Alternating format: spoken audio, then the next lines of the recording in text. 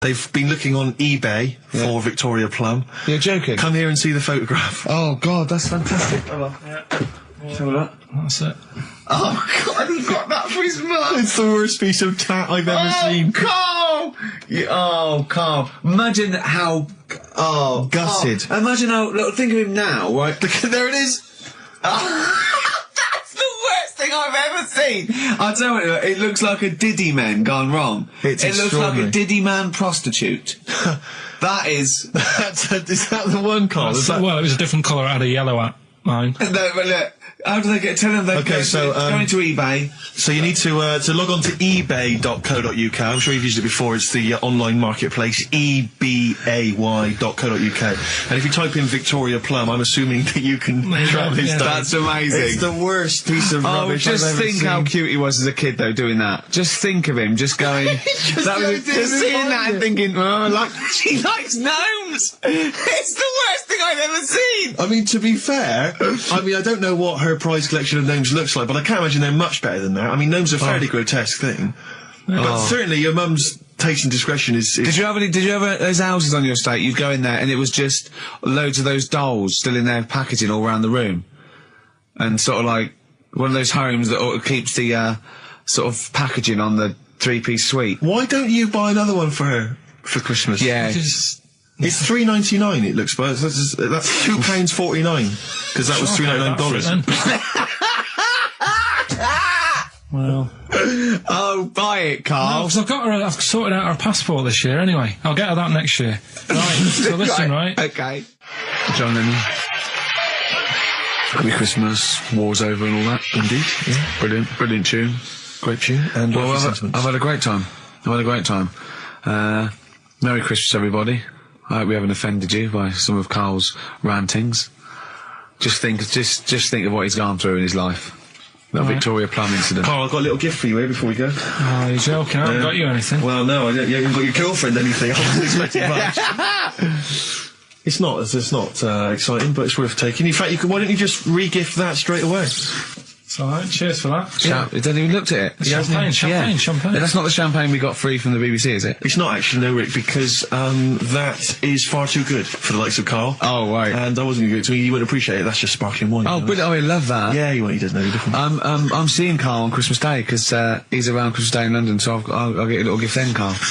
Alright. That'd be good, wouldn't it? It'd be a nice little... Okay, answers. We must give the answers. You would have to go to bed at 6, though, so we can play. Can we finish there now? Yeah. What do you mean? What do you mean? Can we finish there now? Just play the ads and go. What? No, what are you talking about? We're going to play Johnny River all day. Play that then. Goodness me, Carl! Look at you! We haven't got time. Merry Christmas, Carl. Merry Christmas, Carl. Enjoy the show. Let's give him a little kiss. A little kiss. Oh, no, with tongues. It's Christmas. No, don't. Stop messing about.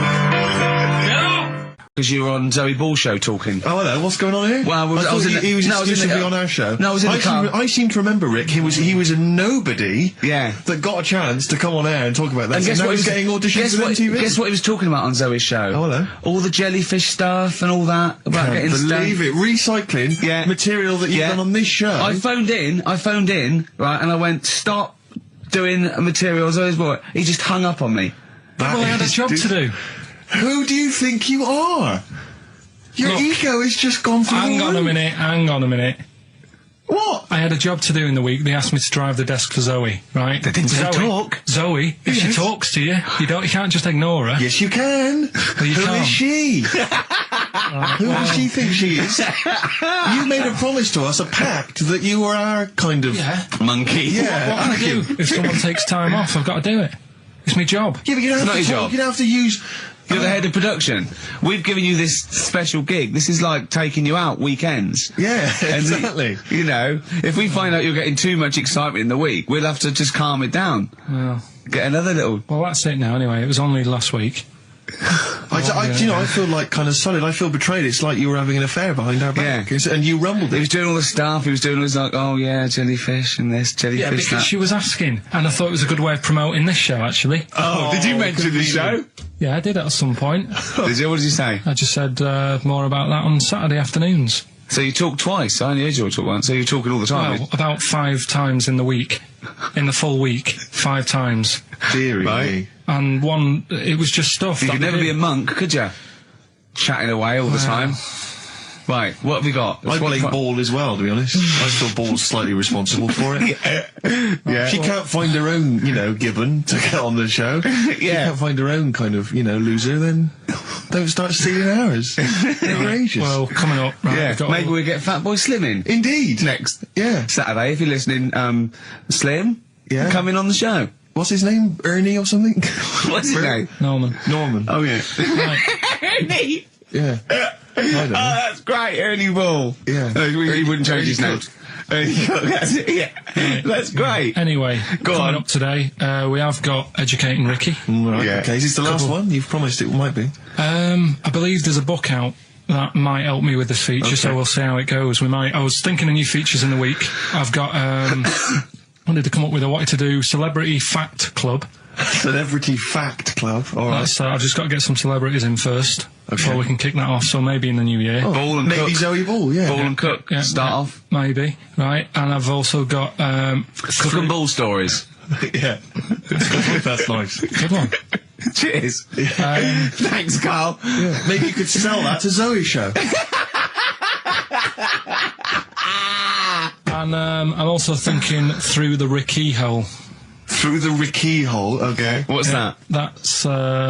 I'm quite... No, you just got the title again, haven't you? Yeah. Okay, play record. So, Rockbusters coming up as well. Yeah. Right? Yeah. Eminem, Lose Yourself on XFM 104.9. I'm Ricky Gervais, with me Steve Merchant. Hello there. But not Karl Pilkington. No, Carl, no. He's gone back to Manchester, innit? It's better than London. Yeah. You don't know it. Manchester's better than London. Instead, Claire Sturgis. Claire Sturgis round of applause for Claire, yeah. Yeah, thanks. Yeah, thanks. Yeah, the Yeah. posses. Yeah, I he's will- coming there in sort of the camouflage gear, and is that quite trendy? Is that what the kids Do are you know, wearing it's now? funny. Someone actually mentioned Or that are this you on morning. manoeuvres? Yeah, I am exactly. actually, taking time out this morning from what I normally do. Sure. I missed the second half, talking like that, of Celebrity Boot Camp. I don't know what Coolio. that is it? The fella from Milli Vanilli. What, the one that's not dead? Eh? No, the one that killed himself, Steve. Okay. No, I just want to clarify for people. A lot of people don't realise that one of them is dead. Right. I thought it was important to mention it. Actually, yeah, I didn't know. I'll be honest with you, I hadn't thought it through. No. It was a piece of interesting Milli Vanilli trivia that I had, and I wanted to slip it in. It wasn't I could really have found- trivia, I tell you because what, it was a question. You went, what? The one Rick, who's not what dead. I'm saying, Rick, is I could have found a more tactful way of bringing up the death of one of Milli Vanilli, because I think there's a lot of Yeah. people out there now upset. Maybe Claire Actually, didn't yeah, realise. people who didn't know. That's quite a shock. I didn't see. I mean, I should have sat people down. Who died? Vanilli or Millie? I think it was Millie. No, Right, it's okay. Millie. What? I don't know. No, but I one. didn't know. I'm that guessing. is- Actually, I'm guessing. What? Well, I'm about not that? confusing Milli Vanilli and Scritti Politti, because I mean that is a danger. Oh no, you're thinking of the fellow out of Grumple Palumple. He was amazing. He was amazing. It's a great shame that he topped Grumple himself. Palumple, they're not around this. Anyway, cool, we've got some great tunes lined up. We're going to play today our favourite singles It's of a the year. favourite tune, some of which Tune, didn't yeah. quite make it as singles maybe, but tunes of the year, because obviously Christmas very soon and we'll be away for a short time. And, I think next week we'll be doing our favourite Christmas songs of all time. yeah, I'm worried we're not going to fill 2 hours with that. I mean, how many times can you play Shakin' Stevens before... Fairies Out of New York. yeah, exactly. I mean, that's There it the is only again. one, isn't it, really? That's the best one. That's the best Christmas That one's song good, ever. but obviously there's Joni Mitchell's The River. That starts with a kind of Christmassy Beautiful, feel. beautiful. I don't think if there's anything else. Not a great deal. the so waitresses, this is Christmas wrapping. that one? Is that Favourite of brilliant? mine. Is that good? Yeah. So this is Christmas. John Lennon. Paul McCartney came out with Simply Having a Wonderful Christmas Time. Christmas time, yeah, exactly. Yeah, but yeah. So John's was Happy Christmas War is over. Yeah. Yeah. Of course it wasn't, but Hey, optimistic. but I mean, at least he wanted No, to be. he was dreaming of it. He was dreaming of it. Yeah. That's, I mean, and, bless him. and to show how much he hated John war. Lennon's dead as well. I don't know if anyone's. Yeah, no, they do. aware know of that. That's that. just another bit of I rock and roll like trivia. John's protest against war. He stayed in bed for a week. Yeah. I've been doing I've done that. I've been yeah. protesting against war for ages. Yeah, I'm yeah. eating hamburgers Yeah, absolutely. against war. Absolutely. I just go into Burger King on the way here. I went to the counter. But of course, that's not. I mean, not product placement there. And there's a number of other burger joints that people may wish to go to if I they often go to choose. McDonald's. Yeah, I often go to exactly, McDonald's. But I went into Burger King because it's close. And I went in there. It's convenient, but then often McDonald's will be convenient. I mean, Convenient. McDonald's is just convenient. Depends where you are. Just as convenient depending where you are.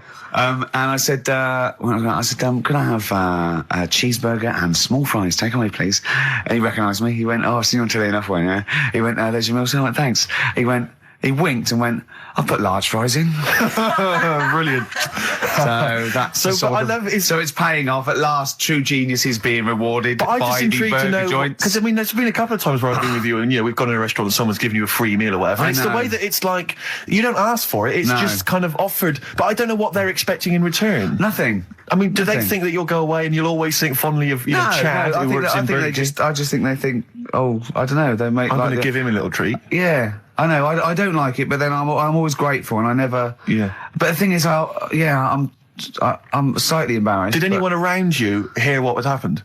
No. Because I imagine the resentment, just the whole room No, turning they on didn't. you. I had to go around telling them. Yeah, I went and said, "Excuse me, did you hear that?" He goes, "No." I go, "He just gave me the free thing because I'm on the telly." And I went, Yeah. "I don't recognise." I went, "You don't recognise me?" I'm terrified now that that someone could be listening at Burger King HQ. I'm that assuming little this fella- is an unorthodox procedure. and that know. little fella's got But fired. they know it's Leicester Square now because I just mentioned it, so they know which Burger King it is. Oh my God.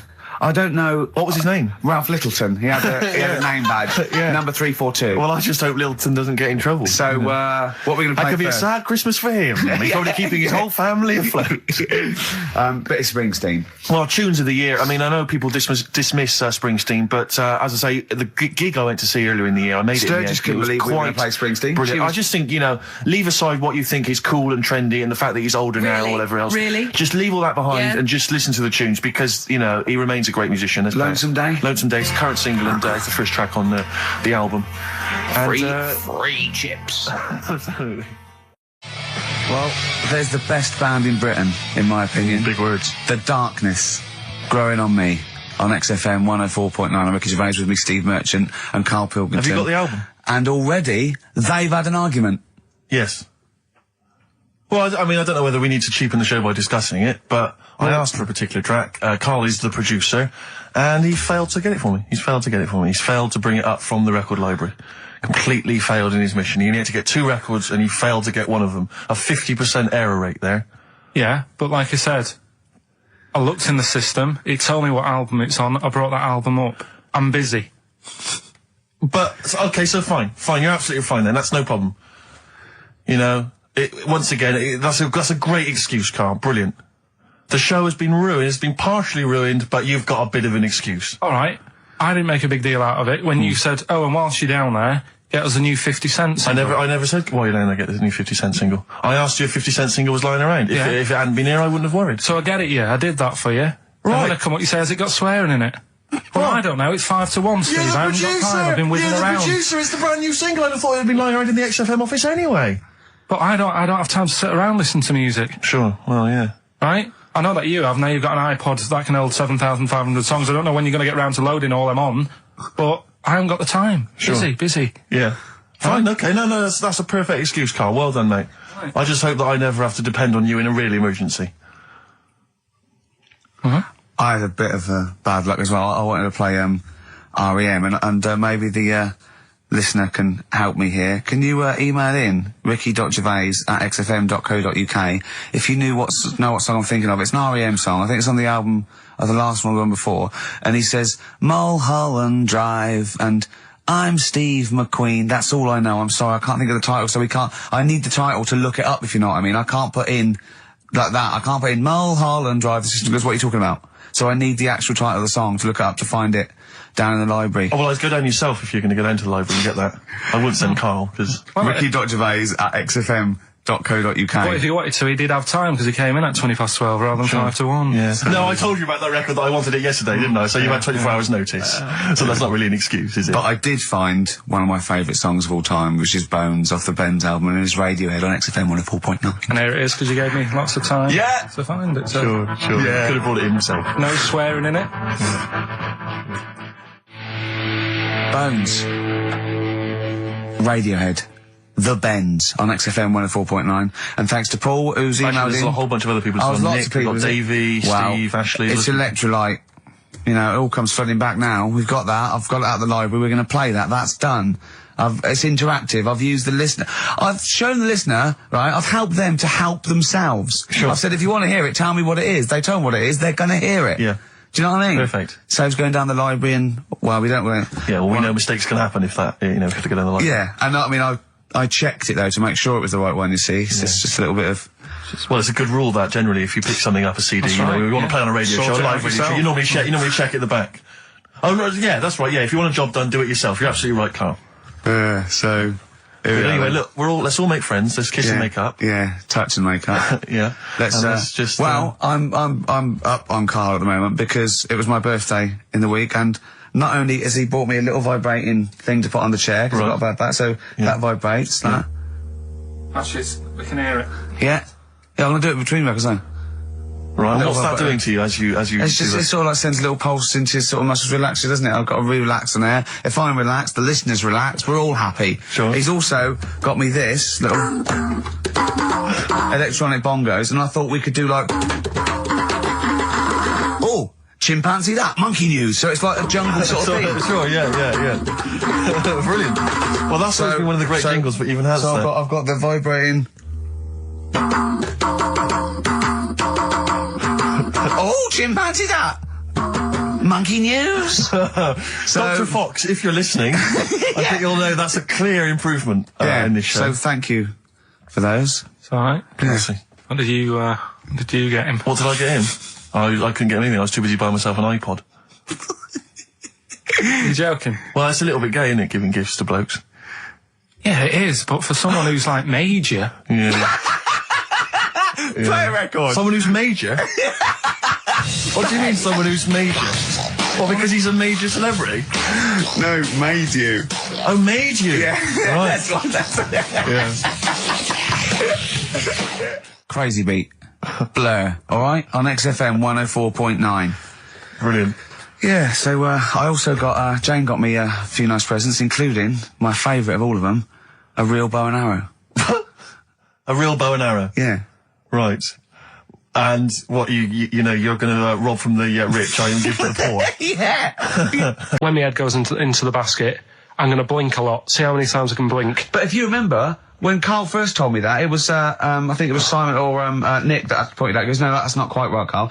Carl told me that he had his head cut off, and when his head was in the basket, it looked up and said, count how many times I blinked. Yeah, But he believed that as well. So he was happy. He was happy with that. Sure. Do you know what I mean? So yeah, a couple of weeks ago, there was a guy, he had his head cut off, and before he had it off, he'd said, I'm going to blink to show that there's life after death, and he did 32 blinks, Yeah, right? sure. So you two were sort of pointing that down the other week. Yeah, we were sceptical of that. So I looked again On the internet? at some other website. Yeah. And there's a guy... Sorry, it's the website, just to clarify, the website is the place where you bought that property on the moon, didn't you? Because it was a bargain. Right. So, this guy... Been gazumped. Look, we'll see who's been gazumped when this world ends. I've got somewhere to go, Yeah. alright? And I know you'll be calling me up, saying, oh, can I come with you? Haven't you got no, like 'cause it 2 doesn't square exist, does foot? it? No, I've got acres. You're going to have to I've got about- stand deadly still on the moon in your 2 square foot. I've got about 20 There's no place acres. for Suzanne, it'll just Yeah. be you. 12 off, love. It's all those people with big heads and web feet that've been buying it all these years. Well, listen, right? Go on. Anyway, Play a record, tell us a story after it. We've been chatting for far sorry, too long Carl. No, there's no record. Play a tune, we'll come back with What this. do you wanna What's play? this, another ghost story? Let's play one of my favourite songs of all time, because I'm going on holiday and getting into a lovely serene mood. Sorrento is probably from that. It's Neil Young, After the Gold Rush. Beautiful. Still to come, that competition as well. I look forward to that. Carl's quiz. Yeah. What an amazing track that Beautiful is. tune, yeah. Neil Young, Dynamite. After the Gold Rush. So go on, Carl. Sorry. Go on, Carl. So let's take us back a few steps, Carl. What's the story? right, so I did some research, right? Let's just recap again. There was a guy you read about who had his head chopped off. He was guillotined. Yeah. He had said to the people around him, Count I am going blinks. to blink once I've had my head cut off to So show the brain that life, can still... or the brain Yeah. can continue to work after Yeah. death. Okay, so yeah, we queried that. So you weren't having any of it? Well, no, possibly for a few seconds till the oxygen stops being fed to the cells because the blood has drained away. But, you know, nothing spectacular. So Right, go on. well, along the similar sort of lines, right? This is quite a few years ago. This fella sort of upset the royal family doing something, right? So they said that this isn't good. It wasn't Ben Alton at that Jubilee thing, was it? I can't remember what it was, and they said, right, That was terrible. we're gonna cut your head off. You know, you gotta show people like you can't be doing what you've been doing. What was this, the 1970s? When you say a couple of years ago, you mean maybe sort of... Was it the olden days when the Ages phones weren't very good? Ages ago. Yeah. Ages ago, sure. So yeah, fair enough. Yeah. So Very philosophical. Yeah, imagine that when you watch News Good cut your head Story. off. This was literally ages ago. Yeah, exactly. Yeah, go Simon on. Sharma's History of Britain. Yeah, yeah. Oh, So- and even before that, which is yonks before, when it was all mental and different. Sorry, Carl, go on. So he's having his head cut off, and he's resigned to it. it's the day before. He's kind of got it into his head now that I'm not going to have my head much longer. Sure. So he said, let's make use of this. Yeah. He said, I wonder how long like the body can stay alive without my head on it, right? So they were like, oh, I don't know. So Hoover. so The jailers? whoever he was asking. These jailers with one eye. Yeah. Get out, pants. So he said, No, wait a minute, I've got an interesting scientific experiment, jailer. Well, Yeah. fair enough. What is it? So he said, what I want to do, right? He said, surely it's my last right. I'm going to be dead tomorrow. Sure. So let's He do a didn't test. draw it out this long, did he? Yeah, he said, let's test this out. He said, do us a favour. He said, it's my last day. What I want you to do is, you're going to cut my head off. Let's put a white line on the floor Right. and see if, because there's no point asking how far he can sort of walk without an head if there isn't a line, because you don't know what to count. Do you know what I mean? If he loses his head and he's running around all over the place, you can't really count That's that. not impressive enough, yeah. So they said, let's make a white line. Sure. Yeah. Who said And- this? He did or they did? I think they started to join in with him and saying, well, let's make this a... you know. You guess it. Go on. So, They got Norris McWhirr down. The Guinness people. Oh. Yeah. so they said, let's get this white line. Yeah. And Dedication's all he needs. we'll do this tomorrow. And he said, all right, then I'll see you in the morning. So we go- I'll see you in the morning. Night, night. Sleep tight. Bye, bye. I love the fact that Carl knows exactly what was said. Oh, that's beautiful. Yeah, he doesn't know the story Yeah. or what order it's in Yeah, or when but it he was. knows exactly what or was who said. said what, but he knows the intricacies. All right then, see you in the morning. Bye, little kissy, kissy, kissy. Oh, I'm not like that. Oh, you joker. Don't let the bed bugs fly. Yeah, anyway. so he gets up. Do you want a paper tomorrow? No, I'm alright. Go on. He gets up and they say, right, today's the day and that. And he said, well, I've got used to the idea. So here's a white line for you. Got used to the idea. Go on. So they go, right, you ready then? And he said, I go on. And they cut his head off. And the body walked 32 steps without a head. Wow. 32 steps. Incredible. And that's the lesson, really. Did it get as far as it walked along the white line, did it? Yeah, it stayed along the white line, did 32 steps, and then started to stumble a bit, and it just fell over. Yeah. But, It it was a test that your body can still keep alive for a little bit Yeah. when you've lost your head. Absolute twaddle. Absolute twaddle. What do you reckon you can do then without an head? How many steps? Nothing. There'd be muscular spasm, right? Yeah. It would twitch a bit. It would, yeah. You could not distinctly take 32 steps. The body... Well, don't... Yeah. Is the doctor still on the line? Yeah. The fella that bought 6 parrots. Yeah. And, you could Incredible. have got 32 steps. Right, so A you don't beheaded believe man that. doing a bit of line dancing. Right, you don't believe that, but something that you do believe is that a cockroach can live a week without an head. It can. Slightly different kettle of fish there. Why? Wow, insect to human is what I'm thinking. Yeah, that but difference. There's not that much difference in Well, of some course there insects. is. Do you know that a snake has a heart and lungs and kidneys and stuff? Go on. No, well, I'm just saying. So? You're making out as if like they're a totally different being. Species. I am making that up. I mean, call me Rick, old fashioned. Do you know what you're talking about, mate? I don't want you embarrassing yourself, Rick. Yeah, I am suggesting they're totally different beings. Yeah, that is. Yeah. Now, Carl, the cockroach is a very different thing. The interesting there is that it lives without its head, because a lot of it's on. There's some of them are phototropic, chemotropic. Some of them just literally have irritation and muscle memory. I mean, they do have a central nervous system, but it's very different. So if you lose the head, it bypasses a lot of that anyway. All this is running around. The reason it dies is because it can't take on water. But it's very different to a man, right, having consciousness and then losing that, and the body still going, no, I think I remember what I was going to do here. Yeah, so I'm going call to out carefully walking along the walk white line. 32 steps along this white line. Imagine just looking down going, oh, missed a bit. Yeah. Maybe the head was in the corner going, left, Yeah. left, left. Oh, he's now... Well, let's just put it out. I mean, if anyone listening has maybe had a relative beheaded, maybe in a horrendous car accident, but they got up, maybe they went for a walk, they had a little chat. Oh, dear, Carl. Get in touch. Carl, you are my favourite being. You are my favourite species. Now, you, Carl, may not be particularly different genetically from a cockroach. You are, Why can generally cockroaches do that? Why whoever made them went... Let's play a record. Do you know what, when I told him this fact, I send him little facts on text messages just to inflame his, interest. I just sent him a cockroach can live 9 days without its head. He texted back, what's the point of that? Yeah. What's the point of They're that? not doing experiments, these cockroaches. It's a boring last week to have. And he went, on top of all that, you're thirsty. So it's the worst week of your life, isn't it? That week without your head. Play a record. Play a record, Carl. Competition time next. Oh. We should call, look at his little face. Look at his little face. You've not heard Carl's competition. Oh, we could live with that, Ed. Right, okay, educating Ricky. What have we got? Airy Chinese kid, go on. Right, yeah. This is the... I didn't want to do this. What do you want to do it? Well, I wanted to give you three, and I gave you one. It was like the alien man gets a beard or whatever. Yeah, And- which was total rubbish, so this one should be better, maybe. It's 3 months, isn't it? She's taken over for. Is she getting paid the same as us? I don't know. We'll find I out. bet it's a hell of a lot more. I'll go mental. I bet it's good money. It's good work. I'll go mental. A kid used to take a horse into the house. Sorry. whoa, Yeah. Whoa, whoa. Neddy. What do you mean a kid used to take a horse into the house? Where did he get a horse? Must have nicked it from somewhere. Must have done. You've seen a horse with it? No. What, is that from outside the saloon round the corner? Yeah, was it just tied up with a bit of leather? Right? Oh, that's great. I'd Did been Big out. Jake come and looking for it? I'd been out. Oh. Sorry, let me get this. This was before the lynching stopped or after. Where did he get a horse from? What do you mean he must have nicked it? His mum said, where'd you get that from? I bought it. All right then, but keep it out the kitchen. I don't want you going Catlin rustling. Where did he get a horse from, Carl? And how long did he have it for?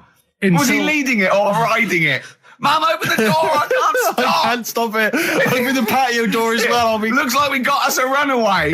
What do you mean? I've sort of... Don't think you can ever be boring, No, but no, go no, on. but what I've done, I've took like different ones. So I've took a good one that I think, yeah, that's a good quote. That was worth putting in a book. I've put one that isn't really a quote, so I don't understand it. Oh, yeah. One that isn't clever. and a funny one. So a bit of variation out of one book. Oh, how long did this take you? What did you do? Did you sort of like sit? About half an hour last night. And did you sit sort of like quietly at a desk or something? No, just in the lounge with the telly turned down. Oh, right. Just to give a bit of light to the room. Just had it on, but turned down. Have you figured out lights yet? So, so the first one, and it was like they stuck some bacon on his head. And As ever, the vital piece of information, i.e. the reason, Carl seems to have forgotten. because the worm was in his body, and they said everyone likes the smell of bacon. Including worms. Again. Even a Vietnamese lake worm. They love Remember bacon. Remember last week when I said about the little fella with the bone with no brain, and you were proved wrong? No. Please. No. We were saying it wasn't a little fella. We were saying it was a stillborn child.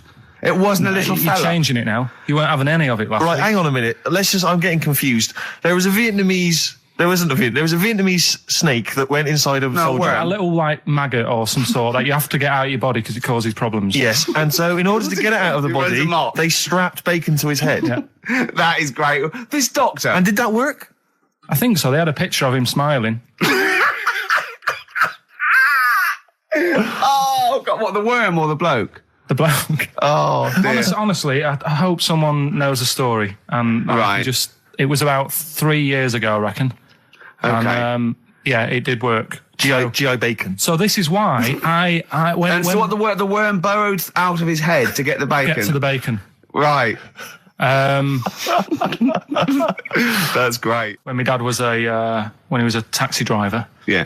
you used to have to sort of do your bit for the local area Oh, God. by taking the Yeah. forest Yeah, gump yeah. people to Blackpool. Yeah. Is that what they're called now, the Forrest Gump people? Is that what the organisations that support them ask for them to be referred to? A minibus with Life is a Box of Chocolates. Exactly. .com. Well, Forrest Gump types. It must have been, so you work with these people. The people with learning difficulties. And they used to get 5. Coming home must have been a busman's holiday. So he got 5 of them in the cab. Yeah. And he had to go to Blackpool, and 4 of them were really good, behaving themselves, didn't mess about, weren't fighting and stuff, but there was one who was just causing loads of trouble and he couldn't control him. And what you've got to be able to do with people like that, you don't want them to get stressed out because it's not good for them. It stresses them out, and you could end up with a bit. Thanks, Dr. Karl. You could end up with a bit of a riot on your hands. So he thought, I'll nip this one in the bud right now. And he pulled up just on the outskirts of Blackpool, and he took the one out that was causing problems and put it in a wheelie bin.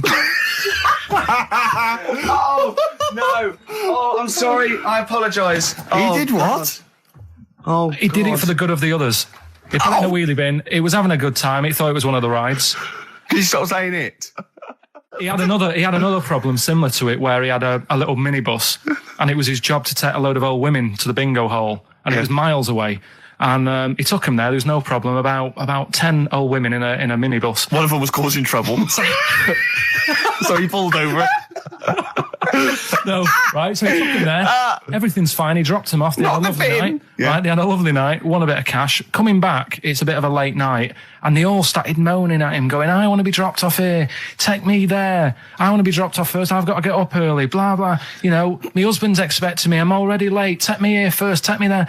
And he just pulled up in the middle of nowhere, said, "Get out." And he made them get out, and they all called for taxis.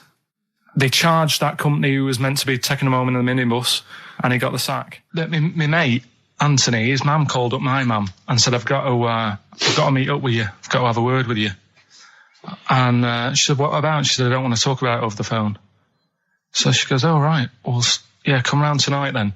So anyway, my mum sees me. She don't want to be in an awkward position and be a bit embarrassed and what have you. So she sees me and she goes, right, Anthony's mum's coming round.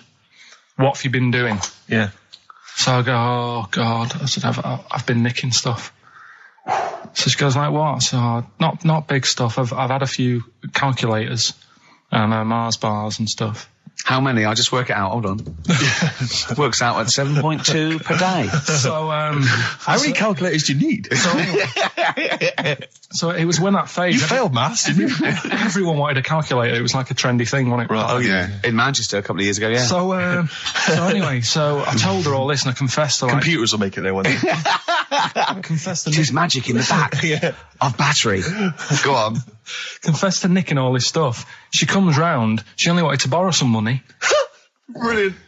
She said, oh, I don't like asking. I was a bit embarrassed to ask you over the phone, but can I borrow 20 quid? Oh, that's fantastic. And there's me. That's great. And it's similar sort of thing to yours. And did you? And he went, hold on, let's just work out the interest on that. I think 10%. She'll owe you £4.40. Oh, so your mum was a loan shark. yeah. And did she mention? She went, I just with that other, because what I'm saying is presumably you got your mate in trouble. No. Right, you didn't. No. She went, no worries, I'll just go and get my purse. It's on the dressing table. Exactly. Yeah. Carl, do you want a cigar? Well, quite, yeah, but what is exciting, surely, is the razzmatazz and the brushing shoulders with the rich and famous. I'm not into that. You're not? No. I don't feel you're going to appreciate this like we thought It's you would. weird, because Suzanne said to me this morning, who would you like to meet there? Yeah. Is there anyone who, you can get close to, and it's like, God, I really admire your, big fan of yours or whatever. And it's me and Steve, so you're here now. Well, I really admire your big fanny. I didn't... What did you say? What did you say? If you're a big fan of it. Oh, right. Yeah. And, sorry. there isn't anyone, really. Do you know what I mean? You two are all right. Thanks.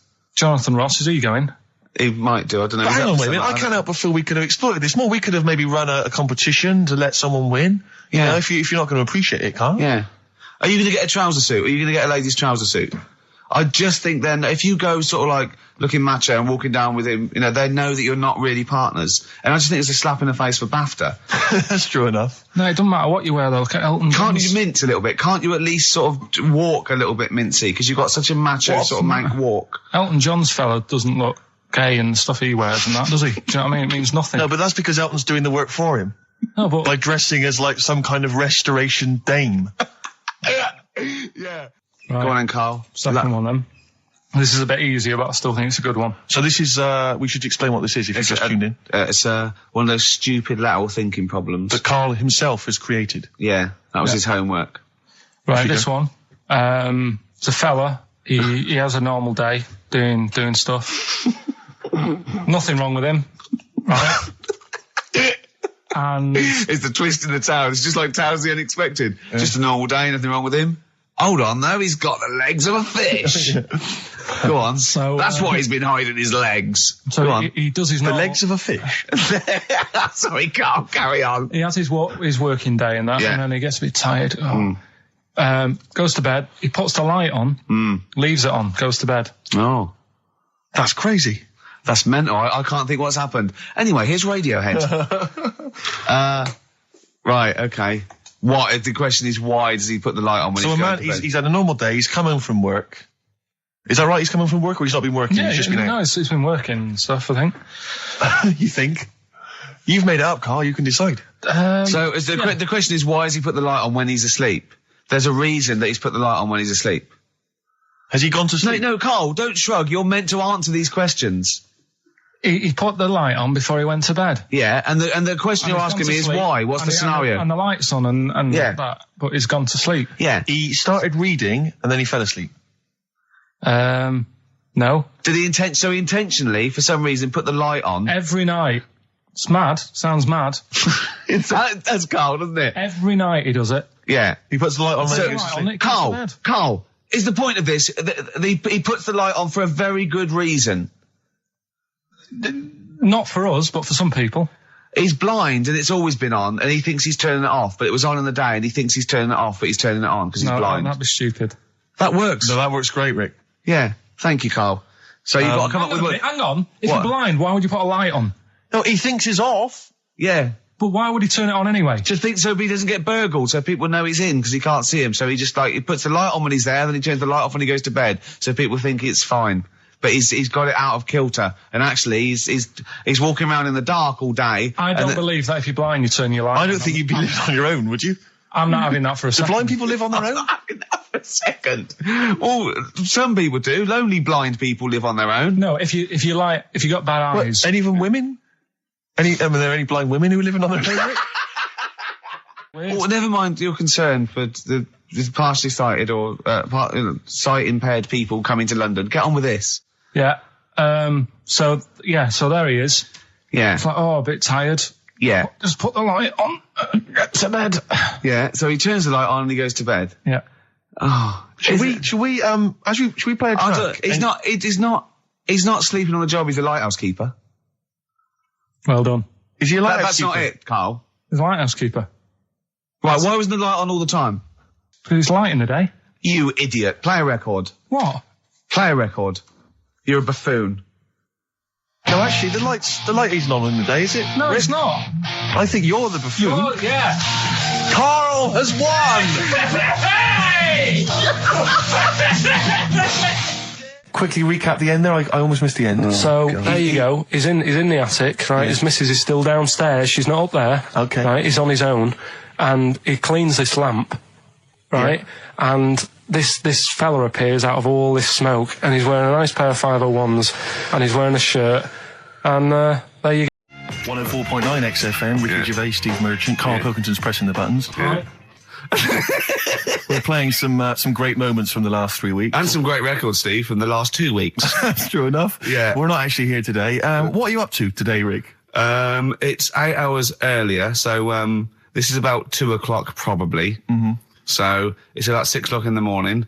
I'm still in bed, mate. I'm asleep in my hotel room. Now, where are you? We're in LA. Los Angeles. Yeah. City of Angels, Rick. Yeah. City of Angels. Yeah, and so that's what we do. We're doing stuff like that. That's why we're not here. We're not here next week either. So next week is the best of this week. All right, so Here's the first bit. Class. Rock the Casbah. I love the fact you had at least 3 minutes to get that right. I know. Prepare and get that right. I know, but my mouth was full of Maryland cookies.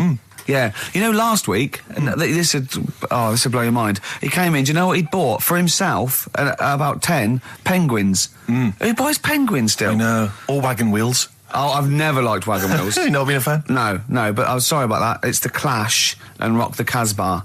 Talking about records, have I told you that time my brother-in-law, he was moving out of his place, I think moving in with my sister, and I was about like, I don't know, 13, and so he was about, 30, and I moved in, and he brought round all, his records when he was storage to leave them at our house, right? And he had all these old sort of records, 50s and 60s records, no, I was right, and they put them upstairs, and I was looking through them, and it's just all like Elvis stuff and Beatles stuff, and there was a mate of mine who loved Elvis, okay, and he had loads of chemicals, yeah, he had loads of chemicals, and I was into chemistry, and he said, let's swap me some chemicals for them, so I sort of nicked about 5 Elvis singles, and I got all these chemicals, and then the guilt just hit me. I just thought, well, he's going to notice that. And one night, I just came downstairs and I confessed to my mum. And she went, all right, well, I won't tell him, but you've got to be good. And it's sort of like I was just really, really good for a year. And then I remember when I was about 18, my brother was talking about it. And he said, did you ever play those records I left for you? Brilliant. He told my mum, he said, these are for Ricky. She just didn't tell me. She was sharp, wasn't she? She used opportunism there. Oh, that's genius. And that was it. That's why I was good. But you've never stolen anything since, have you? No, I don't. Except that spate of shoplifting after that to teach your mum a lesson. yeah. Well, I went round and arson. No, I did. I just couldn't believe it. It was terrible. The reason you became king of the universe, of course, is because of your fascinating French bread anecdote. Oh yeah. Come on then. How did baguettes come about? If this is going to be someone cooked a loaf a bit wrong and said I can still make a sandwich out of it, I'm going to hit you. No. Go on then. Right, Napoleon, when he was at war and that with Russia. 1812, yeah. Yeah, all his soldiers were like, not used to the cold weather and that. So they said, take some clothes in your bag with you because it's going to be nippy out there. So they put all the clothes in the bag. Sure. They were told, it's Napoleon, for Christ's sake. No room for any food. You're joking. So couldn't they make some sort of like sandwich? No, it wouldn't fit because of all the clothes. You had to take extra gear. Sure. So, anyway, he said, I can see where this is going. I'll be honest. Is there a baguette-shaped gap left in their holdall? They thought, let's make some bread that you can fit down your trouser leg. What? That's not true! No, it's not! I read it in Euston train station. I was waiting to go back to Manchester. Where did you read What, scrawled on the wall in graffiti? Yeah. Do you know was it also meet me here for cock fun at 12 o'clock? The Upper Cross Sandwich Shop, Euston Station. It's on the wall. What do you mean it's on the wall? Do you know it says, like, sail on at Dixon's, whatever? Yeah. Next to that, there was, like, a bit of information. Once you've read the stuff on Dixon's... I get information. There was a big thing about the history of the baguette. I read it and I thought, we got to make a sandwich we can split down our trouser leg. But how can you march and fight with a huge piece of bread down your train? Although it would be intimidating. You see them coming, you go, sacre bleu, look at the size of them. They're big fellas. Well, blimey. I can't help but feel that could be a practical joke at your expense. Yeah. do that. Well, the Earl of Do you Sandwich... ever question anything you read? If it's printed up, is that, like, fact for you then? Well, it's not funny. I mean, if they were trying to be funny, it's like... it's not, is it? So it's information. Have you heard us? Things sometimes want to be funny when they're not. That's exactly what happened with the sandwich. The Earl of Sandwich wanted something he could fit down his pants. And it was those triangle cut sandwiches wrapped in cling film were perfect. You might be right. I am. Because the Cornish pasty, so they could drop it down the mines, isn't it? Is it? They wrapped it up they wrapped up like meat and vegetables in pastry, and they sort of crimped it, and it was like and they dropped it down the mine. So, yeah, that's how that came about. And bagels were originally made so that people could play hoopla, but then eat afterwards. I don't know if you're aware of that. That is true, Carl. Well, anyway. Call my bluff. Is that true? Yeah. They're all true. They're all true. Yeah. Tell your kids that when you have them. Yeah. If they're still alive in a million years. Well, it might be true. Can someone confirm that baguette fact that it was so Napoleon could stick it down Not him. his trousers? Not him, his soldiers. I know that. I guarantee they're going to say rubbish. All right, let's make it the last Rockbusters then. This is the last Rockbusters. Well, it depends. This is okay. This is if it's good, you get a reprieve. It's all about this. Okay. Okay. Go on then. Let's do Rockbusters then. Oh, we're doing it now. Should we play a record and do it after that? Do it after. Well, I'll tell you what. I'll tell you the prizes, and then we'll come back with the clues. Because I've dug up that REM track, Excellent. so it's an interactive show. Okay, we've got the best summer holiday album ever. What we got on there? It's got Brilliant. Elvis versus Junkie XL. That's Yeah. brilliant. Yeah. Holly Valance is on there. Yeah. Laz Ketchup. It's all the stuff that the XFM listener is craving. A tribute to the Ramones album. We got Red Hot Chili Peppers are on there. Metallica. Street Legal from Bob Dylan. That's nice. Brilliant. Did you just buy that in the 4 for £20 from HMV deal? Fair enough. Once That's a again, good album. The Talons of Weng Chiang, a Doctor Who classic. Yeah. And there's something for the XFM listener. 8 Mile on DVD. I as thought well. that was nice, that film. That was the last bit was funny. It's a good film. Some good rap-offs in that as well. Yeah. So let's play a tune and then we'll come back with the Rockbusters clues. REM, go on. Give it to him. REM, Electrolyte on XFM 104.9. Ricky Gervais, Steve Merchant, Karl Pilkington. I walk down Oxford Street every day to go to the office, and it is like running the gauntlet in Gladiator. It's not only is it just like, you have to dodge people and they're dawdling or rushing or, keeping into the road to get past some people but avoiding taxis, but it's like hands everywhere, like leaflets. I don't know, there must be 1 million leaflets given out. It's all Mobile phones, sandwich shops. Teach yourself English. Yeah. Teach other people English. I know, and those charity people, something for Alzheimer's, and I've been caught about 6 times where I couldn't say no. I've got about 8 standing orders now because I just couldn't say no when they confront you. Yeah. Which is, It's amazing how often I'm on the way to a meeting. I'm always on the way to a meeting, and then I always feel guilty if I walk past them again 2 minutes later with a HMV bag. Full. Yeah, exactly, crammed with bargains. I know, yeah. No, but, it's actually weird. They're like zombies. It's like you're fighting them off. You need a flaming torch to get past them. Or if it's not them, it's tourists. Just constantly, excuse me, can you take my photo outside HMV? Or outside Topshop? That doesn't happen to me. Always seem to have tourists.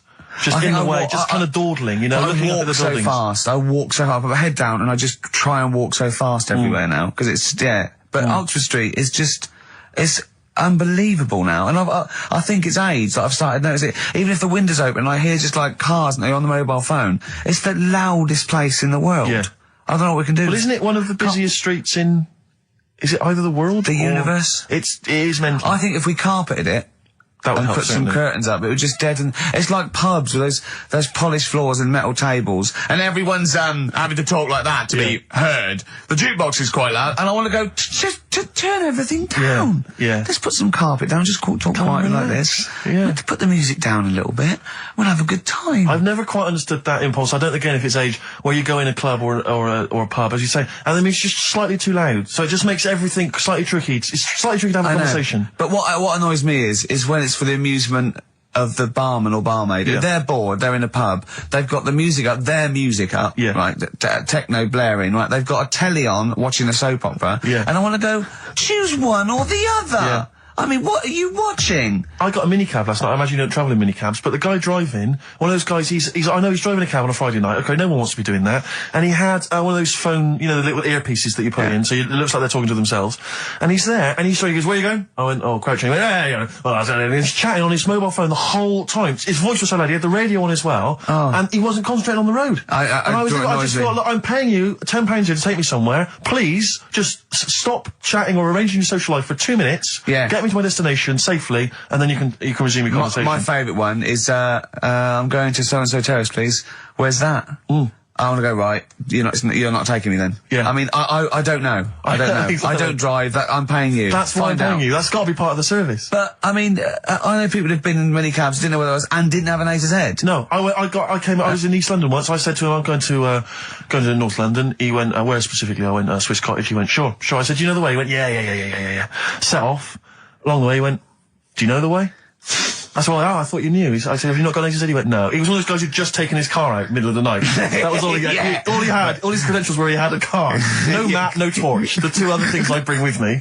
And he said, so we're driving along. He went, I could probably get you to Camden. I was like, okay. He went, It's the start. I mean, that is the start. Exactly. He went, do you know the way to Camden? I thought, pull over. It's not worth it. I'd rather hitchhike. I'd rather walk. Ludicrous. Those people who just go out. Yeah, they just take a car out to earn a I fiver. bought a car. Oh, have you ever done that? No, well, I'm sick of living here. And you say about people hassling you. When you say here, you mean the world, don't you? No, just in London is doing me head in now. The other week, actually, walking home from here, and like you say, there's always someone hassling you, saying, do you want to buy this? Do you want one of these? Going down Carnaby Street, right? There's your first mistake. He said, into meditation? So I was like, and I had a bit of time to kill, so I thought I'll have a chat, right? Have you got time? Oh, we've never got time. We're too busy. Yeah, I thought you were too busy before. Well, I said, what's all that then? What do you do? And he said, we teach you how to breathe. I was like, well, I'm 30. I think I've done all right. And he sort of said, forget it. Forget it. I'm 30. And in Selfridges, they do, like Evian or whatever, that water company are there. And they've got like little glasses of water. And you walk past and go, have you ever tried this? It's water. Yeah. Oh, here you go. We'll try it. You go, Jesus Christ. Is that what water is? What have I been drinking then? You've been drinking piss and mud. Have I? I'll have a bottle. Anyway, listen, Rockbusters. Oh, come on then. Let's get it done. Really? Yeah. Come on then. Right, so cryptic clues and initials, you work it out, it's a band and stuff. Yeah. Right, Brilliant. First one. Bob Holness. The first clue, the doctor said part of the foot and the leg was no good, so he took him off and he threw him away. Right, that's the clue, the initials TB. TB, right? The doctor said part of the foot and the leg was no good, so he took him off and threw them away. Second one, the Scottish monster has got a bit of a tan. Right, the Scottish monster has got a bit of a tan. Okay. That's TD, right? And the last one, the 60s singer had a heart attack whilst he was having it away. We won't be seeing him again. Right, and that's FNM. Well, the 60s singer's had a heart attack. He was having it away. We won't be seeing him again. Email in. Ricky.Gervais.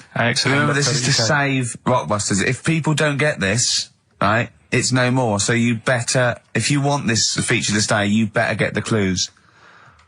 Right? Good work, Carl. We'll give those clues again after the next tune. What are we playing? Yeah. Oh, you love it, don't you? You love it. Good, it's a good stomping pop #1 rock.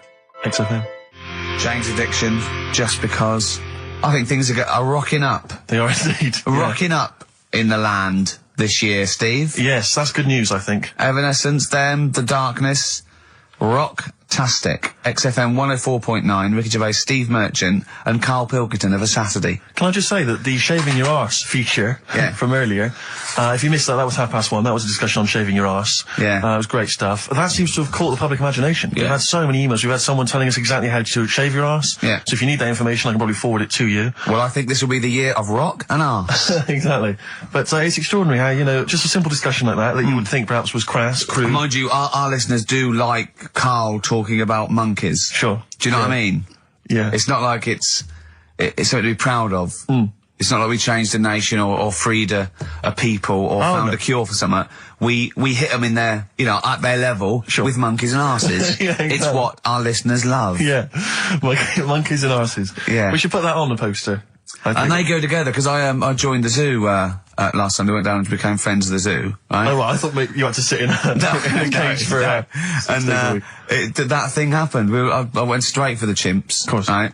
And there's sort of like 3 sort of big sort of adult ones there. And there's people with their kids, and I could see the people just putting their kids away as one of them went up and started putting his face up the other one's arse. Sure. And it was sort of like, I just can't be bothered to explain this to my children. Exactly. So I wanted to just move my, oh, come on then. There's the lions. You're going to have a look at the lions. Yeah. What are they doing? They're just sniffing each other's asses. Yeah. Yes. I remember when I used to go to the zoo, I always felt there were certain animals that weren't getting a look in, really, that no one was particularly interested in. The tapir. Exactly. We were going straight to the snakes we were interested in. Yeah. Birds. I don't remember being particularly interested in birds. Big cats, although it's a bit depressing. Great apes. Reptile, you're right, reptiles, yeah. Birds, unless it's a big one that you think can rip a dog apart. Yeah, a vulture you go, or an eagle, brilliant. Yeah, exactly, yeah. Owls are brilliant. Yeah, owl's great, but I've always wanted a little owl on my desk. I'd like be doing work and there'd be a little owl there and I go, can you get that pencil? And it just sort of goes over and gets me a pencil, goes, cheers, and it just watches me and it thinks I'm brilliant. Do you know what I mean? Not really, no. No? No, I've never had noticed to have any kind of animal sat on my desk. No, Carl? You'd like a little owl, wouldn't you, that helped you?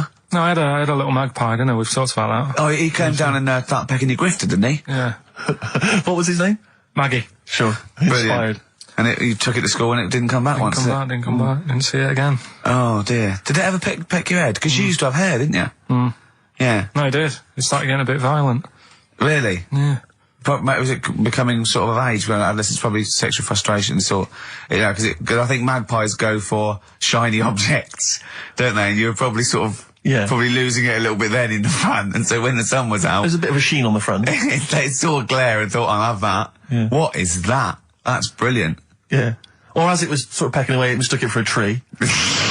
Yeah, because of the noise. Because of the noise. Yeah, the hollow sound. I squeezed his head yesterday. We should just point out, if you're a new listener to XFM, you might not realise that one of Ricky's many sexual peccadillos, I'm assuming it's a sexual thing, I can't justify it any other way, is to just squeeze Carl's head. Yeah. Front-wise, sidewise. I don't know what it is. I don't know if it's sexual or, like when you've got a little kitten, you want to squeeze his little face. Do you know what I mean? Do you know what I mean by that, Carl? Yeah, I said that before, squeeze a little head. Yeah, exactly, and I feel that with you, because it's sort of like, he gives so much. Look at Carl's face, he gives so much. It is like he can understand what we're saying. Yeah. And that's what the connection is, I think, between me and Carl and other animals. It's like he can understand what we're saying. But I squeezed it yesterday, and Carl went, I definitely had something crack. Yeah. Because I'm trying to see how hard I can squeeze it. Yeah, I think that was you just thinking, Carl. To be fair. I think the cogs just started to... No, I mean, I think there is a danger, because I think there is a danger that you could squeeze it too much. Yeah, I know. He did a good deed today, the other day, didn't you? Was it? Yeah. What were you up to? You were just, you were talking about, like, being hassled in the street and stuff. And, 104.9. Alright. Carl, just an email, a question for you. Can you please let me know which school Carl went to? What school do you go to? Cessav. What? Cessav. Cessav? Yeah. What does that mean? It was on Cecil Avenue. Cecil Avenue in Manchester. Yeah. It's just, he says, I'd like to know so that I don't send my kids to the same place. He also says, he says, P.S., does Carl look like Gollum in Lord of the Rings? Yes. He does, doesn't he? Yeah, that's very good. Yeah, in fact, I was just putting a little bald wig on you, wasn't I? Like he needs one. Yeah. So, if you Just want some to of the fun and games we have when the songs are on. Yeah, did it hurt? Just a little bit. The bit that worried me is when you said, let me just staple it. Yeah, well, I was trying to get it under your chin because it looked funnier. And he was scared. Oh. Can I just give you a little fact here? Someone's emailed in for you, Carl. They've sent an interesting fact for you. I think you're going to be interested in this. Don't read it on the email. Let me read it for you. I think you'll be excited. An interesting fact from Carl. That's from Toby. He says, Attila the Hun punished some fella who annoyed him by cutting off his arms and legs. You'll love this. And stitching his arms back where his legs should be. And vice versa. Look at his face. Look at the little smile that's just cracked on his lips. That is the kind of fact you've been waiting for all day, isn't it? So go on, again, so... Attila the Hun, right? Some guy didn't like. He cut off his arms and his legs, and he stitched his legs on where his arms should be, and his arms where his legs should be. Look at him looking at his body, trying to picture it. Yeah. I'll let it sink in for a little while, then I'll ruin it for him. Carl, what are you thinking? I'm just picturing it. Right, he would have died. It would have been tokenistic. There's no way that person could have lived through it. So it was just for Attila the Hun's fun. He probably put him on a stick outside his gate or something. There's no way in those days that he could have gone through complete limb amputation and... So would he have wore a jumper for pants? Who's the winner of the competition? From Walthamstow, it's Joe Ogden. Well done, Joe. You got the correct answer, which was what? The fellow with two heads, that number 50. Number 50. Is that it? Are we off? Yeah, that's it. Yeah. Yeah. Right. Cheers. More of the same drivel next week. Bye. Bye. Placebo, special needs on XFM 104.9. Email in where Lanzarote is. I don't know if it's Italy or Spain or Europe or maybe Africa. You know, these are the sort of things, these are the reasons I come into it, to at least learn something, innit, Carl? We've stopped educating Ricky, so I've stopped learning, you know, about things like the woman who ate mud all her life. We've had a lot of emails, Carl. I don't want to sort of put a dampener on your Christmas, but a lot of people have been slagging off Lanzarote. One of them just said, well, one of them, I don't know if I can find it. It is Canaria, isn't it? It is one of the Canaries, isn't it? It's a volcanic island covered in volcanic dust. It's very windy, so you have to dig a hole to sit in on the beach, and there's hardly anything to do. That's from Mike Godham, and he says, unless you like quad biking, well, you know, you've seen what happened to... no, don't go quad biking. Not with your little head. There's no protection at all, is there? I don't know what you're thinking. I don't know. At least Rick Mann and Ozzy had lots of hair. Yours would be like Humpty Dumpty. It would crack like a little egg. And then we'd seen, there's no kings or king's horses. So, yeah, well, they couldn't do the job anyway. No, we shouldn't really send them. They're not really qualified. Horses not equipped to put back a medical man like Neil Fox in. Yes. To mend but not eggs. Some kind of military horse. I bet he's had egg on his face a few times, hasn't he? What, Foxy? Yeah. Most of the series are Pop Idol. Right, Carl. Lanzarote, good or bad? Well, you got to give it a go, haven't you? Yeah, well done. Give everywhere a go. Exactly. That's what I was saying. You know, don't just take the word for it. I mean, if it had said Nananova, Lanzarote shit, he'd have believed it. Sure. You know, if he'd have overheard it in a pub, Yeah. Lanzarote a crap, he'd have believed it. He'd have seen it on a website that was mainly concerned with monkeys and witches, he'd have believed it. Yeah. As it is. Everybody raves about New York, and when I went there, I thought it was rubbish. Well, you're an idiot then, because that is possibly though, the isn't it? greatest city in the world, Subjective. along with London. Subjective, though. That's why they have holiday programmes and that, innit? So you see it and you decide for yourself and that. Yeah, but you saw Venice on a holiday programme, as you put it. You went there and you went, it was rubbish, full of black bin liners. Well, it is. Right. Didn't they show them? It stunk. Didn't Judith Chalmers say that? Oh, it stinks here and there's loads of rubbish everywhere. No, she didn't. Did she mention that? Oh, that's what I mean. So it depends what you want from holiday, doesn't it? Well, yeah. But So... you're an idiot if you don't like New York, so next. Anyway, go on, break up, guys. Kiss and make up. Yeah. Carl, we've had an email. Some old Rockbusters. Someone's emailed in. They wonder if you can get some of your old Rockbusters clues, your old genuine Rockbusters clues. I know Rockbusters has come back. Well, of course today he can. It's the way his brain works. Well, indeed. But I think you'll... maybe you can also enjoy the challenge, Rick. Yeah. And you at home. I remember them as well, because I remember how angry they made them. Here's some old Rockbusters. That army's got some nice trenches. DW. That army's got some nice trenches. DW. No? Dandy Warhols. That one works. It's not bad, is it? That's why I didn't get that one, because it worked. Yeah. Yeah. Okay. She's only got one sticker left. It was actually he's only got one sticker left. Oh, okay. He's only got one sticker left.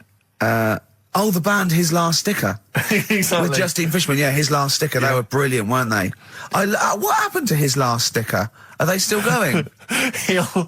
He'll strap some chocolate to your feet. That's A. A band or artist. A. He'll strap some chocolate to your feet. Go on. Aerosmith. I don't know really what that means, but... And finally, you'll have to... Aero Cobbler. Well, yeah. The well-known Aero Cobbler. And you'll have to stick her in the oven. AB. You'll have to stick her in the oven. See, he thinks blacksmith means, like, just shoes. Like, it's not the smith. It's the smith part. A smith is just a right, isn't it? So it doesn't... I don't know... Aerosmith. What does that mean, Carl? What does that mean? Come on, you'll have to stick her in the oven. AB. Yeah, I know that one. Yeah? Yeah. What is it? But it doesn't work. Apparently it does. You'll have to stick her in the oven. AB. Single or artist. What, Anita Baker? Anita Baker. Why you have to stick her in the oven? I need to bake her. Oh, I need to. But why didn't you say, like, you'll have to, get his hair cut and put a nice white, chef's hat on? That's Anita Baker. See, that works. That works, Carl. I need to bake her doesn't work. It is shite.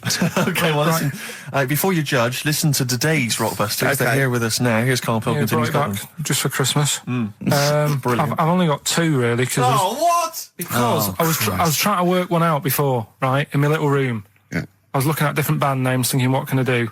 Yeah. Couldn't concentrate because Ricky was in there trying to spray deodorant all over the place. Right? Well, you should have done them yesterday. You should have shut me out. Right. So there's just 2. Brilliant. Well, Okay. I've kind of got an idea for the third one. fine, I'll yeah. have a go. Yeah. Right, so anyway, the first one. Should we play a record and come back to this? 'Cause We'll it's do been it quickly, we'll do it quickly. No, play Alright, a record. This is then. rubbish. Yeah. Rubbish. Libertines. Useless. Give me the gifts. Let me have a look what prizes you got. Libertines, Don't Look Back Into the Sun on XFM.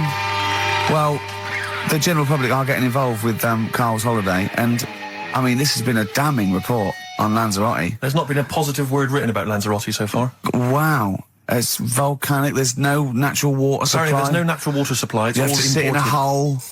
What do you think of this, Karl? What do you think of the people that want you to know that you're going to a rubbish place when you can't change it? What do you think of that? Rubbish show, will it?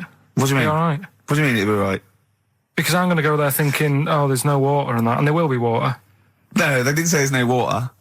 What did they say then? There's no natural water supply. Whatever. I'm not bothered. Doesn't bother me. All right. I'm going to have a good time and that. What are you going to do? What do you plan to do? Got a book. What book you got? Rich Hall book. I'm just going to read that. Brilliant. And the weather's better than here, isn't it? Yeah. So... gonna have a good time. Someone emailed just now. They said they're listening online and there's a problem with their computer and everything's sped up. The music's sped up. Our voices, Rick, are sped up, except Karl's. That's how slow he speaks. So when everything's sped up, he sounds a normal. No Blue Sky, The Thorns. That's beautiful, isn't it? On XFM 104.9. Karl, you're losing your rag a little bit. What's the matter? Nothing, go on. See? What's the matter? No, what's the matter with I've got Karl? something to cheer him up. Someone's emailed in, Emma's emailed in, she said that for those that know, those in the know, they referred to Lanzarote as Lanzagrotte. Brilliant. He's a bit fed up. He's got 2 CDs for Christmas from a company that's he's been with for 6 years. He's a little bit grumpy about having to answer the phones. No more of that talk now, right? Let's move on. Filthy! All Victorian women, filthy and stinky. Yeah. Oh dear. Better Rolling Stones Yeah, and let's set go up for the it. old songs of phrase. Yeah. Stones, Beast of Burden. We've not played it before. It's an absolute jam. The Rolling Stones, Beast of Burden. Can I just take this opportunity, Rick, to say to Sir Mick Jagger, happy 60th birthday this year, Mick. Happy 60th birthday this year. Yeah. Was it today? No, I don't know. Well, Something otherwise you'd be saying happy birthday to everyone every day. No, every year. no, because I don't know Mick Jagger, do I? So I'm just taking the opportunity, in case he happens to be listening today, to wish him a 60th. Happy 60th, or someone who knows him. What about Brian Ferry? What about Brian Ferry? How's Brian? Well, I mean, he's I'm got not a really a fan birthday of this Brian year. Ferry. I'm not going to wish Brian Ferry a birthday. Happy birthday, Brian. Well, Silence is Easy, Star Sailor on XFM 104.9. Right, it's the quiz of the week. if you want to go out and do some shopping, this is probably a good time. And come back again for about 2:15. But don't forget, what I will say is, even though these clues, we're going to do songs of phrase, by the way, where Karl picks out a phrase that he might have said once, tries to find words from songs to put it together. You've got to guess as many as you can, song or artist, I can't remember. But even though you might look at it and go, that's mental, I don't know any of them, you might win if you get 2 right. I mean, I think the winner last week got about 3 out of 3 Well, or I have 7. to be honest with you. I mean, last week, Rockbusters, surprisingly, was a very, very popular quiz. Yeah. It just happened to be awful. Yeah. This one is pitiful. I mean, it's truly atrocious. Yeah. And it really doesn't even have a fan base. I mean, there's no one championing this one, Karl. Last week, seriously, mate, I got about Karl's face. 7 or 8 replies. Oh God, that's terrible. That was like when you told a kid that you couldn't afford a Christmas present this year. Look at his face. Yeah, it is a bit distraught. Karl, I suppose it's like Chris Evans' face when they said they were cancelling Girls and Boys. It's like, but I can come up with great TV game shows like that. No, you can't, Chris. Not anymore. Oh, his little glasses slid down his nose. I'm the guy who don't forget your toothbrush. Yeah. All that money you owe me. No, you owe us. Oh, believe it. All right. So Will I just play it to you and Whatever, you Carl. try and work out what the phrase is? Sorry, it's a phrase that might have once been uttered on this show. It was said last week. Oh, right. All right, okay, brilliant. All right, here we go. I know you're just 16, but looking all of 21.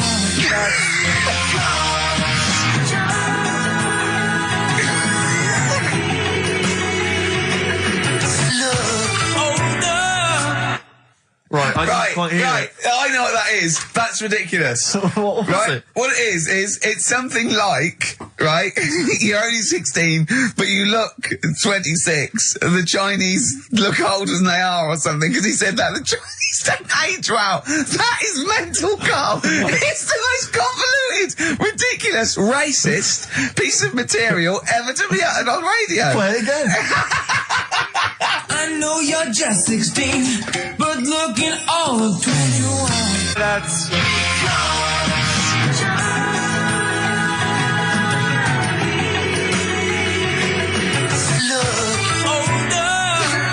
Okay, you're just 16 and looking all 21. That's because the Chinese look older.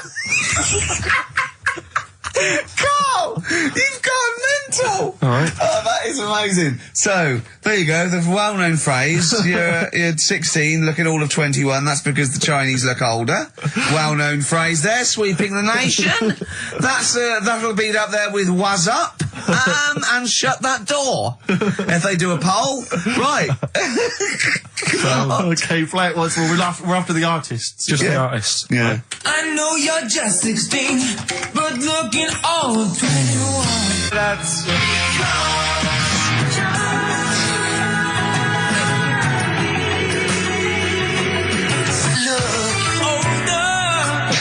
Unbelievable. All right, let me tell you what the prizes are. We've got, I assume this is the new album from Mower. Everyone's going crazy for Mower. I've not heard people stop talking about Mower. But there it is. We got the new album from the Webb Brothers, which might be quite good. The Polyphonic Spree album, the best dance album in the world ever, which is ideal perhaps if you're having a barbecue and you've got lots of 8-year-old children coming. The Polyphonic Spree, I look at them and I think, well, you know, you're a pretty good band, but if that album sounds like $1 million, you're going to make that 40 quid each. I know, it's extraordinary. I mean... They're the sort of indie equivalent of the So Solid crew. Yeah, you're not going to make any money. The manager's getting 20%. Exactly, yeah. And also on DVD, Red Dwarf Series 1. So, some absolutely barnstorming places. And if you can identify what artist to use in this well-known racist phrase, that's because the Chinese look older. Play it once more, Carl. One more time. I know you're just 16, but looking all of 21. That's...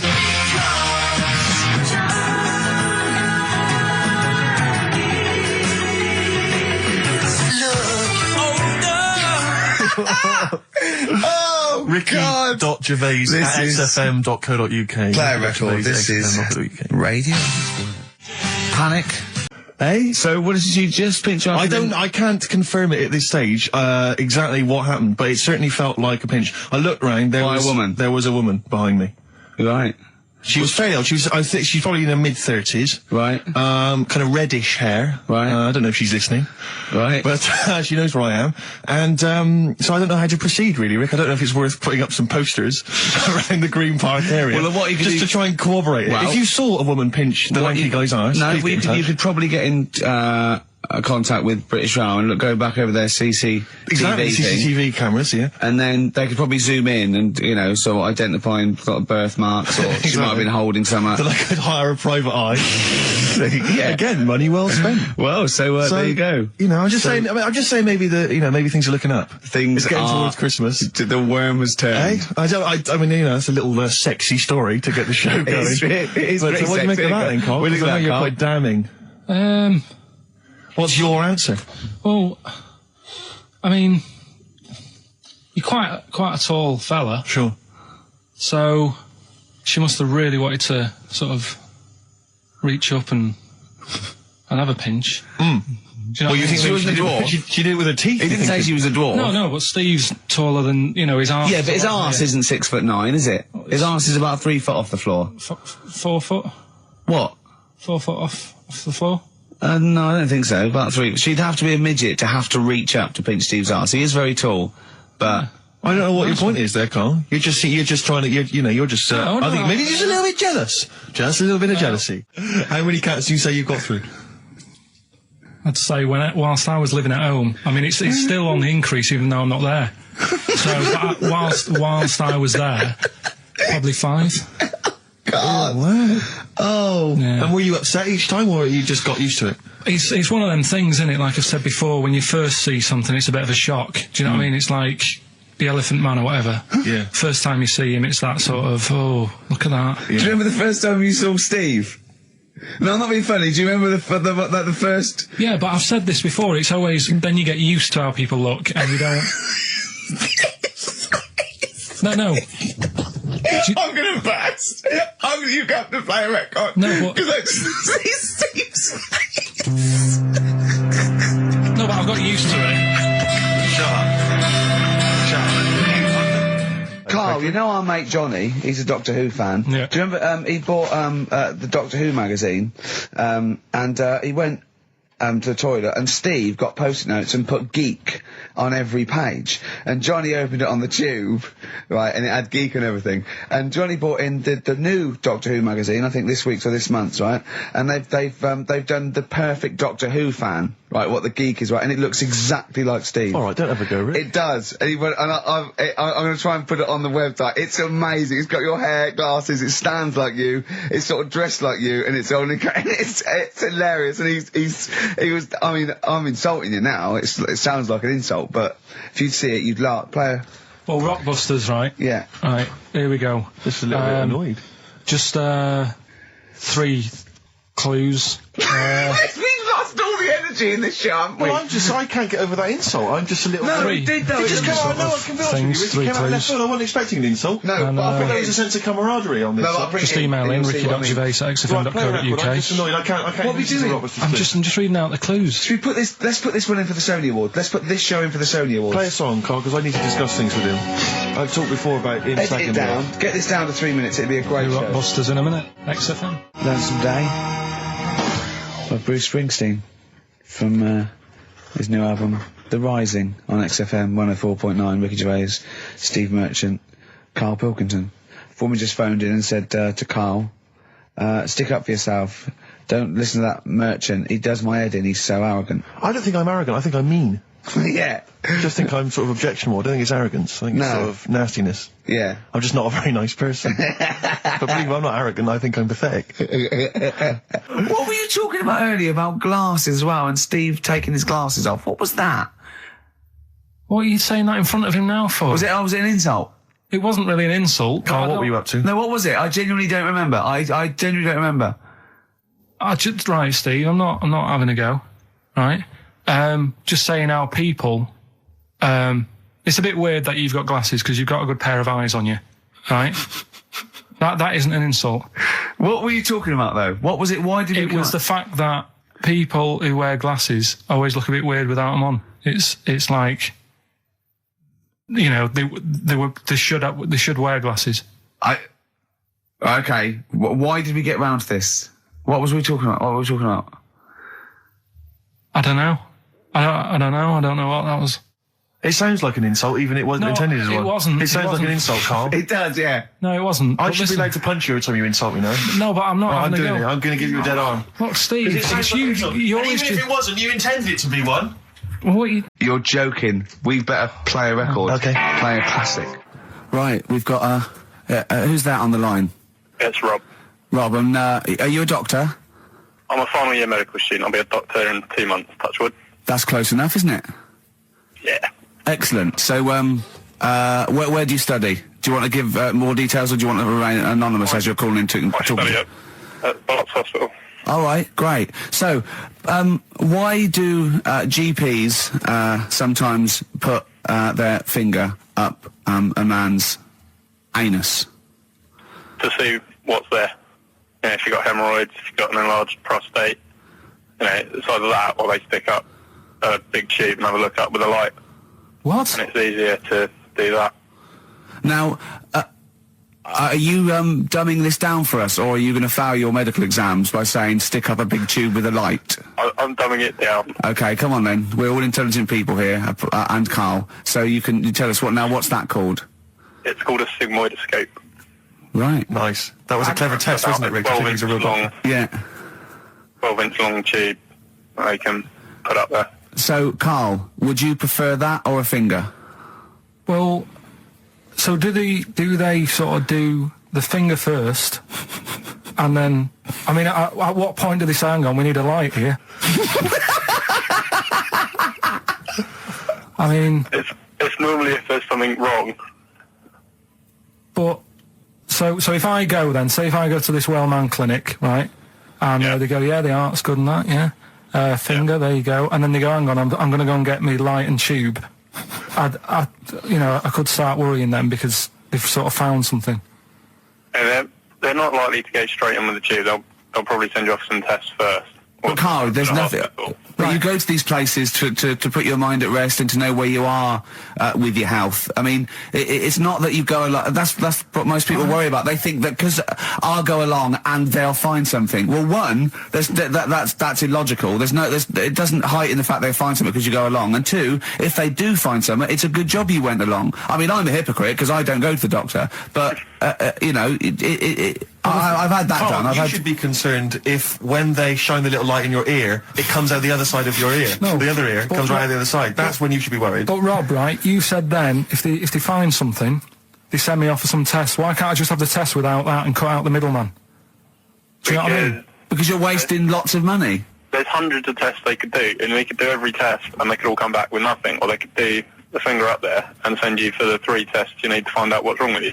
But in this day and age, with all the technology and that, and like brainy doctors and all that, the only way to find out is sticking a finger up there. What are you worried about, Carl? Is it fundamentally that this doctor who's has done 6 years medical training, is it embarrassing to have a man's finger up your ass? I just don't understand how you can get round to that without... But what don't you like? Is it fundamentally you don't like anything up your ass, or is it the fact that it's a man's finger up there? I don't like going to the doctors. It makes me nervous, because I think if anyone searches you long enough, they're going to find a fault with you, right? And especially if they're going that far into you. They're going to find something. And probably not. Well, you never... I just don't... I don't know how to get round to that sort of... that point where you get a... What do you talk to the doctor about? He's like, all right, nice day. Strap your trousers. He goes, he says, I'm gonna just, Most people just shut up and let you do it, and then breathe a sigh of relief when you say there's nothing there. Yeah. But is that at the end of the test, or is that the first thing he does? It's the last thing. So that trousers up out the door. Because he knows it ends conversation. He knows it's a bit of a faux pas. The doctor says, I better not kick off with the finger up the arse. Well, what I do is I'll start on with the, the head, and then we're going to go, one final thing, Mr. Pilkington. So Rob... He drops his keys and he goes, pick them up. And as you bend over... Will you be doing this, Rob? Is this what you're, like, open to do? You do all these... I'll have to do it at some point. All doctors do it at some point, no matter what they specialise in. So the first one, is there another doctor there to sort of make sure you're doing it right? Not dentists. No, but do you know... aren't doctors anyway. But do you know what I mean? Like, normally it's like a co-pilot will have someone with them for the first one. So when you put your first finger in, will someone be there going, right, you just want to move to the left of it? I've already done it. Have you? Yeah. So that's the thing with a student, you're learning.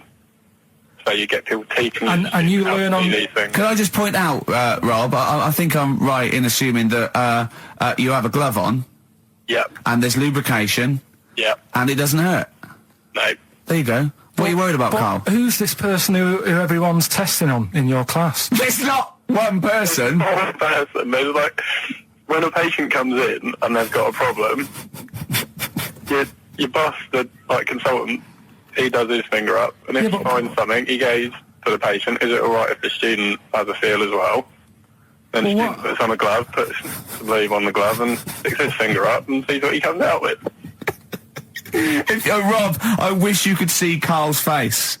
I mean, his face when you said, and he says, can this fella have a go as well? He looked horrified. That he thought it was a free-for-all, like there's a queue of people trying on gloves and going, let's have a go. That looks good up there. What have you found? No, I mean, how come you had to sort of... Is it not something you could test on yourself rather than waiting for other people to come in. Because then, you know... It's an awkward position to get to, really, isn't it? Well, but you can have a good rummage then without feeling too awkward, but to sort of have a go on your first patient when you don't really know what you're looking for anyway, do you know what I mean? Never really thought about it. Because you don't, if you've never done it before, you pop your finger in there, and you've got to sort of look, you've got to have an expression on your face like you know what you're finding. Well, they can't see what you look, they can't see your face. There. You got the big boss consultant man going, now move your finger there and you'll probably feel this. But he's just done it, he knows what's there. Well, what? Oh, so he's already had a go, he's had a feel, and he's going, right, if you feel to the right, that's the conglomeracy or whatever. The conglomeracy, yeah. It's conglomeracy is in perfect working order. Well, that's, I'm still... Thank you, Rob. Thank you. I'm sorry you had to go through this. Karl is probably the worst patient you'll ever encounter in your medical career. Good luck with your finals, and thanks very much. And do you know any female doctors who do this? Or? Thank you. XFM 104.9. Thank you. All right, this is Karl, the producer of Ricky Gervais and Stephen Merchant on XFM 104.9. We're playing out some of the best bits. Hope you're enjoying it. Here's another one. Can't concentrate now. Oh, well, he's all stressed because the lady from MTV is here. She's going to film his little face. So the things he said in the week, he was so worried. He's got worried about the spot on his head. That won't come out. Just you got your best side. It's on that side. That's all right. Oh, yeah. The camera's out. Look, he's getting nervous now. Okay, Karl. Ignore the camera. Okay, just ignore the camera. Okay. Now, me and Steve have done our research for you, and we've got two amazing things to tell you. What should I tell him first? About the baby or the... Well, they're both equally fascinating, so you choose. I'll tell you the crab thing first, right? Steve actually saw this thing in The Guardian the week about our research thing, and then we looked it up, we looked into it on Friday, and it is incredible. Right, listen to this.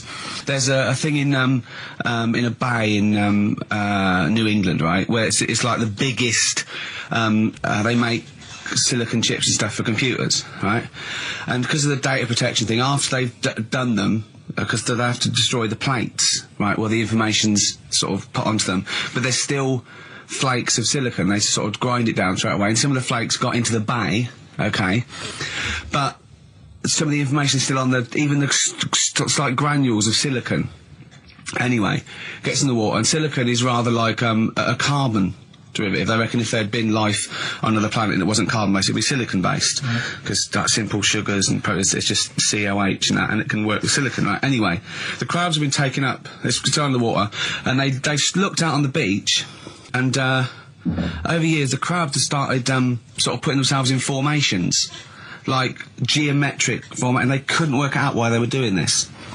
And when they put them in the experiment, they sort of like chopped them up, and they found they'd taken on silicon, and it had sort of got into their brain, and they were downloading information. They picked up little things, because it's just chemical, you know, like electrical impulses that got information off the silicon chip, and they were interfacing it. But this is the amazing thing. One bloke sort of thought of this, and he thought, well, if it's a simple computer, the brain, if it's just a simple sort of electrical thing, then maybe there's sort of, you know, we could get it down. So what they did is they made a thing called a biointerface, and they put it into the crab's brain, just a really simple brain, so it's measured on Mangala, right? And it got impulses from it, and they were getting like computer readouts, just flashes of like symbols and geometric things right on this screen to read the crab's brain, and it was stuff like, you know, fragments of a. What made them do this in the first place? Because they saw the crabs behaving differently. They were behaving differently to each other. They were just like, they were, you know, intelligent, and they were sort of solving problems and all this sort of stuff. Anyway, when they downloaded the thing, it was like there was they found one of the secretary's names where it had been on the silicon chip, where it was just like a flash of a computer screen. But the most amazing thing is, they downloaded a memory, right? It was like a snapshot where it had been burnt onto the retina of the crab, just a snapshot of something, and it was like a picture of the beach, like a couple of years ago, right? And they also did, incredible, it was like just a digital black and white sort of thing, so they could see what the crab had seen. Amazing. Jeez. Amazing. So Intelligent crabs. what are they doing with them now? Then? Super brain. Well, they think this is the upshot. They think they could use it as spy crabs because they could get these crabs. Also, the other thing is, as generations went on, right? So they put a crab in to see it, so right? Lots of crabs in, and then as generations went on, a newborn crab, they downloaded the memory and it had the memories of its great all together. It had every memory that any crab had been related to it beforehand. Because it passed it on, it just passed it on. So not even ones that had been eating the silicon stuff? Yeah. No, these are just like ones that have had kids? Yeah. And they've got like... And they know so you'd know everything everything right the way back. So would that work if we ate silicon? Well, I suppose so. So what are they going to... Well, they can use them for all sorts of things, though. I mean, that's what's incredible. I mean, I don't know how you train it particularly. I don't know, it'd be quite tricky to train, but I'm assuming if they can do it that way, then presumably they can give it like certain silicon information, which they can then plant in it, if you like, within its sort of food. Also, if you could get them onto any beaches, you'd have like 1,000 digital cameras just sneaking around. You could get Osama bin Laden or someone. They don't understand the information they've got. No, they don't know they're doing it. They just download them. So they're not like you could torture them and they won't be able to sort of give you the information because they wouldn't know what information they had because they're just. But the first crab they downloaded, they just kept seeing the same picture of a big crab feeding it, which they really. Yeah. Wow. That's what, like its mother crab or something. Yeah. Just memories of it as a child. But they're not in colour, presumably. Because no, it's all in black and white. It's just a digital camera because it's just they don't see in black and white, so it's just like a I don't know. I think it's burnt onto the retina or something. And the only one that they kept were the ones they saw a lot of the time. Well, I mean, in a way. So what did you do for New Year, incidentally? Well, I cocked it up a bit. Right? You're joking. You're joking. You're joking, mate. Go on. I went and booked a table. You got the wrong day. No, right? Booked a table at a restaurant that was shut. Right? What? I booked a table at a restaurant, and the one that I called, it wasn't the one. The call had been diverted. So Suzanne said, call them up and see what they're serving, right?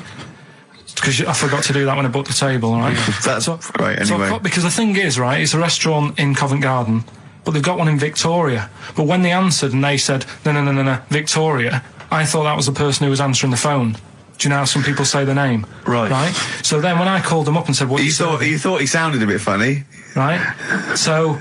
I'm confused, Carl, but probably not more. No more than you would have been on the it was a branch of a... he doesn't want to give the restaurant away, so he phoned it up. There's one in Covent Garden. They answered the phone. It's not, the restaurant's not called No. No, they said, no, Victoria. Why can't we name the restaurant? I don't know why. It's not libelous. Are we scared that, are you scared people are going to sort of see you in there because it's your regular haunt?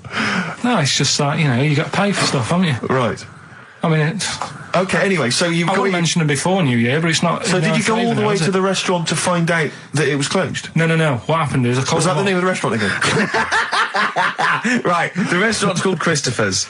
They've got one in Covent Garden, they've got one in Victoria. He phoned up, he went to book, it's a lovely restaurant, I've been there often, I recommend it to him. He phones up, said, can I have a table for they said, no problem, sir. Right? And then, Suzanne said, oh, you better call up, see if they've got any haddock on the, menu. And he went, hello, and they went, hello, Christopher's. Victoria went, Victoria? They went, yeah. He went, oh, no. That's it, innit? So then I just said, no, forget it. I'm not going all the way over there. Right. So I cancelled it, right? So then I called up Suzanne and said, look, I've made an error. The place we were going to is shut. Was she surprised again, or? So we're not going. So she said, oh, try some other places. And I did. They were all booked up, right? I was fed up anyway. I hate New Year. It's always like this, isn't it? So I said, look. You know the common factor in all these stories? You hate Christmas, you hate birthdays, you hate New Year. It is you. Right? Yeah. So I said, I'll sort something out. Yeah. So I went to Tesco. Leave it with me. Went to Tesco's, boots were shut. Got a lovely plate of condoms. Did you just stay in and play with her Christmas gift? Blowing them up. I've done some balloons. Well, it was. I think we did stay in. And I watched that thing that, 100 Greatest Moments, which was annoying me. Did you see, there was a nudist on it? You know how I feel about them. Yeah. Right? Did you see him? Man with two knobs. There was a man with two knobs on it, and a nudist who just wanders about the house. But it said, and when he visits people, I was thinking, who lets him visit? I go, exactly, yeah. But you must go there with trousers on and go, hello, lovely to see you. Go, just pop all these off. Well, not really, no. And I tell you what annoyed me the most, they had a white sofa. If you were a nudist, you'd get a darker one. Right? So anyway, right, so we ended up watching that. That annoyed me. And then I was tired by about 11, and I said, oh, let's go to bed. And she said, you can't. And that annoys me, the fact that because it's New Year, you got to stay up. And it's like, well, why? Can't we just... They should bring it forward, so in case you want to quarter to 10. Well, you stay up, and it's like my eyes were dead heavy, and I was like, oh, I want to go to sleep. So just stay up, and then it's midnight, and you go Happy New Year, then you go to bed. Yeah. Well, not everyone, Carl. Some people have a little party. So it's over with anyway. Yeah. Sorry, are you 86 years old? It just gets on my nerves. Do you ever enjoy it? You never seem to have any fun, Carl. This is what disappoints. This is what worries me. I feel like you're going to die. You're here, you're here, Carl, with us two. We've got three, as I was just saying to Steve, three of the greatest comedy minds ever in one room, and Steve pointed out, since the goodies. True. Do you know what I mean? Well, I mean, it should be party central. Yeah. So anyway, right, so this is when I spent time thinking of new ideas. Right. We've got Rockbusters, that's rolling. There's people coming in, they're getting them right. I don't understand it myself. As ever, Rick, you'll be amazed and confounded. So I don't know the answer, and I haven't looked at the answers. I just like that moment. It's like when you go down Christmas and you're excited about a present, and it's like some condoms. You know what I mean? Well, I love that. That moment. Yeah. I don't know how he's going to top that next year. I don't know how he's going to top that. All I can think of is some corn plasters. Right. It's all right, love. The batteries are included. Got you a pumice stone. Right, now, and then we went on to a whole thing about homeless. He wants to do a game show with celebrities being homeless for a week. What do you think? Actually, I've got to say, that's not bad at all. It's not bad, is it? No. Right. Do you know how, like, Lenny Henry went to the jungle? Yeah. Right? And you've got, who else did it? John Lovely made slippers out of a bra. Right? So I'm thinking, like, get a celebrity and say to him, no, just because, I'll tell you why, right? I'll tell you why all this came about. When I was walking back from that Christmas meal that I bought my girlfriend for 150 quid. Right? Lest we forget. Right? I was walking down Mortimer Street, and there was a homeless fella there, and it was like, oh, you know, it's really, really bad. But the weird thing is, it was about, I don't know, probably about 8 o'clock. Yeah. No, about 9, right? And he was asleep. And I just thought, I used to just go on my errands. Yeah. And it was my job to, like... I haven't heard errand since the 70s. Nice to hear that. I went to U-Phase, right, the little local supermarket. Yeah. And I got... what's it called? Euthanasia? What? I did... U-Phase. U-Phase. U-Phase. U-Phase. Yeah.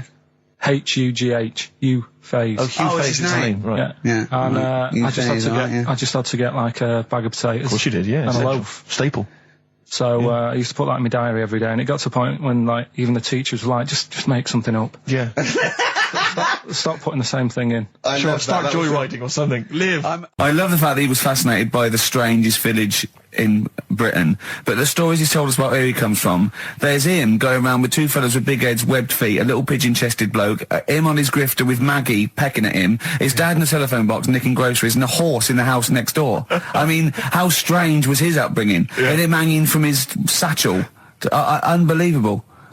There's another woman who I remembered. Actually, I'll tell you later. Go on, right. what? I'll tell you later about another woman who I remembered. Give us a teaser. It's just a woman who rode around on a 3-wheeled bike with her husband in a basket. Right, I'll tell you that. Right, and the final you don't get clip. Teasers like that on any other radio That's a hell of a funeral service. Right, listen. Right, tell us about this woman. Well, it was just because you were saying about the, you know, our living. We are broadcasting now, aren't we? This is actually going out. This is live. This isn't us sort of like...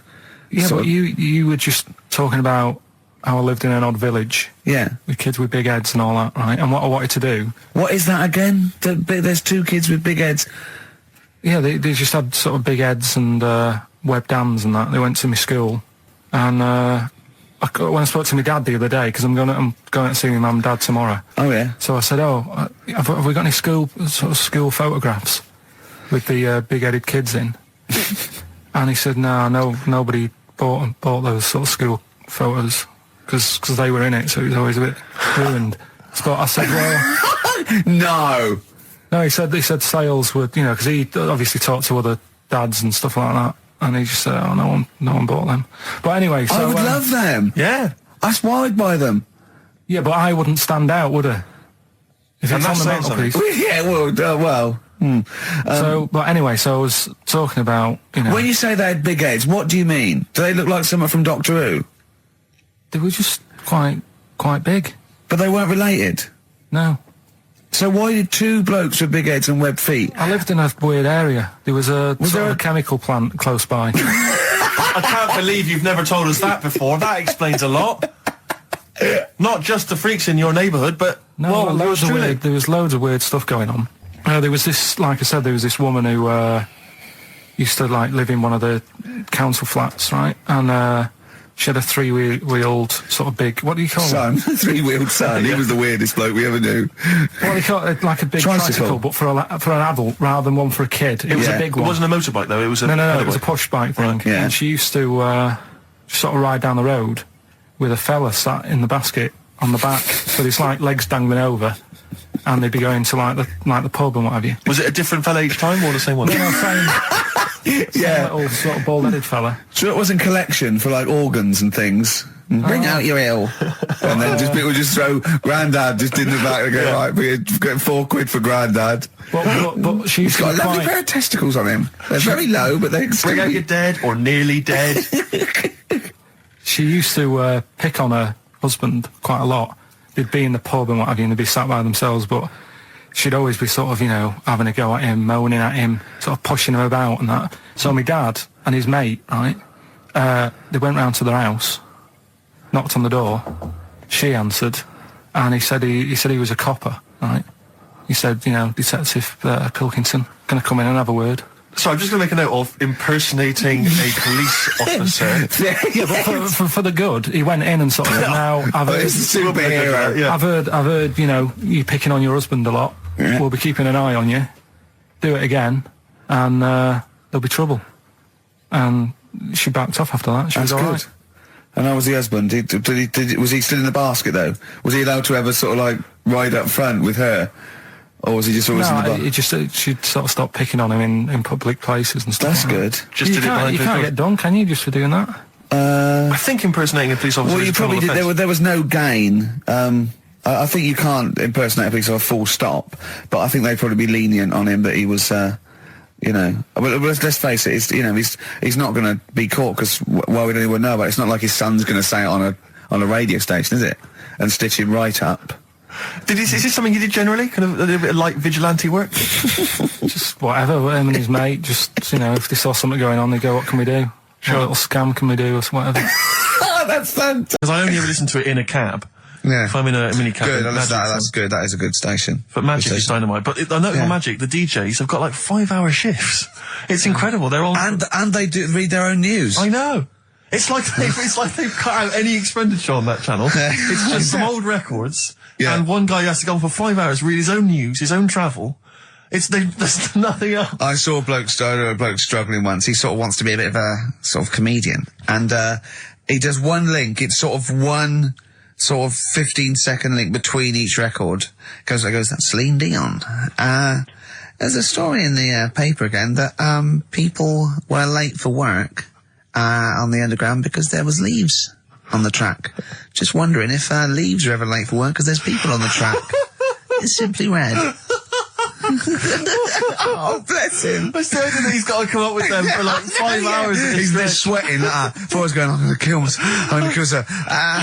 It's almost finished. Thing in the story about war on Iraq. Imagine if I can't do this anymore. I can't imagine if humans become extinct. With leaves. The dinosaurs were still around. I don't know what I'm doing. Oh, God. Look at Carl's face when I said that. The man moth. Yeah. They've cloned a man moth. No, but that's the sort of thing I think we need now, right? We've covered a lot of stuff. What, education? Teaching, yeah. Well, okay, what do you want to know? Don't know. Have you got something? Can you educate us on anything? I've been reading bits So could we bring back just for one night only, educating Ricky? Oh, I'm excited. Yeah? Do you think it warrants that? I don't know enough about it. You know what I mean? About what? It sounds perfect. Play the jingle. Oh, educating Ricky. He's getting smarter. A couple of things happened in the week that I read about. Okay. Keeping up on what's going on in that. Sure. Yeah. One was about that Galileo fella. Okay.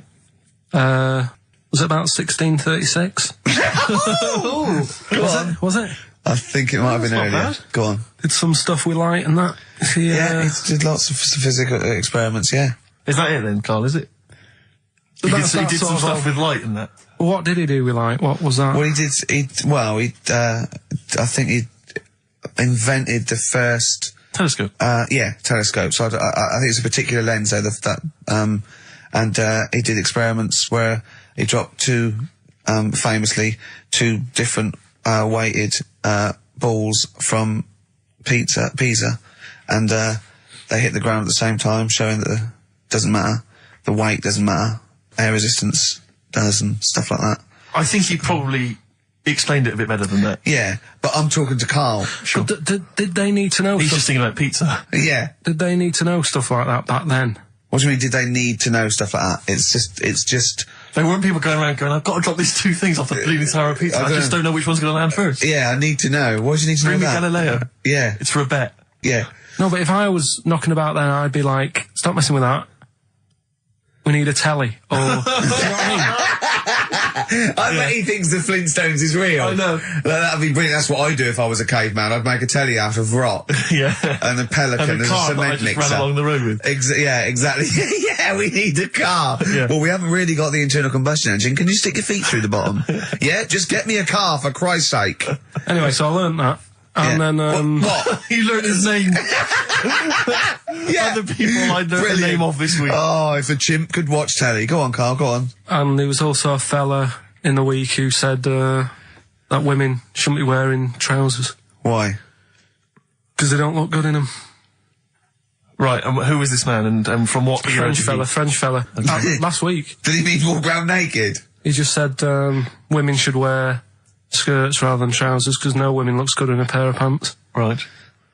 How old was he? He was probably about 67. Uh-huh. About that, 67, 68. Yeah, yeah. Wasn't happy with that. What do you think? What do you think about that? It's rubbish. Yeah. These are the only things that have caught your eye over the last couple of weeks. This is the entire news. Galileo did something with light. A French fella said women shouldn't wear trousers. See, that to me wouldn't pass as education. It's not education. I don't know where you could ever use that. I don't know when that would ever be applicable to life. I just like reading stuff that sort of reminds me of. Do you know what I mean? If I read it and it gets me thinking, I think that's a good little piece. But I mean, but surely can't you just sort of like sit near something that vibrates to keep your brain going, or shake your head every now and again? I mean, what does this do? You mean it makes you start using your brain? But what aspect of a Frenchman said women shouldn't wear trousers got your mind working? What questions were you Because I asking? thought that's a bit daft, isn't it? Right? Yeah. Okay, it ends there with me. There's nothing else. There's nowhere else for me to go on that. He closes Your the mind's gate. still worrying. Yeah, go on. What do you think? Let's go through this. Oh, I wish we could download his I know, thoughts. I know. Just watch it. Yeah. Wouldn't it be great, like a DVD? And Like a cartoon. Imagine that extra footage on the Office DVD. Yeah, Carl's brain. That would be With a commentary. amazing. Oh, with I mean a is- commentary. Go on. Women wearing trousers and that, right? On the estate that I grew up in, Yeah. on right? There was a woman about 4 houses down, right? Rough. She's the She one. was, or the estate. She was, right? Yeah. She's the one whose kid took a horse into her house. Yes. Right. Now, we won't go over that again. No. If you're a new listener, I think we covered. I think they get That's the all you idea, need to don't they? know. Right. Yeah. Now, she used to wear leggings. Now, they're a bad idea. They are a terrible idea. I agree with you there, Carl. If you're a lady of What the colour? normo persuasion... Were they pink? No, they were sort of black, but with all bits on them. Oh, right. Do you know what I mean? What, toast and Just horse bits. droppings. Yeah, go on, yeah. And she used to, she's quite a big woman. Sure. Pauline Quirk, I think Yeah, we described her as. Looked like a light bulb when It she was is those bending kind of over in women that are leggings. attracted to leggings. Yeah, I know, yeah. They are drawn to them like a moth. That shoots on a flame. Yeah. She used to wear them, and that's what I remember when I read this piece. She used to work on one of those sex line things. Right. Right, she used to do that. But What, was she, an engineer? the weird thing with her was, she had big eyelids. Right. Go on. That were too big, and this is what I was thinking. What do you mean she had big eyelids? How big do eyelids have to be for you to go, they're big eyelids? What was she shoplifting with them? Would she come out of Dixon's with, like, radio stored in them? What do you mean she had big eyelids? It was another one of them popular things around our way. Do you know, like... What do you mean popular things? They didn't go, oh, I'll tell you what, they're all the rage. Can I get some big eyelids, please? No. It was just like one of them things that people suffered with. Just big eyelids. They could hardly open their eyes. What do you mean? What do you mean? That's one of them popular things around where I grew up. People had big eyelids. They could hardly open their eyes. What does that mean? What sort of freak town were you born in? You had webbed feet people with big heads. You got women with big eyelids. What does big eyelids mean? Are you confusing her with the horse? Yeah. Did she have hooves? Look, what? Just too much skin. It was like the neck of a chicken. But on the eyes. What's your point? Anyway, so there's this big eyelided woman with the leggings. And that's what I'm saying to you there. That's when I read that story with people with trousers. Yeah. I went from that. Yeah. To a woman who used to have big eyelids. I still at the point. But then, and also the other bloke who had the eyelid problem was a mate of mine. Right. His dad had it, and same problem, massive eyelids. I don't know what that means. I don't know what that means. I used to say to my mum, I'm going round to Dave's house. Yeah. And or to say, Pig, well, as you call it. that's all right, but make sure his dad doesn't take you out in the car, because he could hardly see. He had to have his head. He gets to tilt his head back to keep his eyes open. Make sure! Did he have a couple of matches with him at all times? What a load of gobbledygook. This began as educating Ricky. I know, So it's what, like he was people thinking, with eyelids. But it's like you're supposed to make that leap as well. Yeah. If I mentioned the trousers, Ricky will probably be thinking about people with big eyelids and women wearing leggings. Play a record, Carl. Got nonsense. Adverts. No. Oh, all right. XFM. Muse, time is running out on XFM 104.9. Just a couple of emails just to update you on what's coming in here. Go on. Natasha has emailed us. She says that she's of Chinese origin, and at 27 she often got mistaken for 24. So your notion that Chinese people don't age well is obviously factually incorrect. Yeah, well, we didn't need a thank you for playing, but I mean, honestly. Yeah. So, I went to the toilet. Now, I'm not being out of order here, it just got me thinking, right? I went to the toilet.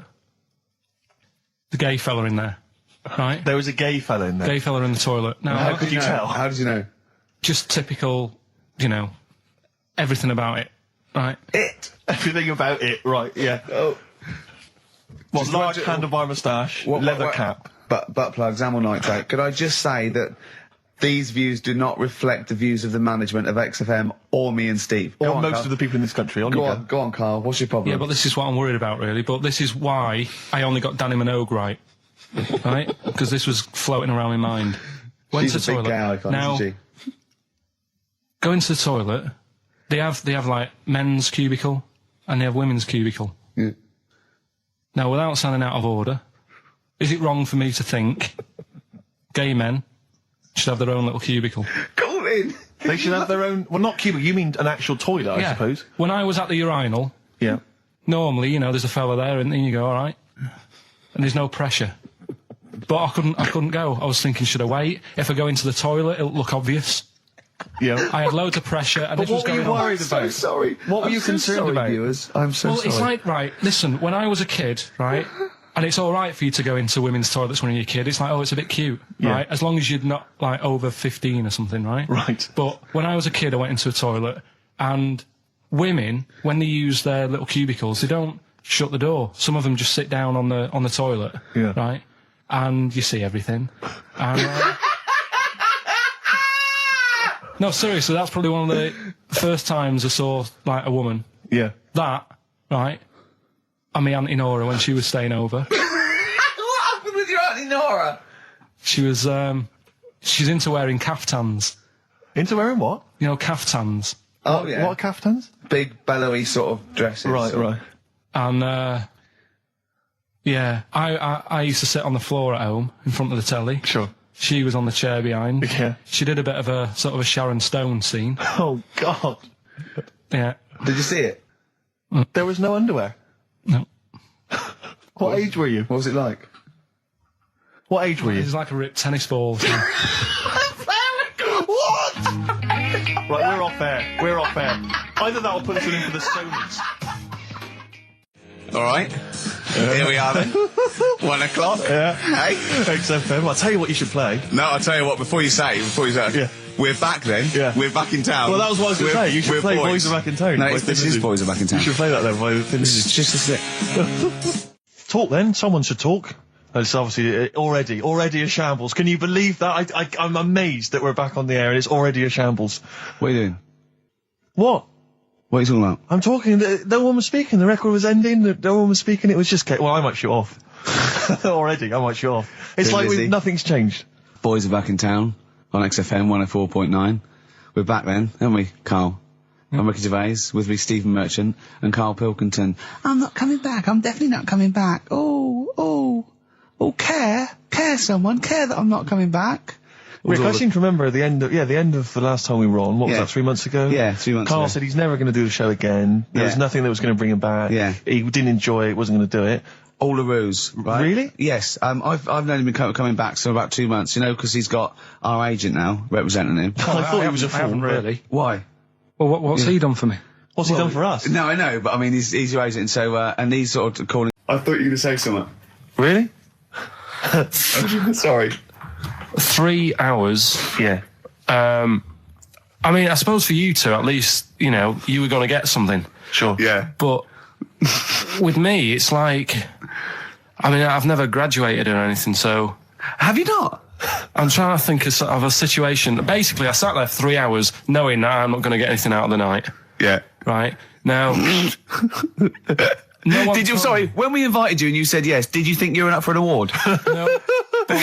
I thought we were going to be sat round tables, having a nice bit of food, whilst people are going up there winning awards. Yeah. But 3 hours of the same thing over and over again. I mean, if a film's 3 hours in the cinema, you go, well, it's long, but, I wonder how it's going to end. Yeah. But this was just like the same thing over and over again. Some guy going up, thanks a lot, cheers for the bit of brass. And then going down, sitting down, the same thing over and over again. Honestly, right, I'd say it was one of the worst things I've ever had to do. I enjoyed the night afterwards when we did have a bit of lamb and a nice bit of veg and that. That was all right, and I went home and I was happy, and I got the little freebie bag that you're talking about that we're giving away. Yeah. Which wasn't much good stuff in it. Oh, all right. Right. No, what would you have done on that Saturday night? Suzanne what would you have done or the Sunday night rather, what would you have done had you been at home? I would have stayed in with Suzanne, right, watching telly, having a nice bit of pate on toast or something, cup of tea, watching 24. But instead, I had to buy an expensive suit, so I didn't show you up. Right? Yeah. How much did you spend on your suit? Well, in total, right, because, the shoes and the suit and the shirt and the tie, it was about 600 quid. That's the most expensive evening ever. And that's what I'm saying to you. And the daft thing is, it's dark in there. I don't know why you've got to wear a nice suit. You can't wear a tracksuit, for goodness sake. It's dark in there. No, just the shirt and that. It doesn't make you a better person wearing a suit. No, doesn't make you a better person, no. We're not claiming it made you a better person. No, but that annoyed me. Yeah. I mean, it was an experience, innit? That's why I went, because you think, if I didn't go, if I would have said to you when you invited me, no, Steve, I don't want to go, then I would have never known, right? Yeah. And that's my sort of thing in life, right? Yeah. If something comes up, you should take it, even if you're not going to like it. It's a bit of an experience. Right. Do you know what he said to me? I phoned him up because we had to meet up, and obviously he had to pose as my gay lover. Yeah. To get in, right? Yeah. He phoned me, you said something to me like, I bought a suit, I'm looking good. He said, I'm looking good. People will think, how on earth did he end up with that good-looking guy? So he got into the role. That was what he said to me. He started getting into it. Such an insult. Fair record. I just must say that we've had an email from Daryl Foss. Lots of people have emailed in and said, well done on the BAFTAs and well done on your Room 101. They really liked that. Thank you. There's one guy, Daryl says, Ricky, has your dad only got one D-Mob suit? Because I don't know if you noticed, but Ricky wears the same suit every single time he appears on TV because he spent a fortune on it getting it tailor-made. I've only got one. It's a good suit and I he know. wears it all the time. And it's winter as well. It's like a pure wool, so I'm sweating everywhere I go. Anyway, usually it's too much cheese. I won't be buying another. Huh? I won't be buying another one. Ever. That's it. Yeah. Suzanne told me today, right, because I've handed it in today to have the trousers turned up a bit. Why? Because it was a bit of a bodge job for the night. Yeah. Right. It was just some pins sort of holding it up the other night, but you didn't notice, and I didn't tell you because I thought you'd be getting on the stage and saying, "Look at that freak over there with his pants hemmed up." But I took it to the place to get it done. Suzanne tells me that I'm going to start shrinking now and getting to that age where you start going smaller. I know that must have been a revelation to you and a worry. Like, how small do you get? How small do you get? Oh, What are we playing now? I thought we'd have a bit of Marley music. Marley music? Oh, Okay, go on. If These Old Walls Could Speak by Jimmy Webb. Might play another track off that later if we've got time. What, today? Yeah, well, maybe, or maybe next week. We've got lots to pack in. We've got things like New Order, Cure. I'm just hoping that all those kind of new metal fans, Rick, can just calm down for a second, you know, Yeah. and just enjoy that for what it was. Yeah. I hope their snobbery is not going to prevent them from enjoying I it. hope they can just leave it alone for 2 hours for our show. Because Exactly. we try and, try and pack lots of Well, whilst stuff you're in. talking about new metal, can I just say Ian Camfield is here tonight. He's What? moving from Fridays. Right, what the hell does he think he's doing? He's just offering up information now. No, it's just that you were talking about the new metalers, and now seems like a good time to Carl, say- listen, you're here for our amusement. Yeah. You don't sort of come in any time you want. When we decide it's time to sort of have some fun at your expense, then we'll let you know, but Yeah. otherwise... We're not here to help other DJs or even this station. We don't give a about this. See, this is what my girlfriend said. What's that? We should listen to her. She knows what she's talking about, clearly. Now put your microphone down, She said they just wheel you out when they need you. switch your microphone off, Carl, and let us finish what we were saying. Right, just What were Yeah. we saying, Rick? Ian Canfield has got a rock show Oh, right, yeah. starting today. It's 4 hours of pure rock. Yeah, he's probably here smoking, drinking Jack Daniels and just like having pictures of Vance put up around him to get in the mood. Then he'd go out and rock. Carl, don't be silly. Turn your microphone on. We're joking. Is that right? When's he on? 8 till 12 tonight, 4 hours of rock. Lovely. Listen, some big classics coming up, plus huge can we play some news ads? about Carl. Please, let's play some more ads. Do you really want some ads? I'm tired of the music and chat. Please play some more ads, Carl. Please. Carl. You are going to be a turntablist. Yeah. Steve never learnt an instrument, which he regrets. And he's a modern lad, and he's using turntables as his instrument. I just got 2 turntables and a microphone, and so far, seriously, I'm cutting it up big style. No, don't laugh, because it is mental, the kind of stuff I'm coming out with. And I'm scratching, I've got the beats, matching. Can you imagine that? Shut up! It's that. No, if- Look at the Chemical Brothers, for goodness sake. If you're talking about freaks, look at those weirdos. Man alive! At least you cut your hair at Gavin. You know that whatever it's called. they used to kind of at least faintly appear in their videos. The next one is just some shots of like what you see from outside a train. To them, that is more glamorous and exciting, apparently, than seeing the lads themselves in the video. Who do you think's cooler to look at, Steve or the Chemical Brothers? Steve. Definitely, yes. You're absolutely right, Carl, and that's the first sensible thing you've said for a If long I was time. to work with Steve on some music, if I had the choice, I think Steve would look better on a album cover. Really? Yeah. What would you do? Would you change him at all? What would you do with his image? I'd put him in the distance, so I I can't believe this is... No, just so you don't look as tall, that's doing you a favour.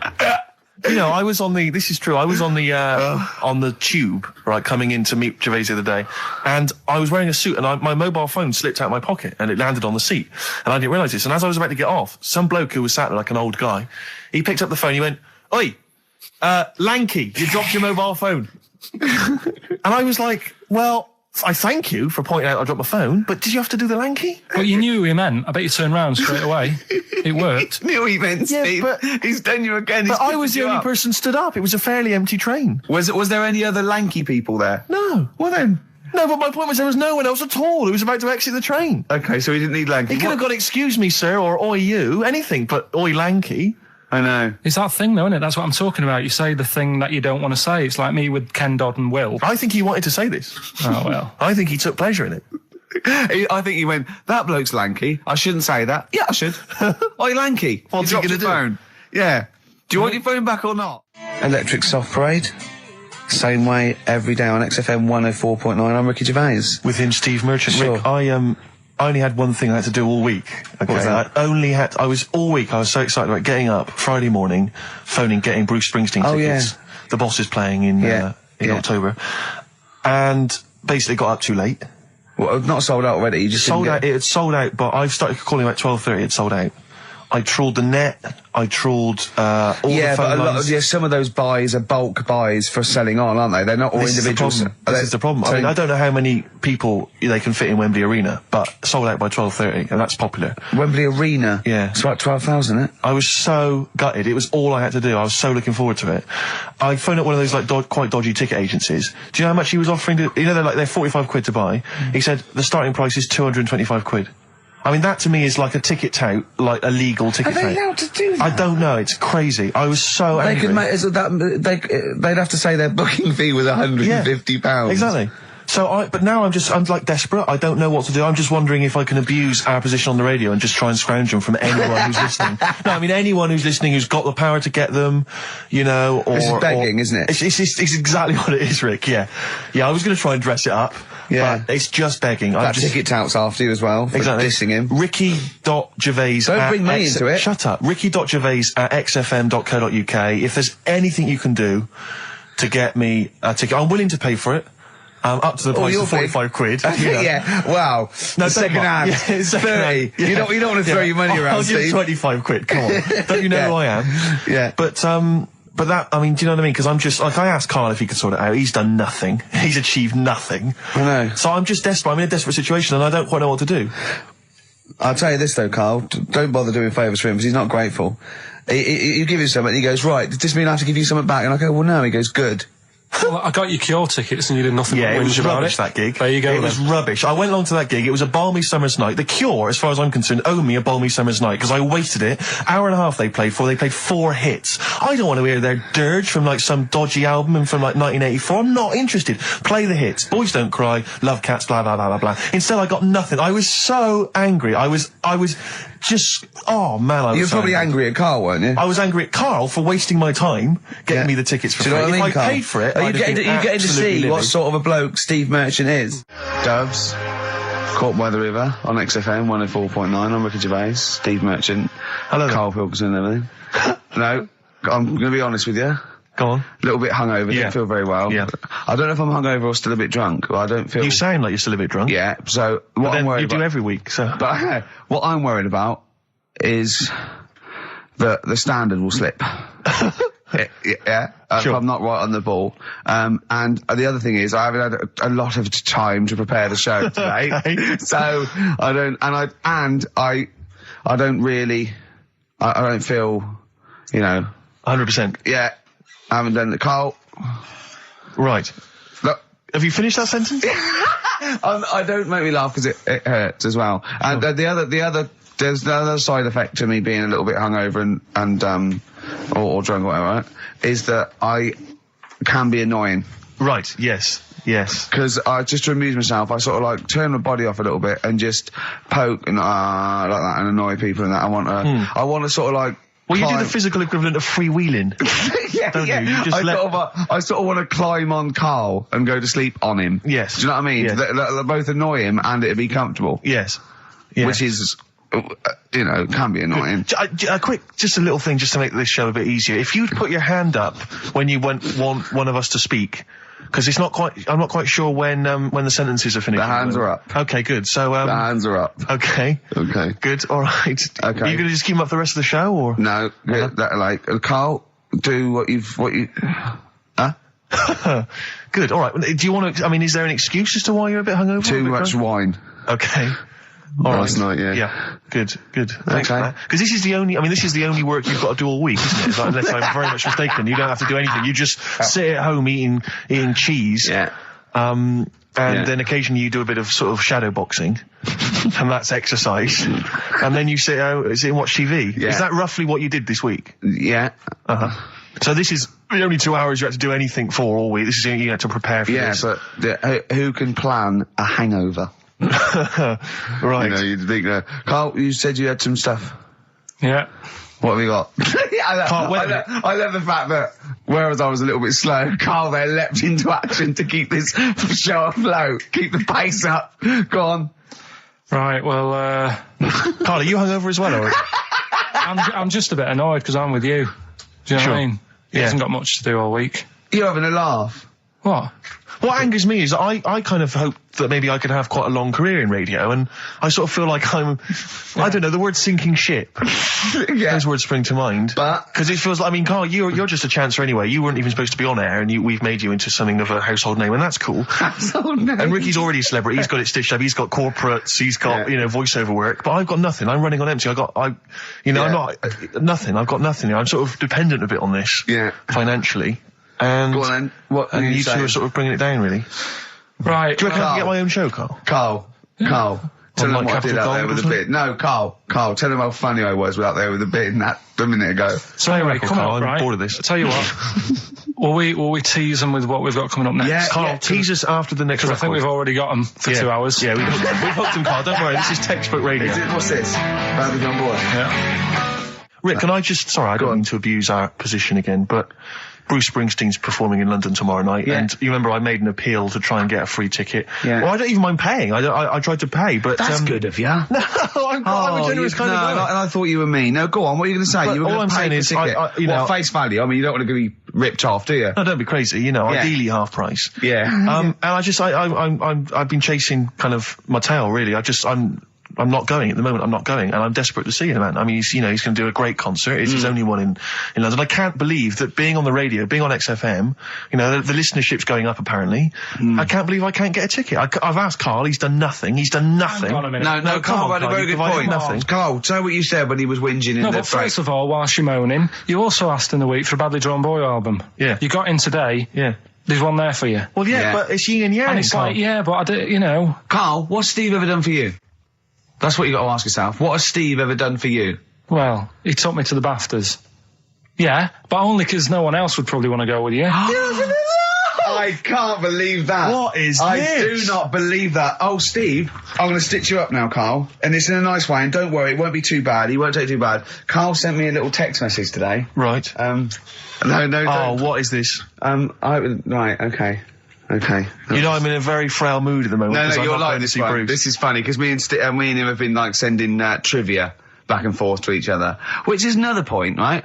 I sent him... Oh, well, I'll get to that in a minute. I thought he'd really be amazed with, Well, while you're fiddling, if you can make my dream come true, to go and see Bruce Springsteen tomorrow, then give us a call on the usual number. Well, like I said, Steve... What? Right? It wouldn't be... Right, you just said when the song was on, can't believe it, right? We work at XFM, and I can't get tickets for Springsteen, right? Yeah. We work in radio, we should get tickets. Right, now think Which of the I'm willing amount to pay for. Yeah, but think of the... Yeah, but if it's sold out, it's sold out. Yeah. Yeah, right? but that's just something they say. Right, that's just what they say, is it? Right, so everybody on local radio stations say, do you know, I like that Bruce Springsteen, I want a free ticket, right? So another say... I tried to phone, I phoned for an hour and a half, I couldn't get through. Not long enough. I've put the hours in. Not long enough. Not long enough. What are you talking about? I've put the hours in. No. Right? So another 400 people turn up at the gig. They cram them all in. There's people being crushed. They've paid the money early. They were up early that day when the phone lines were open, whilst you were probably sleeping and that. So they're dedicated, and they're the ones at the front getting crushed. What? Would your Why mum and are they dad getting be crushed? happy if you were there getting crushed? I don't mind. I'll sit at the side of the stage and watch him. Yeah, but I don't mind. But everyone will say that then. And then before you know it, no one can see anything because you're all on Carl's the right stage. on this one. Leave it. Right, I'm going to give you this. I'm now handing over my mobile phone to Steve to read you can see it's from Carl at the top, but just read it out as you scroll down. Just read it out loud. Is this a text message from... Yeah, this is a text message to me from Carl. Read it out. To see at night as well as an owl, you would need eyes the size of grapefruits. If only Stephen could turn his head right round as well. Carl, I can't believe it. What upsets me most, Carl, right, is not the fact that you've been slagging me off behind my back. It's the fact that you've got the cheek to come on here and moralise because you failed to get me tickets and make a dream come true. You've come on here trying to pass the buck and say that it's a health and safety problem, when in actual fact it's a Karl Pilkington problem. Do that, I've got it in a bin. I'm devastated, let's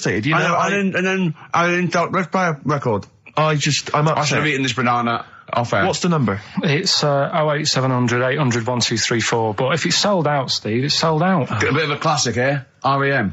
I bet if Ricky wanted to go, it'd be fine. I'm sure someone could sort it out then. Who? Oh, if Ricky Gervais wants to go, then I'm you can going. come. Are you? No. You want some tickets, then? I had a bit of good news this morning. Go on. I was on the tube coming down, and I don't want to sound arrogant, I don't want to sound pushy, but I was at Green Park, and I'm fairly certain, Rick, it's not 100% corroborated, I'm fairly certain that a woman pinched my arse. So what do you think of that? Yes. There's a lot of pickpockets around Green Park. No. My wallet was still there.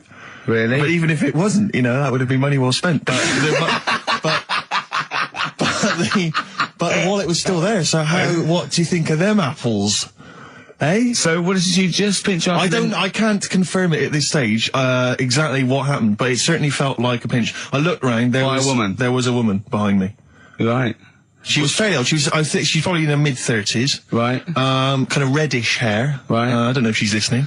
Right. But she knows where I am. And so I don't know how to proceed, really, Rick. I don't know if it's worth putting up some posters around the Green Park area. Well, what you could just to try and corroborate it. If you saw a woman pinch the lanky guy's arse... No, you could probably get in contact with British Rail and go back over their CCTV CCTV cameras, yeah. And then they could probably zoom in and, sort of identifying sort of birthmarks, or she might have been holding some... Then I could hire a private eye. Again, money well spent. Well, so there you go. I'm just saying. I'm just saying maybe maybe things are looking up. Things it's getting are towards Christmas. The worm has turned. I mean, it's a little sexy story to get the show going. It is but pretty what do you make of that, then, Carl? What do you think of that, you're Carl? quite damning. What's your answer? Well, I mean, you're quite a tall fella. Sure. So she must have really wanted to sort of reach up and have a pinch. Mm. Do you know you think she was a dwarf? She did it with her teeth. He didn't say she was a dwarf. No, but Steve's taller than, his arse. Yeah, but his arse isn't 6'9", is it? His arse is about 3 foot off the floor. 4 foot? What? 4 foot off the floor? No, I don't think so. About 3. She'd have to be a midget to have to reach up to pinch Steve's arse. He is very tall, but... I don't know what your point is there, Carl. You're just trying to, you're just, I think maybe just a little bit jealous. Just a little bit of jealousy. How many cats do you say you've got through? I'd say whilst I was living at home, I mean, it's still on the increase even though I'm not there. So whilst I was there, probably 5. God. Wow. Oh. Yeah. And were you upset each time, or you just got used to it? It's one of them things, isn't it? Like I've said before, when you first see something, it's a bit of a shock. Do you know what I mean? It's like the Elephant Man or whatever. Yeah. First time you see him, it's that sort of, oh, look at that. Yeah. Do you remember the first time you saw Steve? No, I'm not being funny. Do you remember the first... Yeah, but I've said this before. It's always... Then you get used to how people look, and you don't... No. I'm gonna burst. You have to play a record. No, but... No, but I've got used to it. Shut up. But what I'm saying is, there's bits of it that I really miss. Yeah. Like last Sunday, right? When I'd met up with Ricky, we had spaghetti bolognese, which was alright. And then I said to him, I need some soil. Damn, I wish you'd invited me. It sounds amazing. So I need some soil. What do you think? You need some what? Soil? Soil, yeah. I need to repot a plant, right? Yeah. So, you need to repot a plant? Yeah. Fair enough. So, I'm like, where you can't see these shops in London. Do you know what I mean? There's nothing around. I took him straight to one in my street. Yeah, but near your street, and that's probably the only one in London.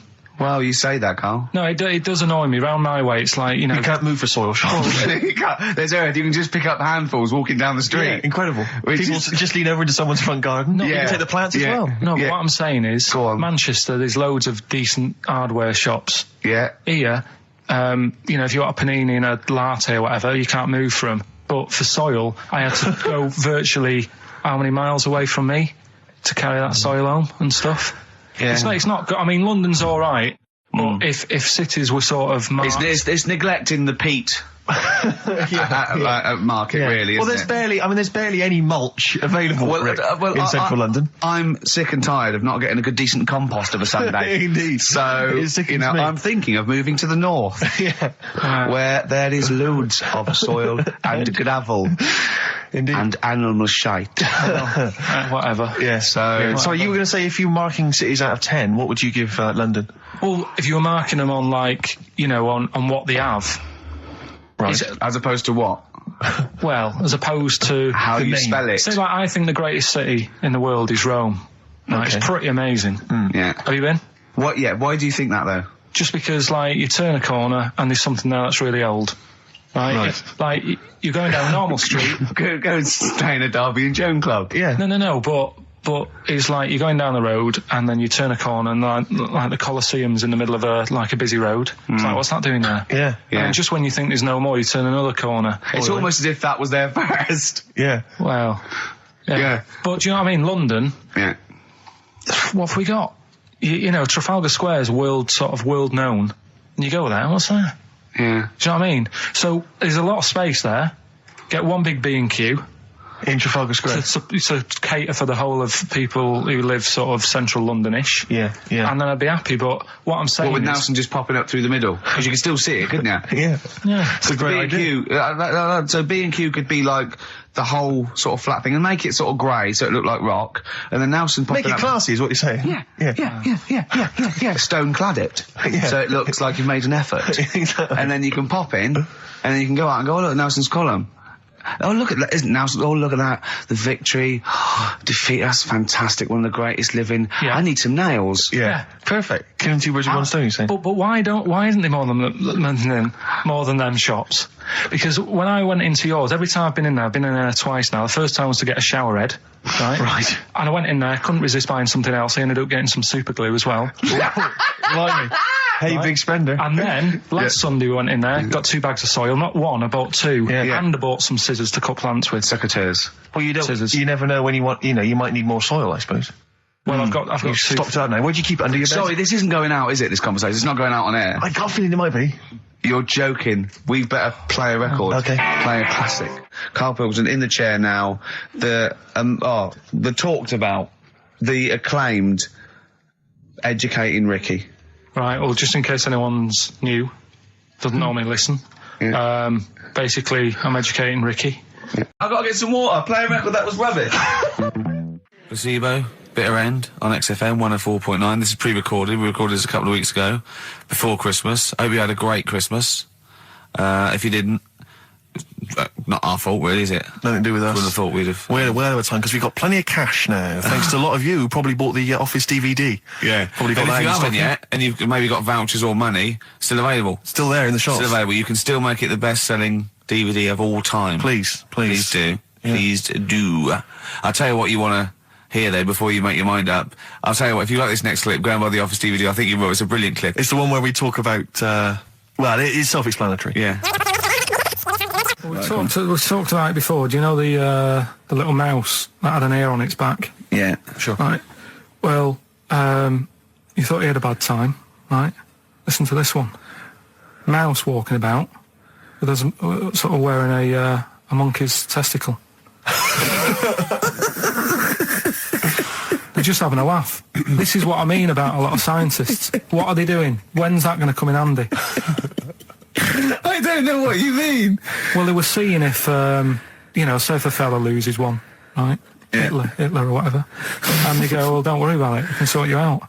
I don't know what the monkey's going to do. I don't know if they keep passing them on or whatever.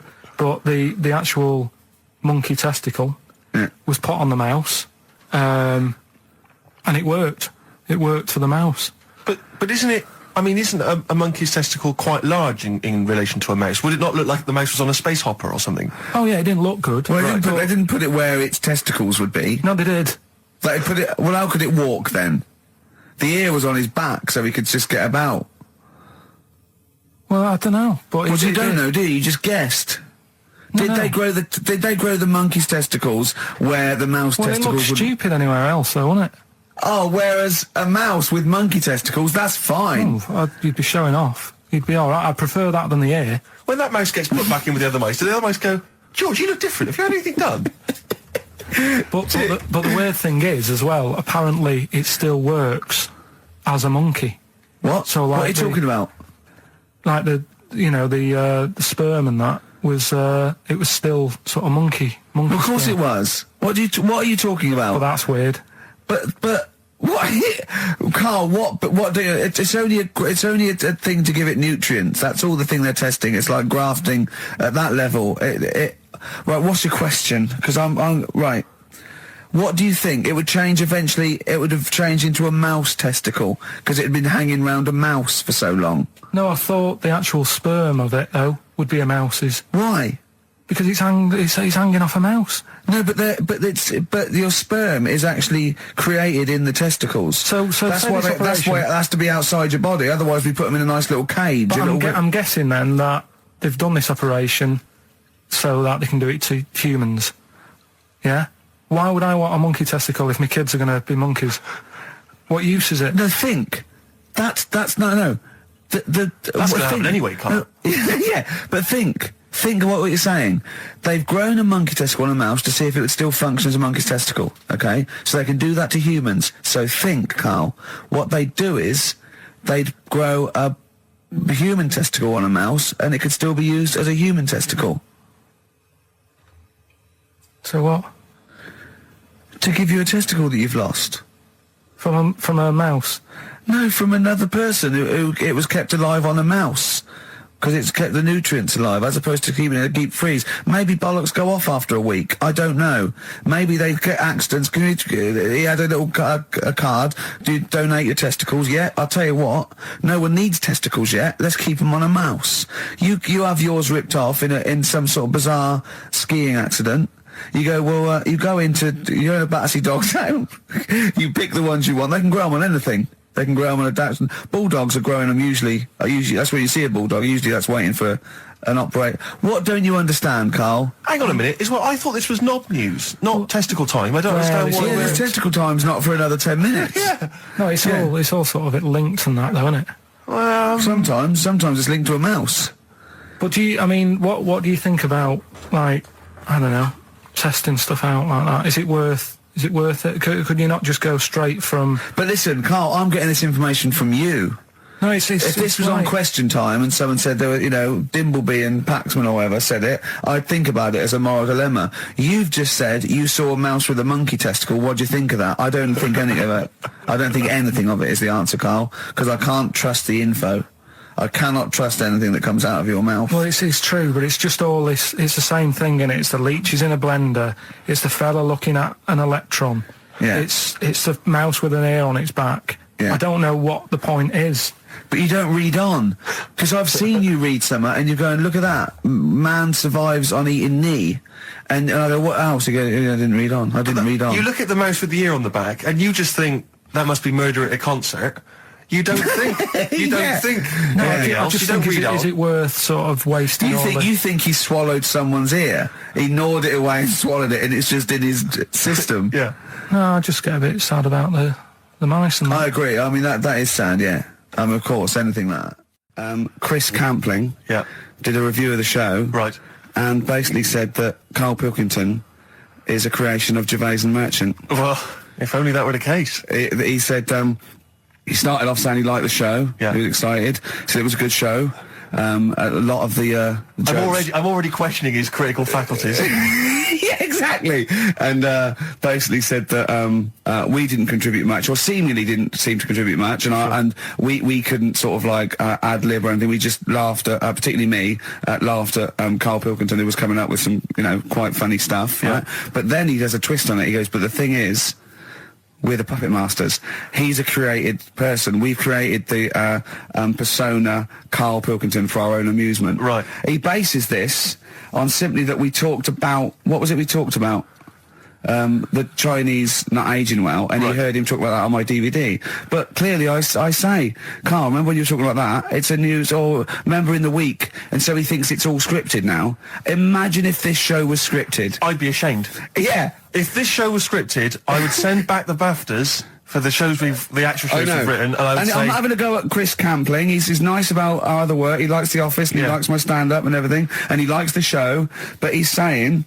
Because we're not spontaneous, we scripted this and invented Karl. So he's like, we've invented another Gareth. If we had created Karl, I would not have squandered a character that good on this poxy radio station. Absolutely. Also, does he know that we spend about 3 months on half an hour script? So how long does 2 hours of drivel? But the main thing is, as if this could be scripted, it's dreadful. It's shocking.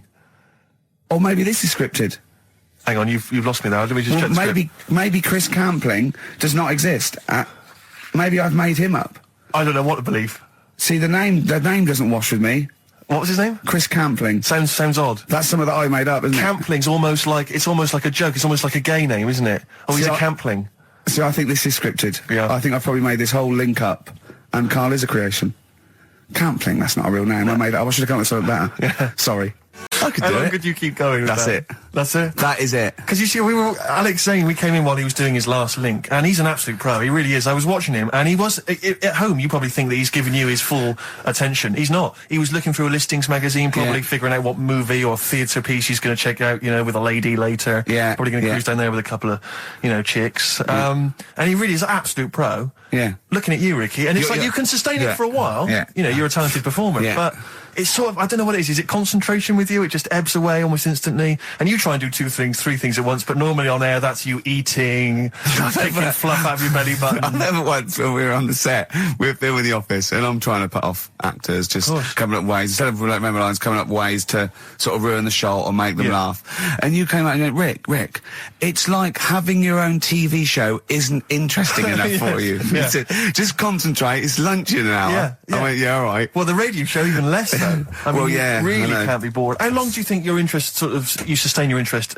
I came in too early because I got bored just before we came on air. Sure, okay. I came in too early. I got to stop getting the cabs early. Yeah, so you're bored now. I think I've got to get about 5 to 1, and then I think that'll last me till about 1:30.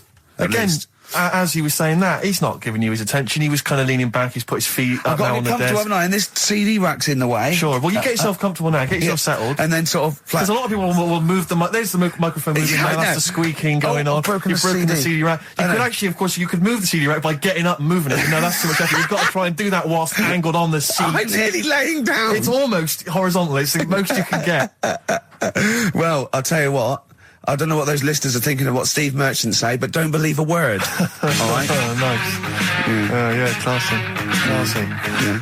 5 minutes past 1 o'clock on XFM 104.9. Ricky Gervais, Steve Merchant, Karl Pilkington.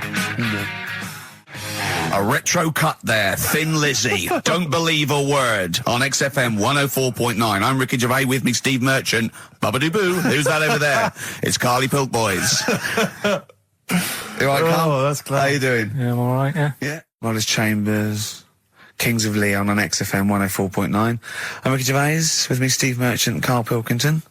And England are world champions again then, so... Oh, it's brilliant. It was amazing, wasn't it? See, I'm not a rugby man at all. I never watched rugby. I think the last time, was when we won about 12 years ago, whenever it was.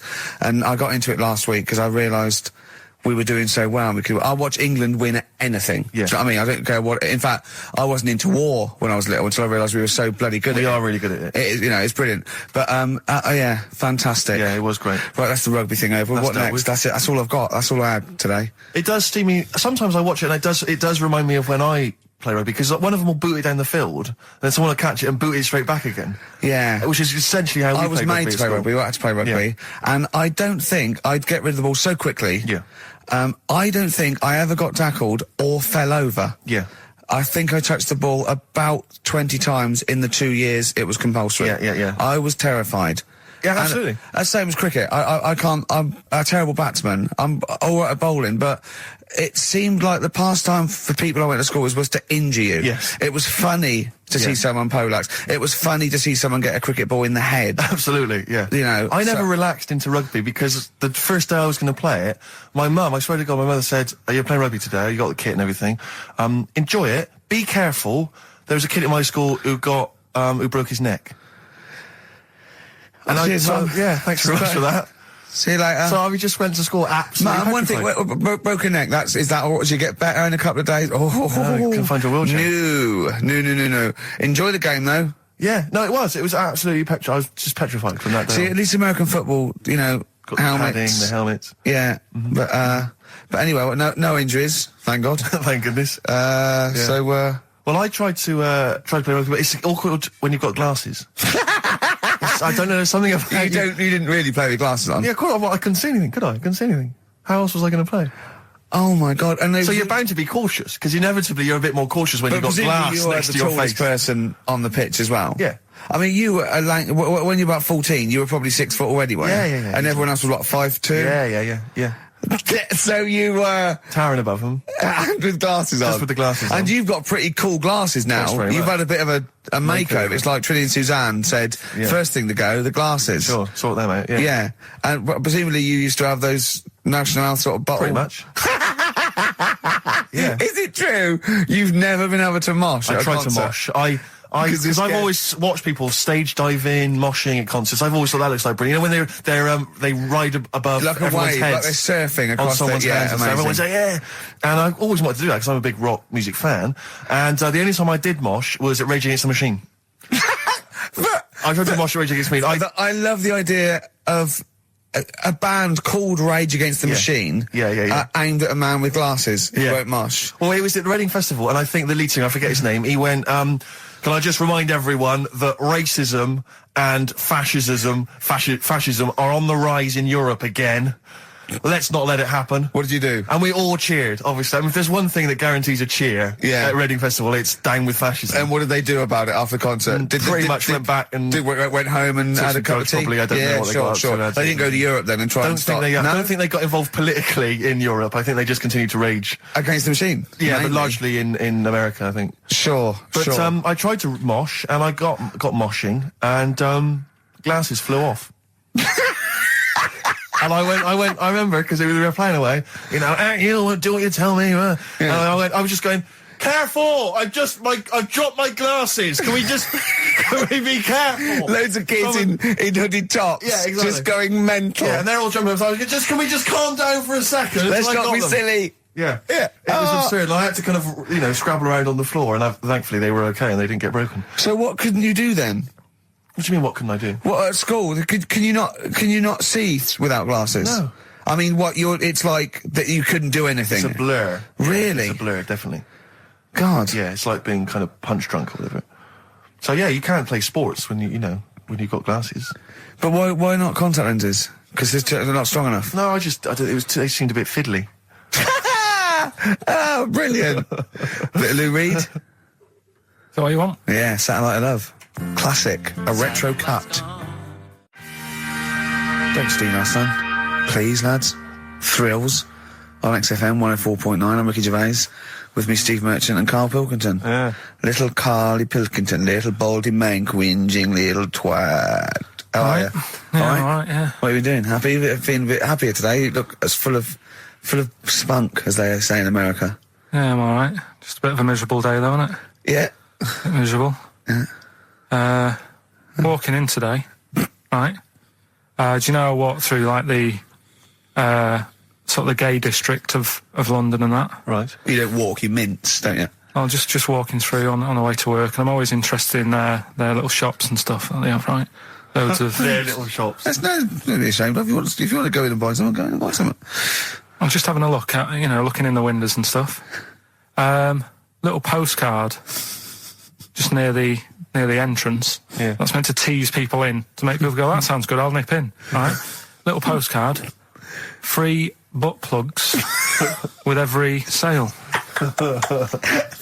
That's great. How did we get from 5p off milk to free butt plugs with every sale? Wow. What's society come to? Well, it's because we're liberated, Rick. Yeah. It's an open society. What did you buy to get them? You didn't buy... I didn't but what's the purpose? What, of the poster or of butt plugs? Butt plugs, because I really honestly You don't... shove them up your arse, don't you? Whoa, slow down, bum. Shove them up your bum. Yeah. But when? Is that just like when you're doing whatever, doing stuff around the house, or...? I think it's not to keep things out. Is it like you would use a plug in the sink to keep, the water in the sink? Oh, if you're not gay. Get that? Oh, yeah, now I know what you mean, yeah. I don't know. No entry. What is it? I mean, I don't understand what that's I don't know. I assume it either feels good or are they... well, I've got to be careful here.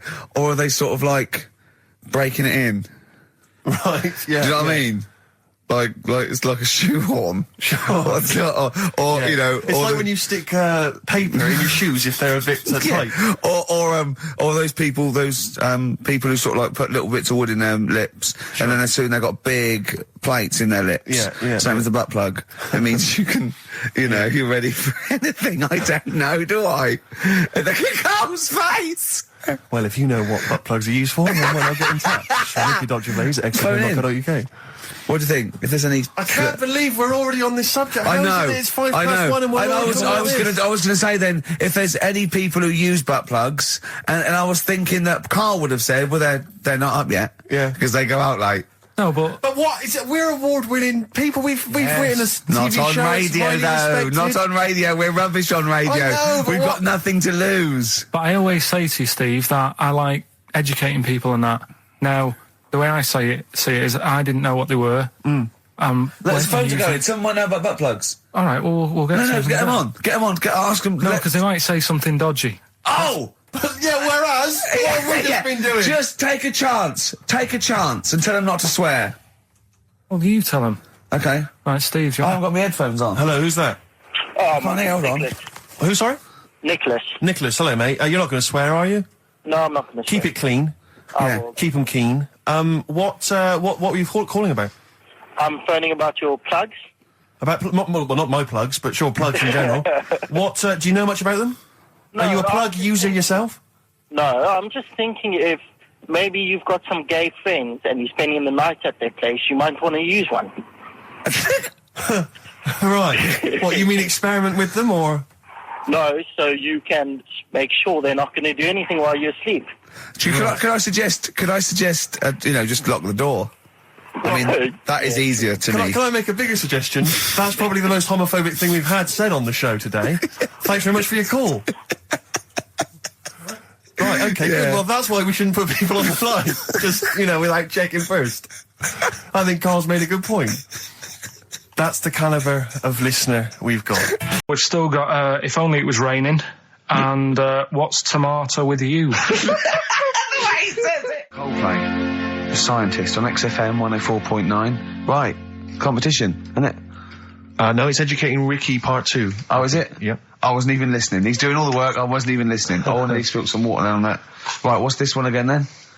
Right. What's the teaser headline? Teaser headline is What's Tomato With You? Brilliant. Yeah? Go on in. How excited were you when you came up with that? You couldn't wait to come in and tell us, could you? I think it's a good one because you won't forget it now, will you? Okay. I mean, like the worm one. What's so special about the worm? A lot of people think that if you cut a worm in half, two worms will grow, but no. What happens is if you cut the head end slightly nearer the tail than the tail will die, but the worm with the head will be okay. So, it's exploded a myth, and it taught me something. Right, so the second one, part 2 of Educating Ricky. What's Tomato With You? Yeah. What this one's about is, ages ago... It's scientific. There's never a date.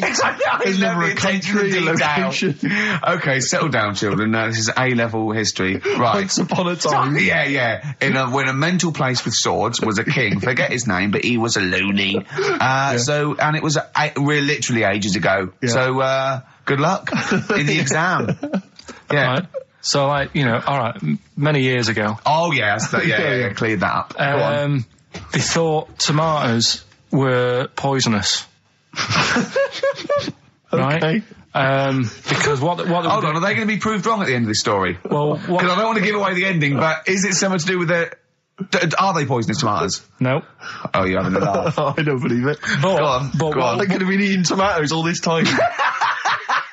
Oh, Steve, what's tomato with you anyway? Okay, so think a minute. Let's just recap quickly. Many years ago, when people thought tomatoes were poisonous. Yeah. Go on, Well, they didn't know they were poisonous then because they were still eating them. But what was happening? Well, they're not. But they're not poisonous. But hang on a minute. All right, and it's not. I'm just going to listen. I'm not even going to talk. Okay, I'm not going to tackle it anymore. If you remember, years ago they didn't have pottery plates. they had lead plates. Right. What are you talking? Just let him talk. Sorry, what year is this? Let him talk. Come on. Plates made out of lead, and what they'd end up doing, they'd say, right, do you want a tomato? And they'd go, yeah, all right. And they'd put the tomato on the lead plate and cut it. And because of the acid in the tomato, right, it would sort of make the lead runny, and the lead would go into the tomato, and they'd say, oh, it's lovely this, and they'd be eating it. They'd get food poisoning, lead poisoning, what have you, and they'd be really ill. So they thought tomatoes were poisonous, so they didn't eat them for many years. And when then you say someone they, do you this mean didn't the happen. people of Narnia? Yeah, this didn't happen. Where was Carl. this happening? Sort of in Britain and that. You put him on the spot there. Oh, I hope there's no uppity pupils at this school when they go, what do you mean, sir? Oh, if you're gonna... Oh, I'm fed up with you. Do you understand? No. So the answer... No, you've got... No, right, okay, first of all, Carl, where'd you get this information from? Where did I 14 get times that? as well? Do you know... You can't remember. I don't know where I got that from. I don't know where I got it from. But why don't you think that makes sense? But, what? Someone once got lead poisoning from a tomato? Not just one, loads, and then all of a sudden... No. Why is this educating me? Because I'm telling you that tomatoes... I can't take anything away from this. Yeah, I don't know what to take away from this. What have I learned? What have I learned? Don't mix lead with tomatoes. Why is this educational in any shape or form? What are you telling me? A long time ago in the land of Glunk, right, where the ninnies did slib, right, they thought tomatoes were poisonous because they ate plates of lead. What are you talking about? Yeah, but we all know tomatoes aren't poisonous. Is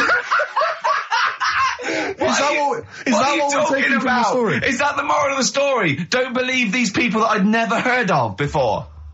What are you talking about, Carl? I think it's a bit weird. It's a bit weird, yeah. It's the same people that were spreading those malicious worm rumours. My hangover's coming back. I've got to get some water. Play a record that was rubbish. But Rick, I just need to mention something quickly to you. When did I last see you? I saw you yesterday, didn't I? Yeah. Because we went up to Edinburgh yesterday. We were very nicely invited to go and talk at the Edinburgh International Television Festival. It was quite a big deal. We went up there and we were interviewed. And Ricky chose to go on the train because it takes like 4 hours. Is it 4.5 hours or something on the train? Yeah. But it's quite leisurely. It's quite sort of gentlemanly thing to do. Yeah. I opted to go for the plane option and fly up there. More modern. Exactly. And they bankrolled that. They paid for it all, and that was all not very nice. And as I recall, when I last saw you, we got a cab, didn't we? And you asked if you could get the cab to drop you off at the train station. Yeah. And then it took me on to the airport. Yeah. Did I... Now, that was before... the last time I saw you was before I got to the airport and missed my flight, wasn't it? Because I had to drop you off in the centre of town. Yeah, no, that was just before I had to pay £165 to upgrade to another ticket. How did you not tell me that in the last hour? £165, Ricky. I had to pay because we dropped you off at the train station. So, I mean, do you want to go halves on that, or how do you want to deal with that? How do you want to sort that whole mess out? Why were you late? Why was I late? Because we dropped you off in the centre of Edinburgh, and do you know how hard it is to get out of Edinburgh in rush hour traffic? But it was only 3 minutes away, so you'd have missed it anyway. No, because if we'd gone the other direction, it would have been 20 minutes. It took me like an hour to get to the airport. And I got there, and the plane had already left, and the cabbie was just laughing. He was saying, we're never going to make it. He goes, you were a religious man, you better start praying. I thought he was being facetious. He was absolutely right. £165. But hold on, why didn't he tell you that when he picked up at 4:15? It makes you wonder. So obviously I'm a little bit annoyed. Because you know I'm not a man who likes to sort of spend unnecessarily. But wait, this is not my fault, because you were there when we made that decision. I didn't impose this on you. We both decided that might be... It's both our fault. I mean, it's no one's fault. It's both our fault. That's fair. That's all I wanted to hear. It's both our fault. Therefore, it's both our financial obligation. No. £165, just split that in half. Write a cheque, Rick. Write a cheque. It's fine. I trust you. You know. Phone in. I think everyone. This is. You're clearly obvious. irresponsible. No, of course I'm not. If you share a cab and then one person's lucky enough to not be late and one person is unlucky enough, and that's what it is, bad luck. I don't think you share the obligation. It's a moral dilemma, this, isn't it? But it's more than that, though, isn't it? Because let's be honest.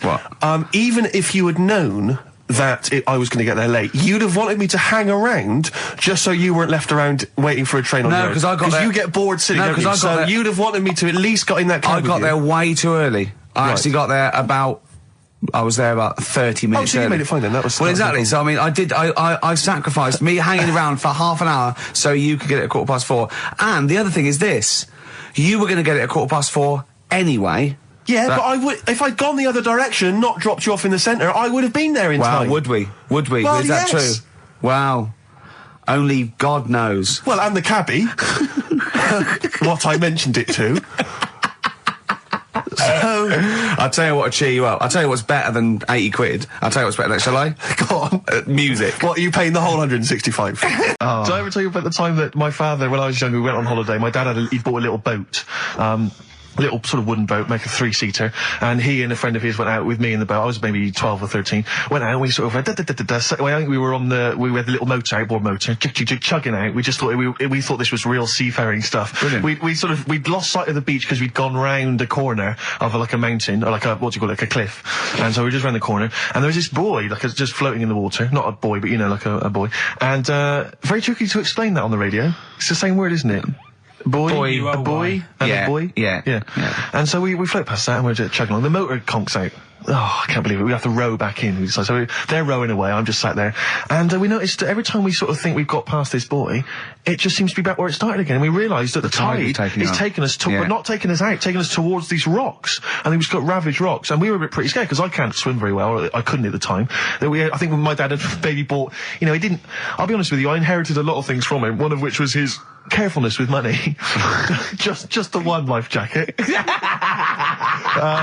How deep was the water? Which I seem to remember he tore off my back and put on himself. So the water's pretty. I mean, I'm not saying we would have necessarily died, but it was pretty scary because the boat, we were going to crash into these rocks and stuff. It was getting pretty unnerving, and so they're sort of rowing like mad, trying to get. We're just not making any progress, and we're beginning to think that this might be the end.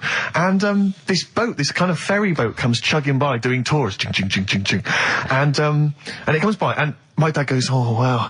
We were going, brilliant, they can help us. They'll throw us a rope, they'll tow us back in. He was going, you've got to be careful, though, hang on, because according to the laws of the sea, if he rescues us, Steve, he can claim my boat.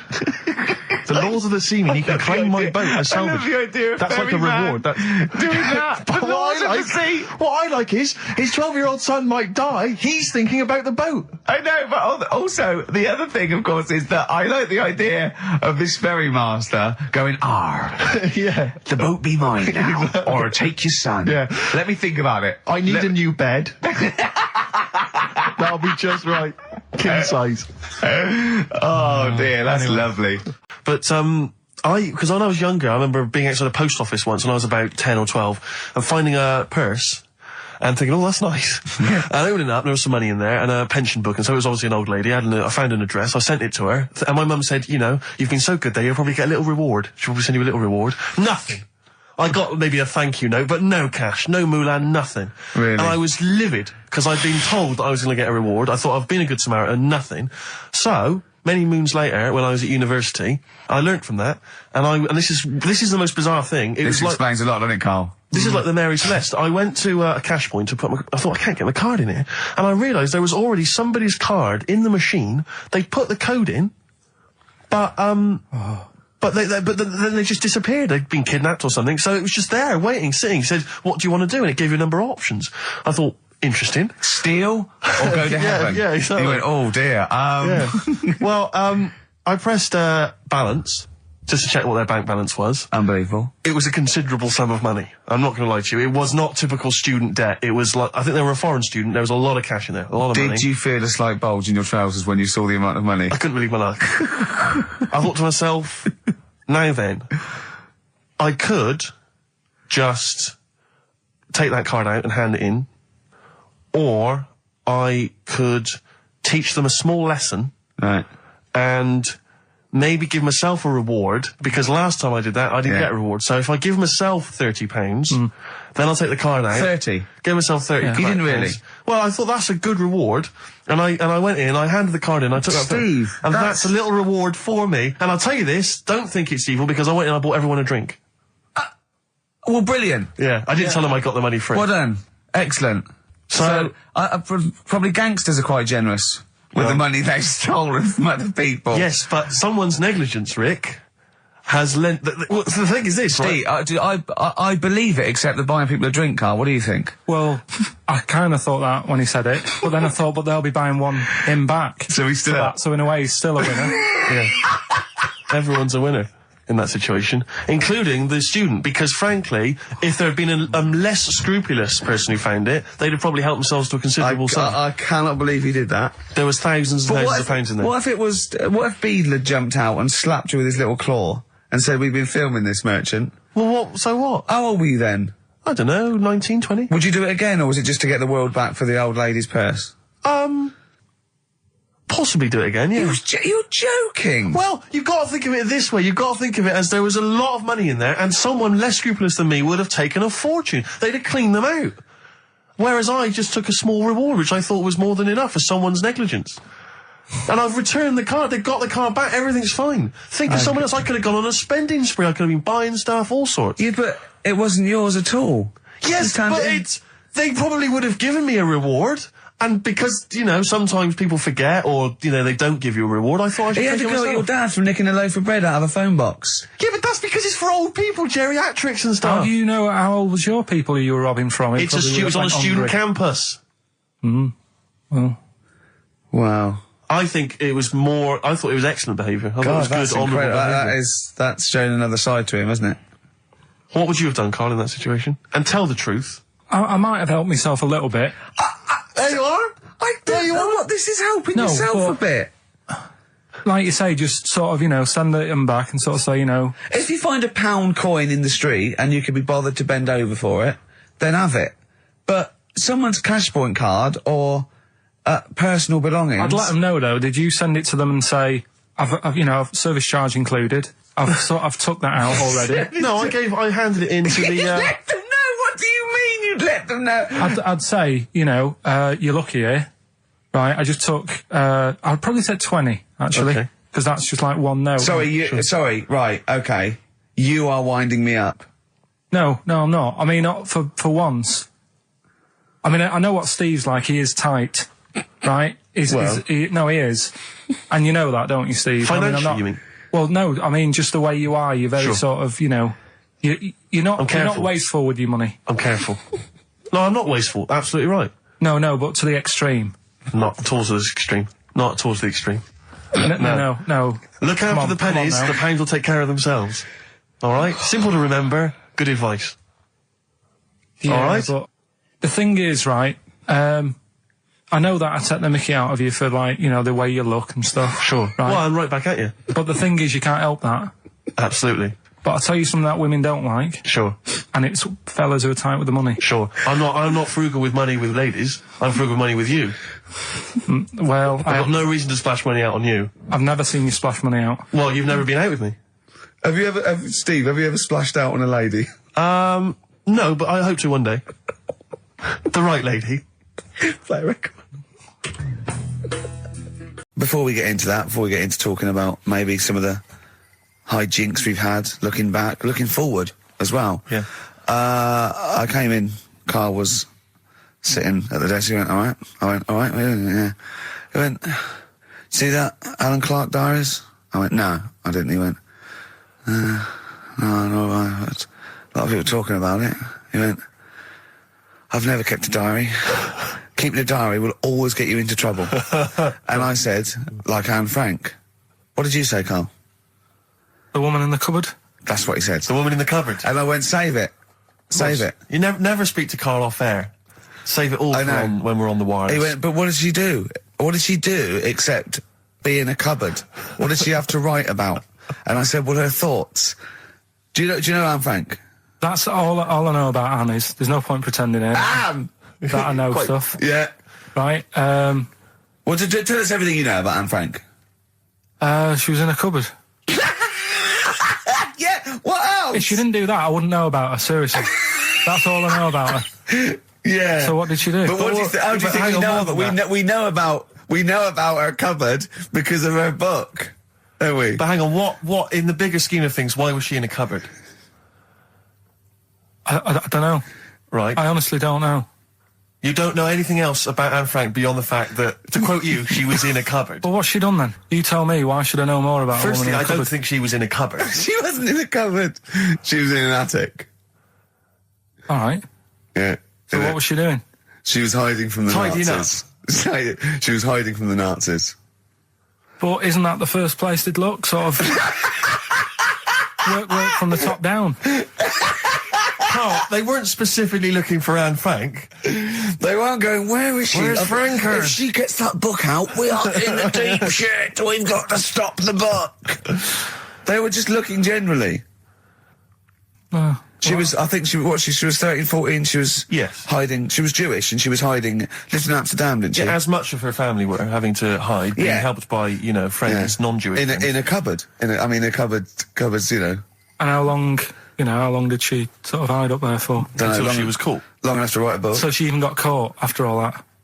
What do you mean, so she even got caught? We're talking about one of the great, humanist tragedies of our times, and you're going, she couldn't even stay hidden. What do you mean, didn't she get caught?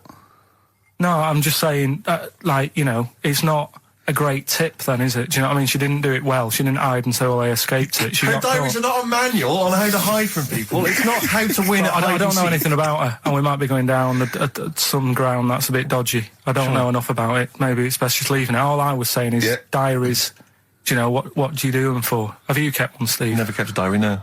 Right. I can understand your fear that it might get discovered, someone might read it, find out all about your inner secrets. Of course, the good thing about you is you tell everyone what you think about them. Yeah. Yeah, but... No one's going to find a diary and go, oh, God. Can't believe it. Carl doesn't like my haircut. Yeah. Carl thinks I look like Dave Hill from Slade. Yeah, I told you that, didn't I? Yeah, I told you that. Do you think they'll last, though, diaries and that? No, because they were a bit of a time killer, weren't they? It was something to do at the end of the day, whereas now there's iPods and that. Do you know what I mean? It's fantastic! The know what I mean? iPod of Anne Frank. Yeah. No, but that's what I mean. New from Sony. That'd be great, wouldn't it? All the greatest hits. Who could forget? Oh, Well, dear. leave that then. I didn't Should we know it leave was that? that deep. I thought it was just like a, You thought it was like, didn't you? Adrian Mole type thing. Yeah, what are we doing?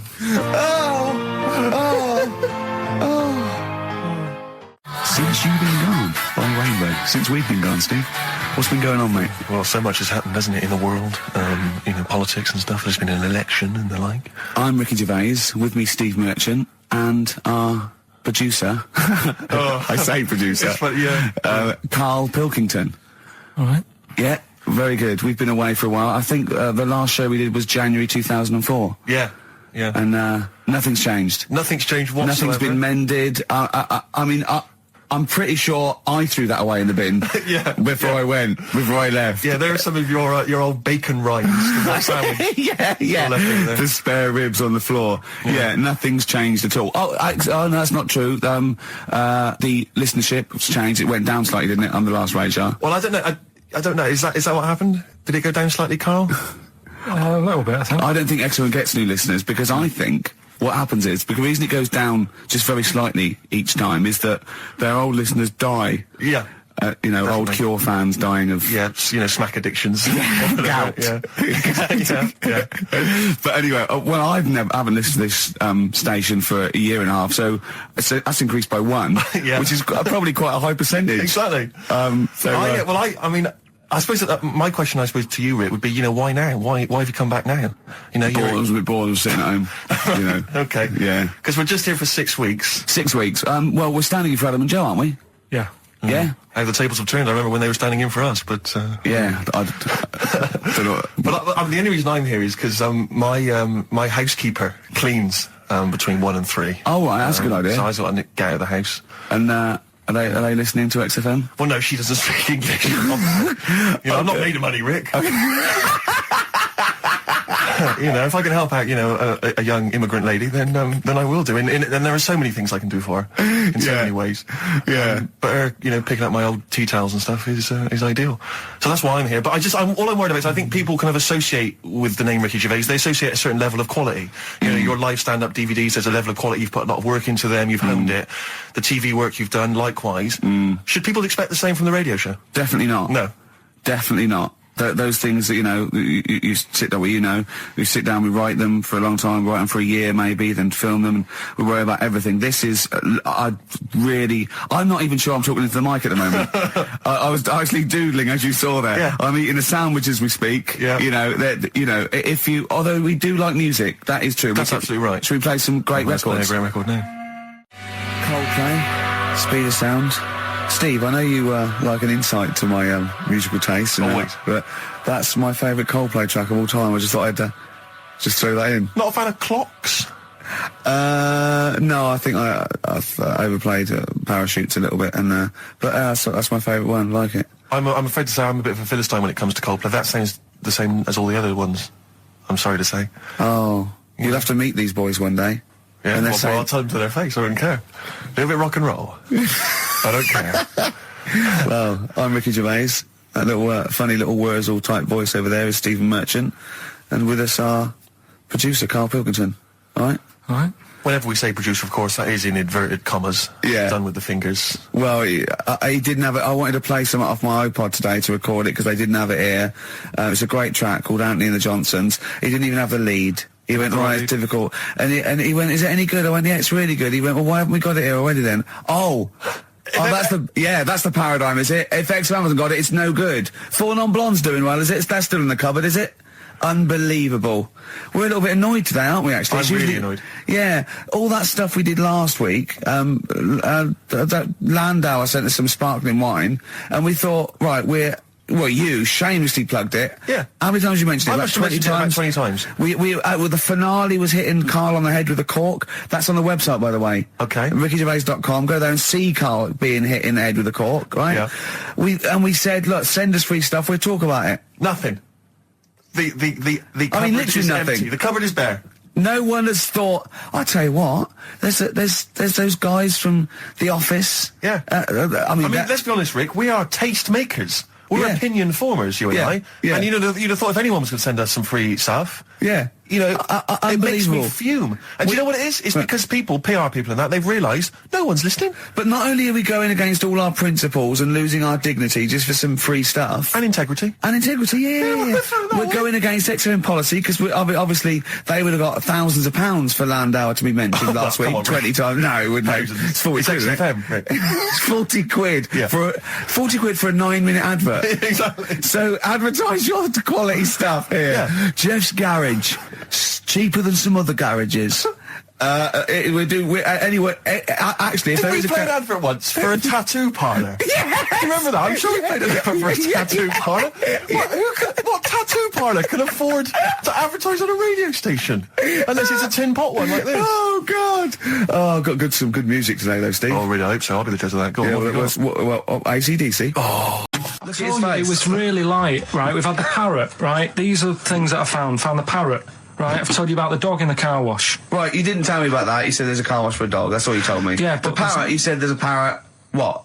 It's a problem at funerals. Yeah. That's nothing. That's nothing. Do you understand? And they used to eat cats. what else have we got? There's an elephant in India with sore feet. Why? There's an elephant in India with sore feet. No, I'm interested. Why? Tap dancing. Why? I didn't write that He's much trying down to about break it. Roy Castle's record. He's still going. Go on. What is it? Think. It's an elephant, and it was really old. It was about 76. Right. And it had sore feet because it's old, and They don't make stair and lifts the that roads big, do they? roads are bad and that. Yeah, go so they said, "What are we going to do?" And the town was like, "Oh, we're used to seeing it around. It's part of the thing. We don't want it to have sore feet." Yeah. So they got some slippers made for it. And it had like a picture of the elephant looking happy wearing some slippers. I love him! I love Karl, his world! Think of it, where did you see this picture? That was on the internet. Right. That's a lesson, though, for any elephants listening. Don't wear stilettos to work every day, because you can do your feet in. So that But don't elephants have really bad memories? No, they're really good memories. Oh, do they? Yeah. Oh, well, that's good then. No, I just thought they'd forget where they put them. I thought there was something about elephants having bad memories and that. It goes on, where's my slippers? Yeah. I'm sure I left them by the test. So sorry, there's an elephant walking around wearing slippers? Yeah, that's in What India. kind of slippers? Those sort of old man ones with the sort of check. Well, round ones, I imagine. Yeah. Big round ones. There was that going on. And is it happening? Is it happier? I mean, does it feel more satisfying? It looked it. Did it look? How can you tell the elephants, please? What else is there? There was a woman who's had a breast insured for 150 grand. Right. Okay. Any more information there? What? Third-party fire and theft? Don't know, it had a picture of her with them, out. I just thought, yeah, he should get them covered. Oh. He's done another real joke! Brilliant, that's a proper joke. He's done look at his little face, he smiles. I'd like to see you on one of the sort of TV panel games. If they could bring back sort of celebrity squares, he'd be amazing as the centre square. Oh, that would be incredible. Or on Countdown in the Dictionary Corner. Diction. I imagine him in dictionary Well, corner. I've come up with cat. If that helps at all. Yeah. Memblent. Yeah, what does that mean, Carl? Just anything you want it to mean.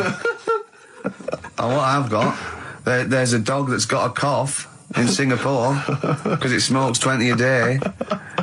Right, okay, another one. Good looking, is he? Well, no, he's got he is in a certain way, isn't he?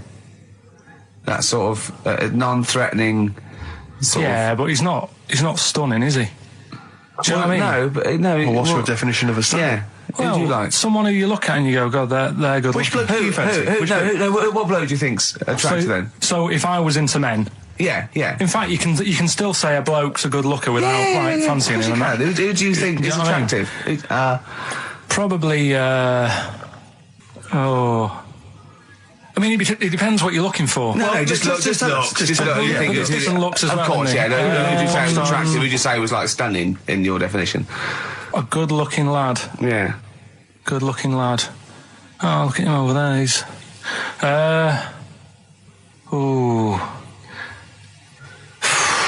Do you find, Robbie Williams? Do you find him attractive? Boy next door. Look. No. Who do you? Carl, hurry up, because it's we've only got 2 hours. Probably.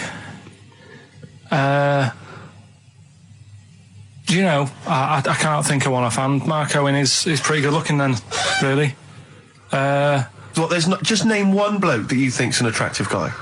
There must be one bloke that you've either met or that you've seen in a pub Who do you or think on a is poster. attractive? Tell you what. Go on. Tell you what. Works here. Young Alex Zane.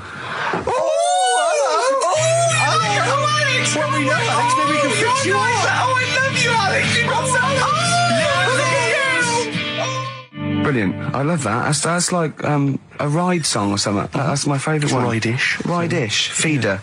Just the way I'm feeding on XFM 104.9. Rick, quick question for you. Go I'm on. thinking a lot of people maybe are tuning in for the first time because of the advertising campaign. Sure. Should we reintroduce Karl again? I know we've done this a few times in the past, but just worried that people are going to not really kind of get the measure of him. I'm Ricky Gervais. I'm the one off The Office. Yeah. Steve Merchant. He's not the one in The Office. He's not Gareth. Some people think he is. He's got a funny, weird West Country accent that actually Mackenzie was affecting for the role. Steve wrote it with me. He's the tall, lanky fella. Karl is our sort of, I say producer, but he's the one that pressed the buttons because I was Dog's Body. Yeah, but I mean, it was just because I was too big to run the desk. Yeah. I used to have to do. Literally too big. You couldn't get behind it. Yeah, and then we discovered that, he looked a bit like a boring sort of, alright, yeah, but then when we sort of, poked him with a stick, he came up with, he doesn't realise, but some of the I think, some of the funniest extraordinary things I've ever heard. Say hello, Karl. All right. Yeah. Well, classics, I think, so far, that have gone straight to the list include, have you ever used a Y front correctly? Yeah. Brilliant. You never see an old person eating a Twix. Eating a Twix. These are sort of things. He's back on his campaign to get rid of jellyfish. Why is that, Karl? Oh, did you see the paper yesterday? Go on. There's a jellyfish, right? It's about 15 foot long, about 5 foot wide, and there's a fella swimming next to it. And the paper's going, oh, look at this we've found. There's loads of them in Japan. Yeah. And it's because the water's getting hot, so it's making jellyfish really big.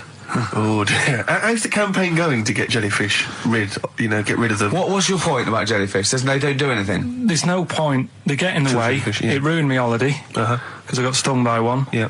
But you think the same thing about Liverpudlians, and we can't just go around, wiping out things that ruin your holiday. Well, let's do the jellyfish first. And then we'll move on to the Scousers. Yeah. But yeah, I don't know what they do, and I'm trying to look on the internet. I've been busy this week.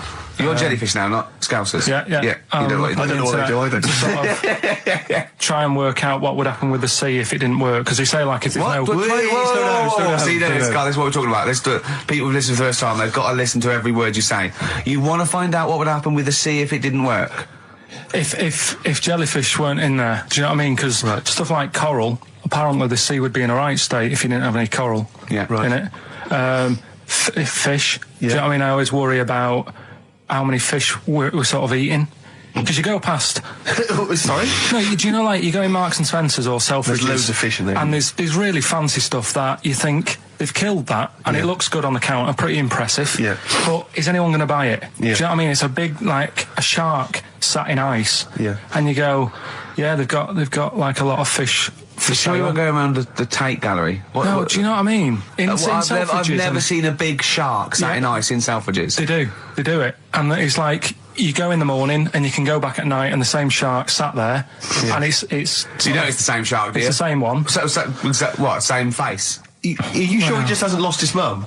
And he's just like, he went shopping with her Christmas shopping and he's just like, he's drowned, he don't know where, he's just waiting. You know I'm right. I've never seen a shark in Selfridges. Well, all right, then say maybe that's one day a week, but on other days they'll have like... Shark Monday. I think, Selfridges. Today at Selfridges is Shark Monday. Yeah. No, it's just that... So your point is that there's all these fish not being eaten. Yeah. So And they're being killed. They've taken them out of the sea, no one's eating them. And you're worried, what, that the sea's going to rise because the more things you take out? Well, we're just going to run out. Because the fish drink it, don't they? And that keeps the water level down. Yeah. No, yeah. well, you know what I mean. There's stuff that worries me. You're worried that... Was it you who said that you were worried that... Because, there's sponge in the sea. Yeah. But if they took it all away... No. Was it... Is that him? That's a Stephen Wright joke. Is that Stephen Wright? What's the joke? Sponges grow in the sea. That kills me. How deep would it be if they didn't? I love the fact that he confused you with Stephen Wright, who for a living purposely says ridiculous things. Yeah. Does that worry you, Carl? Well, think about that and play a record. What do you want? I'd love to. A classic, a beautiful song by Simon and Garfunkel called April. He's a bit of a nuisance, and we'll have a big fire tomorrow. Nice, looking forward to that. Right then, so we've got we'll have a big fire tomorrow. Yeah, go on. Is that the one you want? Let's go for it. Right, I think this was like round the 1700s. Bluffing. And He's bluffing. Who was the king then? Dunno. Go on. But it's about the word bonfire, right? Bonfire. Bonfire. Yeah. Do you know where it comes from? No, go on. No. Right, what happened is it's got nothing to do with Guy Fawkes and that, which is what I thought when I saw it. It's got nothing to do with that. But ages ago, at 1700s, right, they didn't have enough houses, like I mentioned. Okay. Yeah. So if that happens, you get people living on the streets. You get diseases, people aren't cleaning properly. So you get more deaths. All right? Yeah. So think about it. You've got all these dead bodies lying around. They're running out of space because there's like, I don't know why they're running out of space, but they haven't got much. I don't know why really. I was going to say they should have just buried them, but there's probably more land back then than now. He doesn't need anyone else in the room to have a dialogue with himself. Yeah, we could leave and we'd come back and he'd go, I've sorted it. But anyway, for some reason, They presumably, if it's going to be they burnt them, it's presumably to that it also kills the parasite or whatever's carrying the parasite on them, as opposed to burying them and not killing the disease. Well, yeah. So that's that. There you go. You've worked it out. They piled them up and they turned it into a celebration because there was a lot of fed up people at that time. Is this going to be the word bon, meaning good? No. I'll tell you in a minute. Go on. So you've got all these people who are like going around and like, oh, so and so died the other day, and nearly every week someone they knew was dying. Yeah. So you can imagine like just constant like being depressed. So and they've got all these bodies lying everywhere. It's like, oh God, what are we going to do? So they said, we're all too fed up at the moment. Said, let's make this a better world. This was 1701 by the time they got together. Yeah.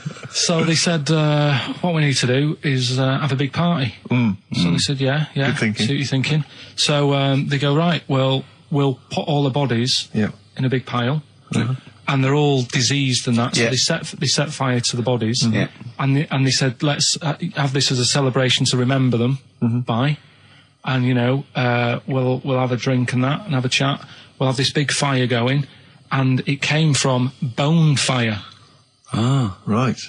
So it was all the bones.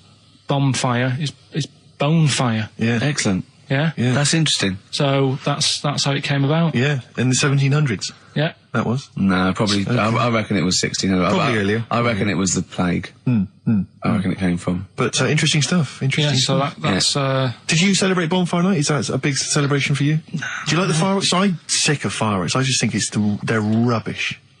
Yeah, I'm not impressed. I've never been impressed by fireworks. Even as a kid, you know, you have to go to like sort of community kind of gatherings with a bonfire and fireworks, and some local vicar or whatever would come out. But I also think the adults think the kids love it, and if they just got together and said, "Should we go this year?" They'd all go, "No." Yeah, absolutely. Let's not go this year. What would be better is if the vicar had wheeled out like a massive rocket, climbed in, gone last one to the moon is a bender, and then fired himself off. Now that, I'd pay to see. That's a firework display I'd like to see.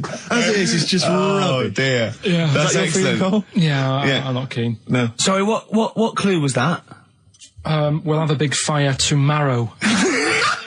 Bone marrow. Bone marrow. Genius. Let's play the record. Oh, God! I know what it is. I know what this is. Okay, I've not heard this. Right, there's a little midget. Right, there's a circus. I'm loving it already. Circus going on somewhere. I think it was in America. And is that present day or old times? I'm talking like in the last 3 weeks. Okay. Right, little midget. Circus, really packed out show. People are loving it. Steve, you'll ask the same question I did. I know. So there's a little midget jumping up and down on a trampoline. That's what circus is. Right. I'd pay good money to see it. So everyone's clapping, and he's getting carried away. Because he can't believe they're loving it. I didn't know they'd like a little person on a trampoline, but they love me. But you know what it's like when, if there's a crowd of people sort of encouraging you to sort of go higher and stuff. Yeah. And I'm sure he knew it was getting out of hand. But he was jumping and he was coming down the road going higher, and he's going really high in the air, right? So he's doing this, crowd are clapping. There's a hippo, right, just sat next to the trampoline, getting ready to come on and do his act. Oh, right, I thought he was in the audience. There's a hippo getting ready to do his act, Steve. So he's a ventriloquist. What do you mean he's sitting by the trampoline waiting to do his act? Because why do they sit in the dressing room and they go, 5 minutes, Mr. Muss, 5 minutes, Mr. Muss. So anyway, right, so the hippo's there. He's getting annoyed, is he? Because the midget's he's going, how can I follow this? This is really annoying. They're going to be, no. So he's thinking, he's already done the trampoline, my pogo stick act is never going to work. Yeah, go on. So there's a hippo waiting. See, it's a great story, and I just know he embellishes it or it gets slightly wrong. Go on. So there's a midget jumping up and down. The hippo's getting annoyed. The crowd are going mad. The midget's loving it. Can't believe his luck. Although you think he probably knows he's dicing with danger. Yeah. So next thing you know, they're all saying higher. He gives it one big, like, heavy sort of landing on the trampoline.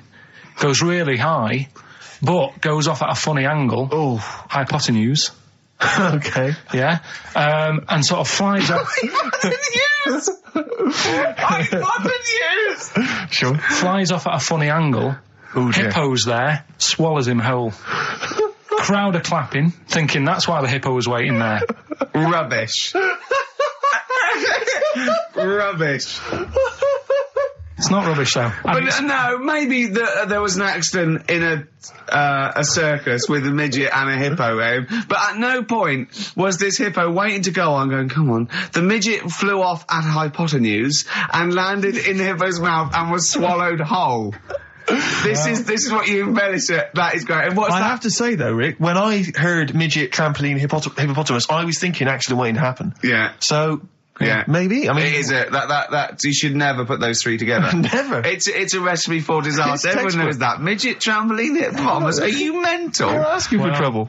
Well, you know when he told me it, he said, and the midget, he didn't mention the hippopotamus, and he said the midget went on, and soon he fell off, and the hippo ate him.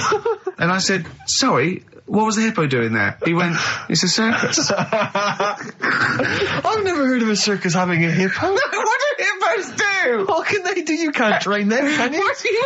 Aren't they, like, very deadly? They're huge, aren't they? You can't have a hippo in a circus. Are you sure? You're not thinking of Zippo? He's neither clown. Yeah. No, and it wasn't some sort of where Zippo was eating a midget and it's some sort of horrible sexual act. No, it was definitely, I heard it on breakfast, right? Oh, okay, sorry. No, it's definitely fact. Yeah, okay, right, truth. okay, good. Can you believe it? Can you believe it? Am I gonna have to thump you? Yeah. Do you know the saying, shut your face? Is that Yeah, I've heard the well-known Shakespeare, innit? Do you know how it came about? No, Joe Dolce. No, Go on. It's ages ago. Oh yeah, literally. Like knights who wore armour. Okay. That's armour going after something. That's how it came about. Okay, armour. They wore all the stuff and they had the helmet. And say if they're guarding something at night, stood outside a castle or something. Yeah. And there's probably going to be two of them. Right. So they stood there talking and that, and talking about stuff. And The future. Sort of, medieval stuff. One of them's like, "Oh, I wish you'd shut up. You know, I've been stood here for hours," and he's going on and on. Yeah, sure. So he'd say, "Shut your face," meaning, shut the guard down on your helmet. The visor. And I can't hear you then. So shut your face. Shut your face. And that's how it came about. Well, I suppose God, that's... it would be interesting if I could just rely on it. As I'm not sure it's true. I know. I just never know. I can. It needs to be corroborated. It's like I don't know where he got it from, but anything via Karl is precarious. Yeah, I mean, I feel like maybe you should give us your sources next time. You know, tell us where you got this information from. Got it off the internet. Yeah, but where on the internet? I can't remember where that one was. I mean, I always go through like the news pages and stuff, and Yeah, go on that one. right in Turkey. Nice. It's not actually. That's where I went, and there was little fellas after Suzanne in the kitchen. What? What do you mean? We stayed we went to Turkey. You went to And, Turkey and there were some little fellas. Well, they had quite a few sort of midgets working in the kitchen. Why? Is it a theme? No, Was it a it's theme holiday? I don't know. Might get them cheaper or something. Was it? So they were get them working. cheaper? They were working in the kitchen, and one of them fancied Suzanne and kept sort of eyeing her up, and she was winding me up saying, "Oh, Not eyeing up and down, just eyeing her up. Yeah. anyway, no." So What anyway, was she doing in the kitchen? no, it's like a pick what you want to eat type buffet, but you have people clearing the tables and that ready for you to come along. Are they low tables? And you know, he was just keeping an eye on her. What did he say though? Was he? did What he was he? make Was he a It was little? Turkish, so I don't know what he was saying. But he was. He was. Little fella, yeah, Did he talk What do you to her? mean a little fella? What do you mean little fella? sort of dwarf-like. What do you mean dwarf like? He had magic powers or he was 4 foot? What do you mean, A Karl? little bloke, just like a normal bloke but small. If you stood him in the desert, you wouldn't know. But he'd be hot nothing at around first. him. Right, Karl. You should watch out for the monkeys. Yeah, underground. There's underground monkeys Look, are dangerous. you can't just say there was a little midget fella who was eyeing up my girlfriend and then leave it. What do you mean? What was happening? This is a story to us. This is much more interesting to us than, and she was deaf, right, and she hit her head. That's much more I don't interesting. understand how it manifested itself. Did he come over and say something? No, do you know when it's like girls know, don't they? When someone fancies them.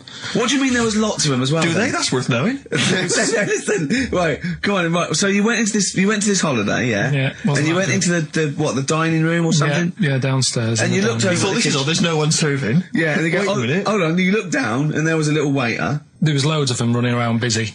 Why, though? Why did they It get was the... summer.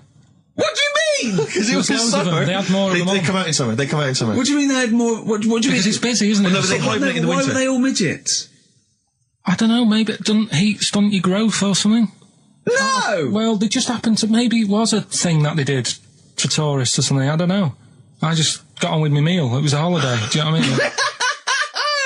God! Right, So it's a midget serving. I'm not going to ask any questions. Right, okay, yeah. So they're all little fellas running around, and this one always was like, you know, oh, do you want a new serviette? You know what I mean? Going out of his way to sort of... for turning on the charm. yeah. Yeah, he was going out of his way. The others weren't. Right. I think what was happening is he'd been working with Santa all the winter. Yeah. This is a little summer break. This one He was hadn't seen your a girl. waiter, and so he was being polite to you. Maybe. But what did Suzanne say then? Well, she was using it to wind me up.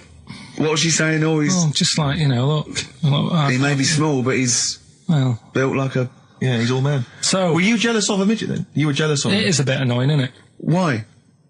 It wouldn't bother me as much now, because I've been with her for ages. Right. But at the time, that might have been one of our first holidays, and it's like, you don't know, want to be what's going stolen on? away I've paid by for it. this holiday. Yeah. And then you get off with a midget? Yeah. Oh. So anyway, But it doesn't matter because you got chatted up by a bearded lady. So. Yeah. tell you what, no, that's got nothing to do with that. What were you going to say? What were you going to I say? was going to say the hotel was half board, and maybe Oh, right. Just get this educating Ricky out of the way. So, Turkey, yeah. So what is this again? This is educating Ricky. Is the tip included? Right. Apparently, a fellow was on holiday in Turkey. He's just having a normal holiday. Weather's good. You know, he's having a good time. Waiters are all normal height. Yeah. He's having his meal. He hears a load of screaming going on in the kitchen. Hold on. Has his girlfriend wandered in there? And they do, With a stepladder. Yeah. they circumcise people in the kitchen, and apparently... What are you talking about? Whoa. Slow down. We were Sorry, back there for a minute. what are you talking about? Well, I'm excited about two things at once here. One, they circumcised people in the kitchen. Two, I guessed it was someone losing the end of their knob. You did, yeah. I started thinking like Karl Pilkington. Extraordinary. That is amazing. Apparently it was going on. It wasn't just a one-off either. Well, when I say a one-off, I mean they did it more than once. Yeah. Right. And there was it was there for a week, and apparently the first night it was quiet, and then the rest of the week, every day it'd be like having his breakfast, or even his lunch, or even his tea. Yeah. Right? He'd be doing it all day. Oh. You'd be hearing Lunch screams. and breakfast, fair enough, really. Yeah, Circumcision at tea time. Don't do that. And apparently it's a tradition over there.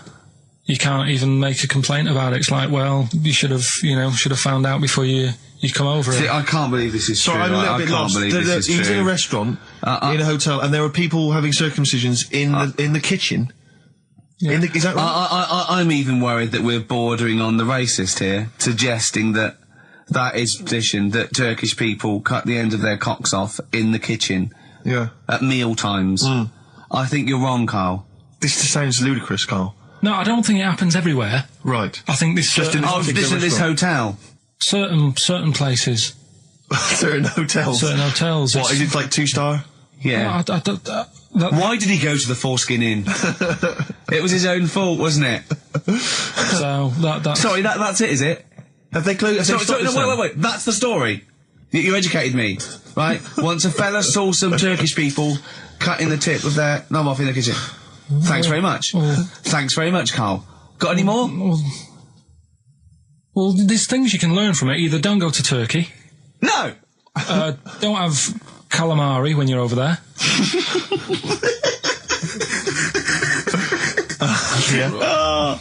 Karl, you've done it again. Well, You too. I love that one. can't we just... Don't get the just because so far you've come up with nothing. What's the last one? Give us the teaser clue It again. was, I want to come here in hindsight. I wouldn't have come here in hindsight. Yeah. Right, give me some education. This will be the thing that teaches me something. I can feel it in my bones. Come on. There's a kid in Kenya. He was messing about with some beans. Magic. We guessed that as well. You did, yeah. He's fed up because we've guessed his puns, I think. He put one of them in his ear. Yeah. The mum or the dad said, what have you done that for, or whatever. Yeah. So I'll have to take you to the doctors now. So they took the kid to the doctors, and the doctor said, he said, I can get that out, I can sort that out for you. So he took it out, and the doctor said, right, that's £3.50. And the dad said, I've only got £2.70 on me. And the doctor said, right, well, and he put the bean back in his kid's ear.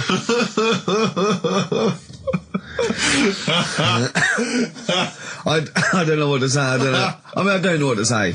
I mean, A couple of questions from me, very quickly. Are you sure that those were definitely the sums involved, were they? Well, the equivalent of whatever the deal with in Kenya. Yeah. It was the equivalent of, so what currency was it, Karl, that you translated into sterling? I don't know. No, it was saying in the thing. It said the equivalent of £3.15, £2.70. Did it say that? Yeah. Sorry. Did it say that? Yeah. Karl, look at me. Did it say that? Yeah. It said that was the. Did it say that? Yeah. Yeah, it did. It definitely said that. Definitely. Yeah. This is what we do this show for now. Educating Ricky. Yeah. Go for it, Karl. You said that learning can't be fun. Yeah. Yeah. Okay, I'll go for the one. What's the one about the butcher going down the butcher shop? You've got get your kit on. We're off down the butcher's. Yeah. You going for that one? Yeah. Well, do you know the saying? Don't let the cat out of the bag. Yeah. Do you know what it means? Yeah. Well, don't give away a secret. Right. Well, do you know how it came about? No. Well, ages ago, before like, Ages ago. 17th century? yeah, before like, Yeah, 17's good. Yeah. before like, you know, proper butchers and Dewhursts and supermarkets and that, you used to get these blokes who sold meat. Right. Butchers they were called then, I think. Yeah, but the difference was they didn't stay in the same place, they moved about. Right, so they'd turn up on a street corner, and he'd have like loads of carrier bags of like Carrier bags? yeah, with meat in and that, and people would Plastic be like, carrier bags. Yeah, with whatever. mobile butcher on them. Yeah. Right, so And an people, email address. Yeah, go on. people went, right, yeah, I need some meat. Right, so they'd go up to this bloke and say, what have you got? And he'd say, well, I've got a you know, you can have a bag full of pig, or you can have whatever, a bag full of chicken, whatever. Yeah. And they'd go, yeah, how much? They go, oh, you know, call it a fiver, whatever. Yeah. And they'd buy them, and to make more money, they didn't always fill the bag with what they said was in it. Oh, and yeah, I thought that might be the case. The rice is right. The rice is right. Now, just run the rules past me again. We had to identify whether it was a Chinese Pilau meal. rice or steam rice? Well, Either actually, it was a Chinese restaurant or an Indian restaurant. But is it true that you played this at home with your girlfriend and it was clear you could always tell which was which? Because one had an Indian sounding name and the other was Chinese sounding. No, I managed to, it did work once. I managed to pick some sort of duck dish that Yes. sounded a bit Indian. Right. But then Other it's than that. It wasn't Fell apart. Bombay duck, was it? Which is actually a piece of fish. You don't know. You don't know. He wouldn't let me put, you know, that whipped cream in the fridge. I saw that. I thought that's fun. Yeah, he wouldn't let me put it on. He was shaming phone. Oh. Yeah, but every week we have this. Do you know the other week, Steve? I didn't tell you this, right? He comes in, straight away, you know, I'm trying to talk about sorting the show out, what we're going to do, how we're going to keep it good for 2 hours and that. Grabs a pen, he says, let me draw 666 on your head. Because you can see the scalp. I said, don't do that. He goes, all right, then how about we meet halfway, put 333. Every week it's the same thing. But I quite like the cream. Did you get any cream on him at all? No, Is he it the spray cream in the chicken? Yeah, he said no. He Carl, said no. can I just make some, like, just spray on some glasses? Just some round glasses on your face. Father Christmas! Hello? It's nearly Christmas. Hello! Come on, it is Ricky Gervais' show. Yeah, should we play a record and then come back to this mayhem? It's crazy mayhem. Yeah. Foo Fighters, All My Life on XFM 104.9. I'm Ricky Gervais with me, Steve Merchant, and Karl Pilkington. Indeed. Genius Karl Pilkington, as Yes. Heat magazine said. Really? Is that what Yeah. he's referred to now? Yeah, Huh? yeah. Genius. Saying about people tune in just to hear his games, Yeah. such as Educating Ricky. Have you got some Educating Ricky for me? Got some education. I need some education, Carl. That's I kinda like- desperately need some education. I want to learn about Chinese kids that are born hairier than average. I want to hear about deaf girls that can hear after their mum hits their head against a wall. These are the things I need to know. I mean, I don't wish to be disrespectful. He doesn't look like a genius. He doesn't look like But then I genius. don't know what a genius looks like. Exactly. So, Steve. you know, I don't want to be an Look, alpha. look at Einstein. Yeah. Yeah. His mum thought he was mental as a child. Where'd you get that information from? That was in the Einstein book. Well, it was in the Einstein book, then it's presumably true. Which Einstein book is that? His Theory of Relativity? The big book of Einstein stuff. Oh, yeah. Yeah, the big bumper book of Einstein stuff. It's Yeah, for a yeah, coach trip, and you have to fill in Yeah. E equals MC1 squared, 2 fish, or 3 hello, and then it's multiple choice, Yeah. and you fill it. It's great. It's Did his mum brilliant. think A, he was a genius, B, mental? Most people go for A, but it is in fact B. She thought he was mental at the age of 28. Oh, Carl, you never let me down. You never let me down. So have you got Educating Ricky for me? We've got Educating Ricky coming up. We've got Rockbusters. We've got Rockbusters. Great As seen and talked about in Heat. In Heat magazine. It's got really tough this week now. We're not messing about anymore. Right. Got some good prizes. Absolutely, yeah, we'll talk about those later. Because, I mean, was it last week that you had the classic? Was it, I can't remember, I'm paraphrasing, Carl, apologies. Something like, I'm here in Texas, I've fallen in a puddle, and my knee has got wet. Yeah. Wet Knee Houston. Whitney Houston. Yeah. Also, it was last week when there was a little bit of confusion over the one for Holly Valance. Of Right? course. I don't think it was confusion, I think it was your error. Yeah. No, it wasn't. And it was Holy Valance, and you meant Pelmet. Then One. Becky, who called up that time and said, "Oh, if you get mistaken with Pelmet, right?" She sent me an email in a week saying, "I've done a bit of research. Yeah.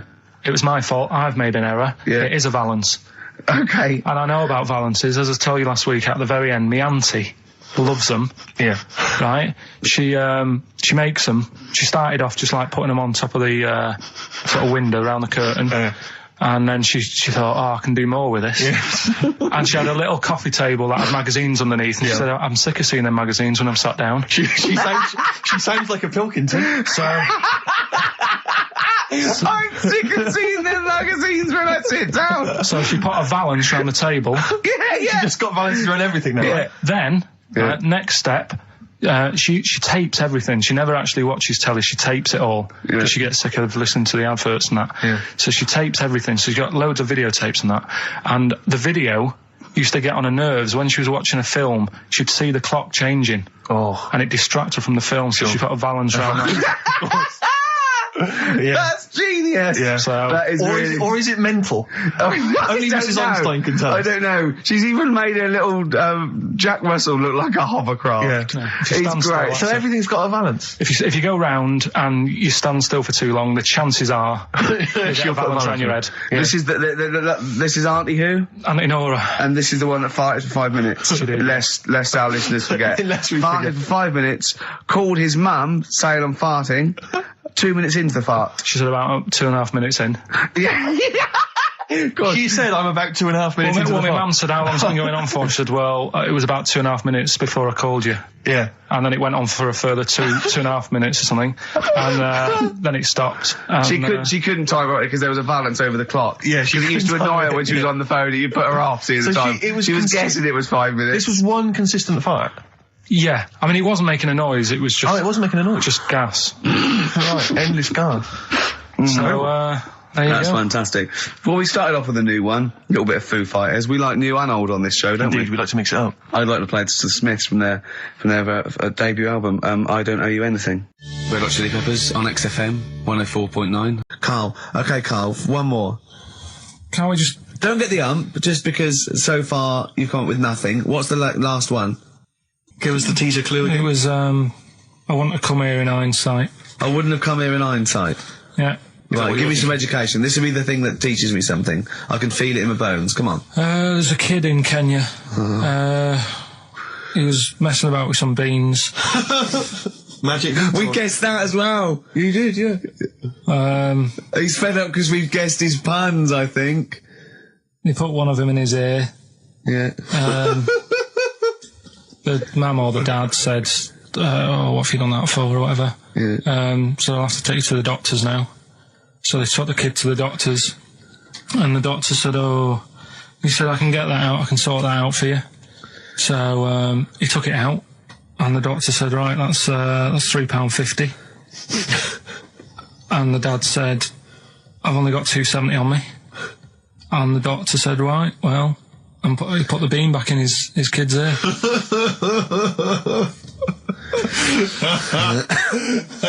I don't know what to say. I don't know what to say. I mean, a couple of questions from me very quickly. Are you sure that those were definitely the sums involved with it?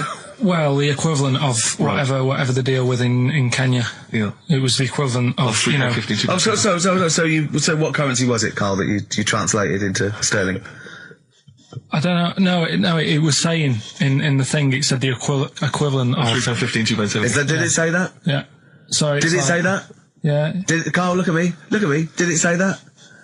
Yeah, it said that was the. Did it say that? Yeah. Yeah, it did.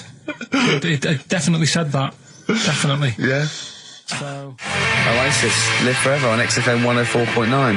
Right, we're in the swing of things. It's mine and Steve's favourite bit of the whole show. This is what we do this show for now. Educating Ricky. Yeah. Go for it, Carl. You said that learning can't be fun. Yeah. Yeah. Okay, I'll go for the one. What's the one about the butcher going down the butcher shop? You've got get your kit on. We're off down the butcher's. Yeah. You going for that one? Yeah.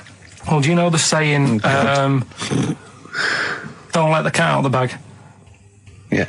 Do you know what it means? Yeah. Well, don't give away a secret.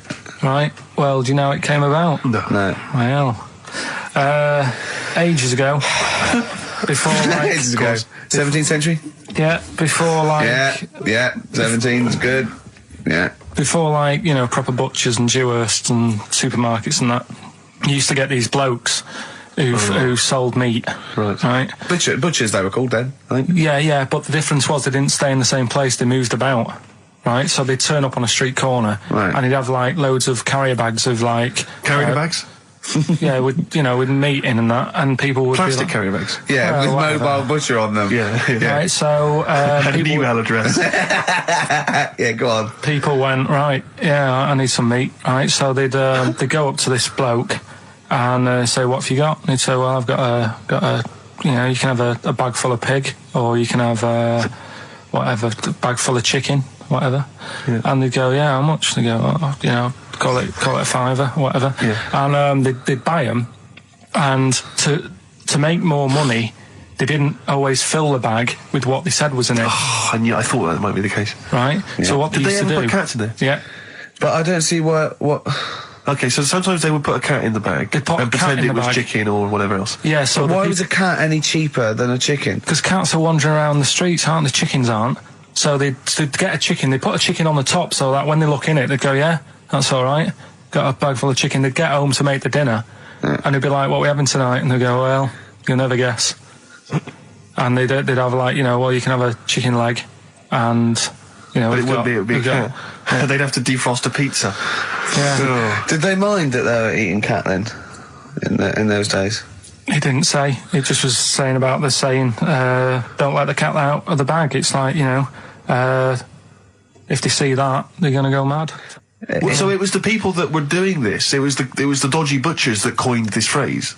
Were they saying to each other, don't let the cat out of the bag? I.e., what I mean by that, Jack, is don't let them see the cat. Yeah. What we've stuffed in there. Yeah. Dodgy butcher, there's another phrase, isn't it? Yeah. So that's the first one. Is that a euphemism, or is it dodgy butcher? As his meat delivered around the back. Sure. So that's that one. So let's get your kit on. What does that mean? It's a euphemism for homosexuality. Okay. And meat, presumably, in that means different things. It doesn't. It's a word that is also a male bird. Would it mean chicken or cat necessarily in that context? Or well, I suppose it could.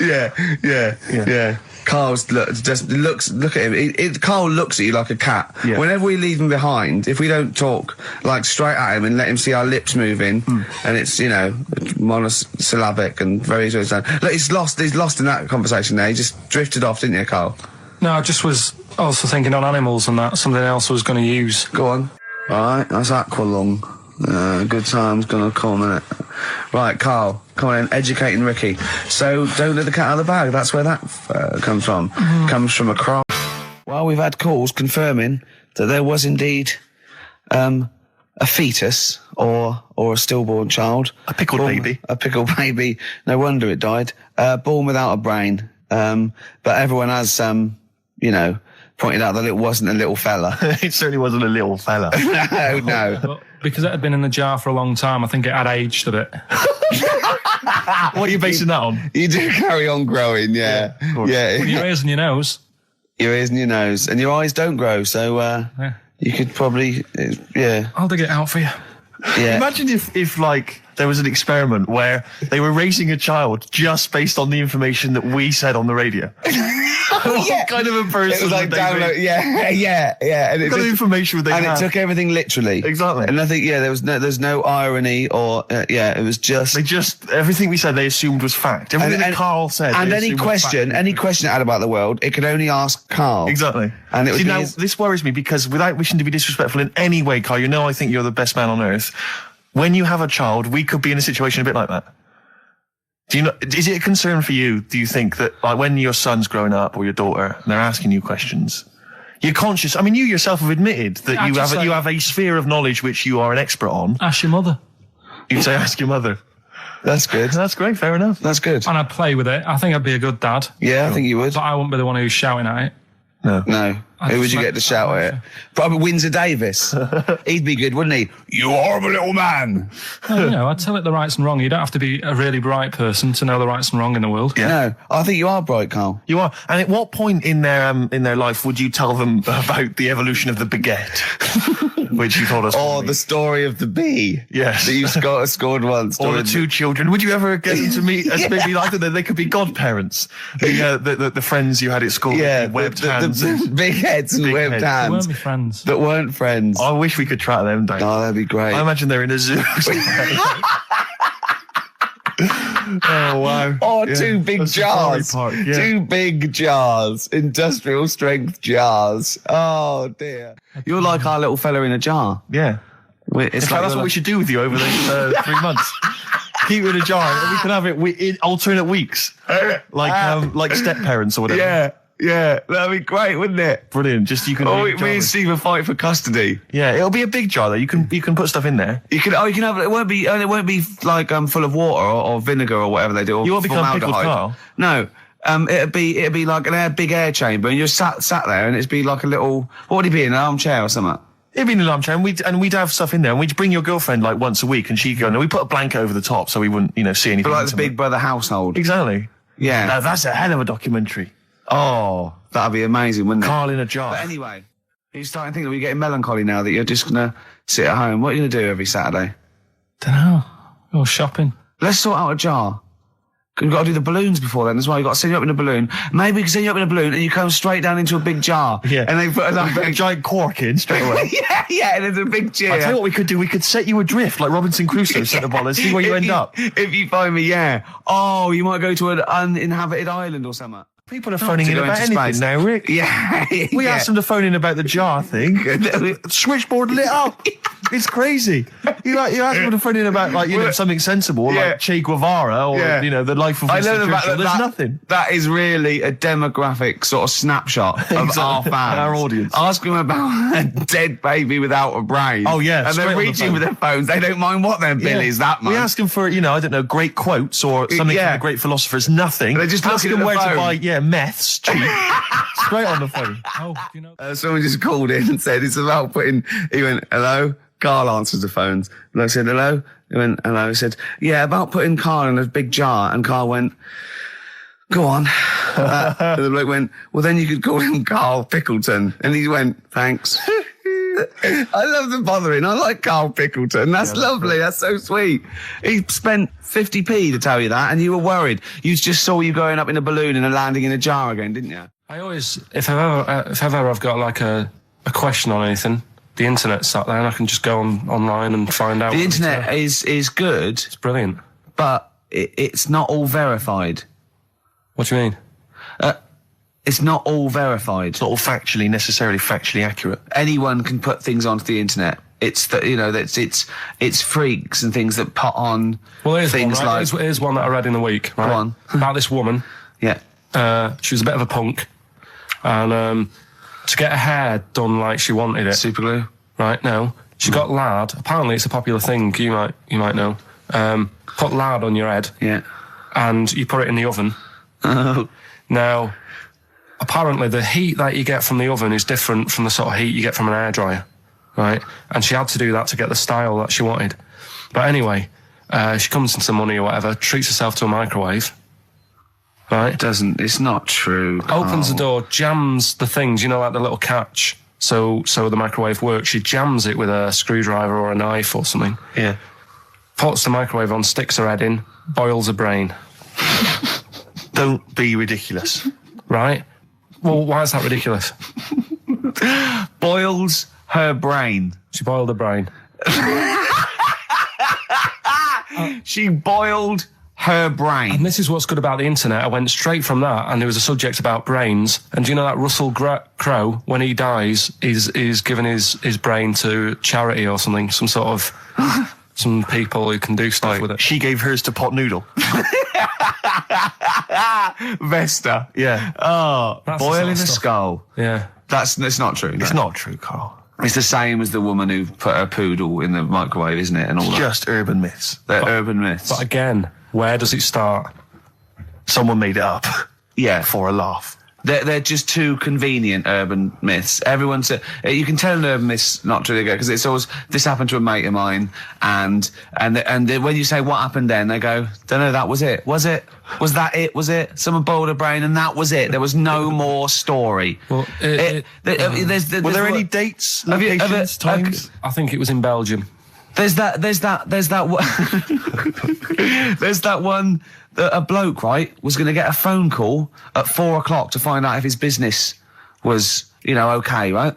And if he didn't get the phone call, he knew he was broke, destitute. So dead on 4 o'clock, the phone didn't ring, so he went up to the roof, his office, and he jumped off to commit suicide. And as he was passing his window, the phone was ringing. Oh, no.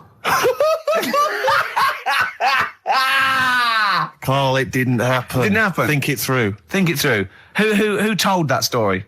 Who told that story?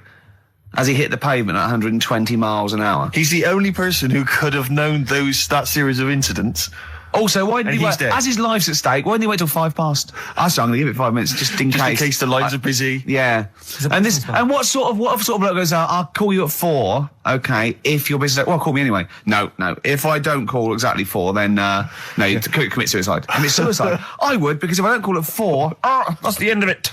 Well, call me anyway. No, that's not the way I work. Why can't you just call me and tell me the other way? Well, I'm telling you how I do it. If you're bust, I don't call. Can't you just call to verify in case something goes wrong? What if it's engaged? It won't be engaged. Just commit suicide at 4, please. It didn't happen, Carl. The other one, right? A bloke, right? He's on a train station, and I'll tell you how I heard it. He's waiting for a cruise station, whatever, and he shits himself. As you do. And so he goes, my train's in 5 minutes, So he runs across to Millets and goes, quick, Levi's, 36. The bloke just puts it in a bag, he runs onto the train, he goes into the toilet, takes his trousers and pants off. His soiled trousers. Yes. And pants. Throws them out of the window. I won't be needing those again. Cleans himself off, open the bags, it's a jacket. Oh. No, it didn't happen, Carl! At what point did he go into it and go, quick, Levi's 36? And the bloke went, sorry, Levi's 36, what, a pair? No. Shall I wrap them? Them? It? Shall I wrap? Just wrap whatever it is. Do you want to look? No. I'm not looking when you're putting it in the bag, please. Right? 36 waist stories. Don't say anything. I've told you 36 Levi's. They put it in a bag and charged me for it. Yeah. I don't want to discuss it further. Yeah. There was one. Here we go. There was one about a woman whose husband died, and she had him cremated. Yeah. And made like a little egg timer out of him. Right. And she said, I did that so it can still help around the kitchen. Well, that might be true. That might be a joke. That's quite sweet. That might be true. It's a true story, again. It was all... No, not again, because the ones I just told weren't. Nor is the boiling the brains in a bag, curry, microwave. Head story true. Yeah. They're too... Mount Everest? Go on. I need more. Right, well, there's a problem. Yeah. Because people are leaving rubbish up there and that. And, like, people, whoever owns it is saying, Whoever owns it? He's saying, forget this. They're leaving a mess and all that. But do you know why it's called Mount Everest? What was that? That's one, is it? That's one. There's rubbish on Mount Everest. No, How many people go up there? Are we talking about people dumping old tellers and washing machines? Who's fed up? The Yeti? What are you talking about?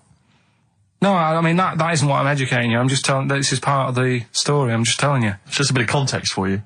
Like, they're leaving loads of rubbish up there. Well, they're not leaving loads of rubbish up there, are they? No, they are. They're apparently not like right trams and washing machines and seagulls flying everywhere. I don't know. Anyway. But anyway, do you know why it's called that? You know why it's called Mount Everest? Why it's called Mount Everest? I know the mount bit.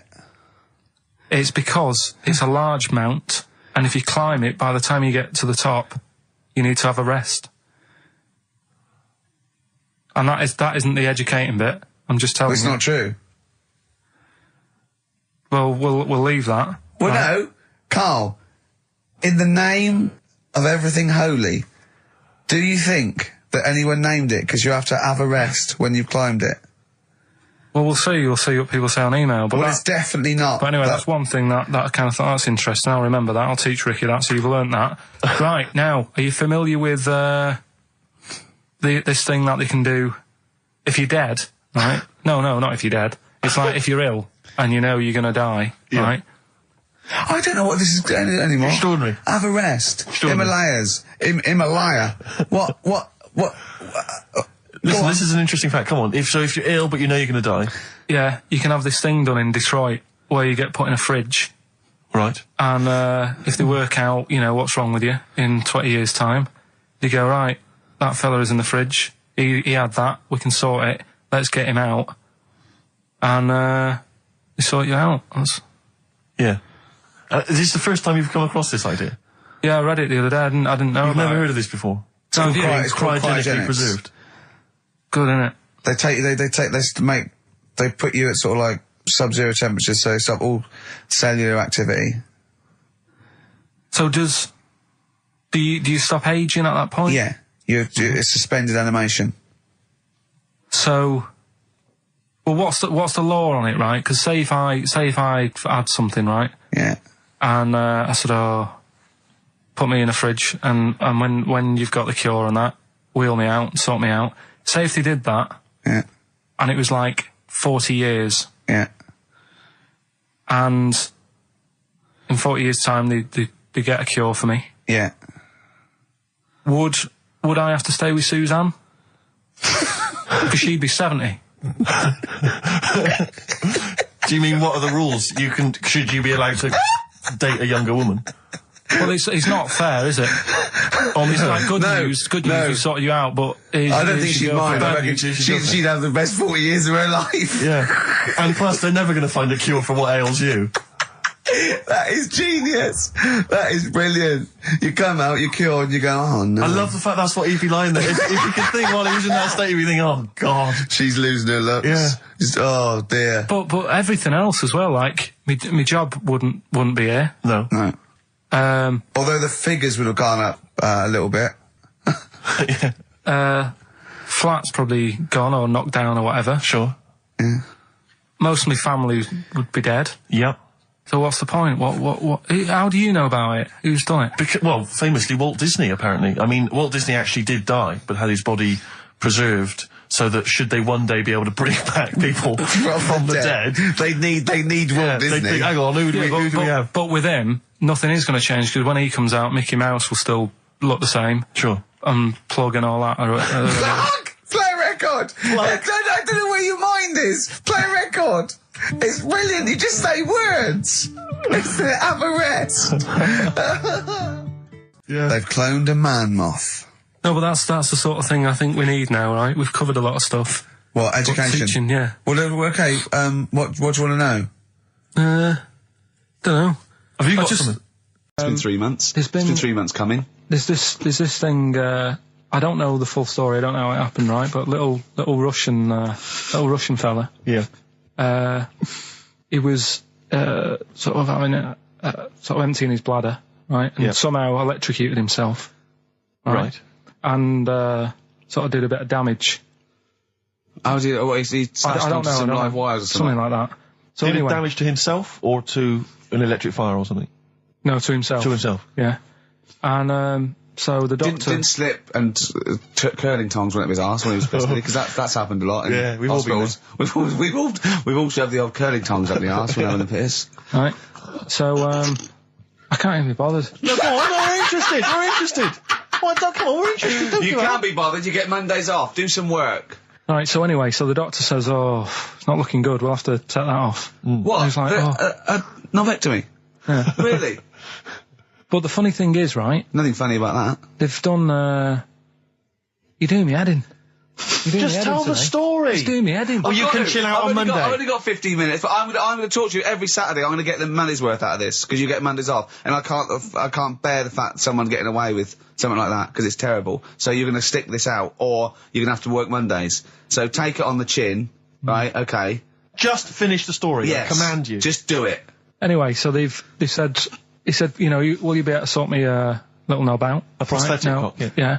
But they put him out for the operation. Yeah. He woke up. Yeah. Right, and he's thinking, oh, thank God that's over and done with. Yeah. They've only grown it on his arm. What are you talking about? You twat. Shut the you're an idiot. What do you mean they've grown it on his arm? Apparently, like, that's the way they do it. Oh, yeah, but to then put it on, that wasn't a mistake. It wasn't doctor going, did it go there? Some bloke I didn't do a degree. Are you a real doctor? Yeah, yeah. No, but why put it there? Because it's got to grow, it's got a graft there, so they can control it. To skin tissue. But on your arm. Well, But they're going to your remove it back from the arm itself. What do you mean on the back? on your back. Somewhere, well, we can't wear a t-shirt. Yeah, but you could have a He's quick... in hospital. But this way you can still have a little tug, can't he? But they'll leave it there for quite a bit. It's not... Do you know what I mean? It's not going to be like, oh, it's just there for a few days. Yeah. It's there for a bit. That's not good, is it? So he's got a cock on his arm. Yeah, what's up with that? What do you mean, what's up with that? Well, I mean, we could say it's a thumb or something, couldn't he? Yeah. But they remove it. Be good and for attach hitching. it down below later. If you had a knob instead of a thumb and you went hitchhiking, just tickle it. And they can see it like a mile down the road, couldn't they? Posting. Yeah. If I'd lost my knob, I'd go, oh, I'm not going to have all that stuff. Just whack a pair of tits on me. Do you know what I mean? I think, oh, just forget it. But why not just put it where it should be straight away instead of messing about? Where should it be straight away? You know. On the forehead. Listen, are we doing a competition? Let's play a tune. Come on, Carl, you can't be bothered. Right, okay, we're going to scrap this and you're going to work Mondays again. Can I just give you a little fact here? Someone's emailed in for you, Carl. They've sent an interesting fact for you. I think you're going to be interested in this. Don't read it on the email. Let me read it for you. I think you'll be excited. An interesting fact from Carl. That's from Toby. He says, Attila the Hun punished some fella who annoyed him by cutting off his arms and legs. You'll love this. And stitching his arms back where his legs should be. And vice versa. Look at his face. Look at the little smile that's just cracked on his lips. That is the kind of fact you've been waiting for all day, isn't it? So go on, again, so... Attila the Hun, right? Some guy he didn't like. He cut off his arms and his legs, and he stitched his legs on where his arms should be, and his arms where his legs should be. Look at him looking at his body, trying to picture it. Yeah. I'll let it sink in for a little while, then I'll ruin it for him. Carl, what are you thinking? I'm just picturing it. Right, he would have died. It would have been tokenistic. There's no way that person could have lived through it. So it was just for Attila the Hun's fun. He probably put him on a stick outside his gate or something. There's no way in those days that he could have gone through complete limb amputation and... So would he have wore a jumper for pants?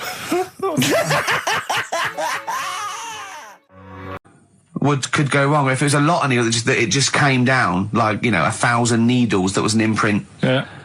But obviously, I'm asking someone who hasn't delved any further than there's a machine that can give you a tattoo. That's all you've got at the moment, isn't it? Well, yeah, basically. That's all you've got. I mean, that's what I've got because I'm not a fan of tattoos. I don't. But where did you read this again? This was internet. This was on the internet. Yeah, it was. Yeah. Okay. And I just don't understand why people do it. That's what got me attention. Because me. Sorry, what have I learned from this?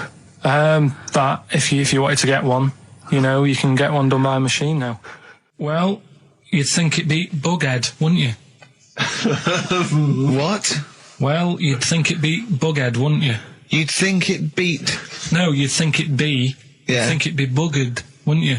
Bughead. Bughead. This can't be. If this is anything with a bug living without a head, I'm not interested. Because we've done it. All you've done is fun. Let's just do what a cat. So it is that. Right, do that one first. Which one are we doing? No, do the Bughead one. Right, well, the Bughead one. Well, we've talked a lot about animals and that, haven't we, without heads. Surprisingly, we have. I think a disproportionate amount on it. If you're a new listener and this is the first time you've listened, you'd be surprised. Yeah, we've done all that. We've covered worms, the way if you cut their head off, it grows back if you don't cut too high above its neck. We've covered the chicken, the fella who blinked. Yeah, I can't go into it again. Right, let's not go into it again. We've had the chicken with no head that lived for 8 months. Yeah. And we've had The cockroaches. cockroaches living for a week without an head. Right, okay. Well, it's a bit more on the cockroach front, really. Right. They've found, right, that if you get a cockroach and you cut its head off, right, and then you find a cockroach that's still got its head, but it hasn't got any legs, Right. right, it's not over for both of them, right? Because what you can do, you get the one that's got the legs, Right. with no head, sort of running around, get the one with the head, sit it on top of it, Right. get a little tube, Okay.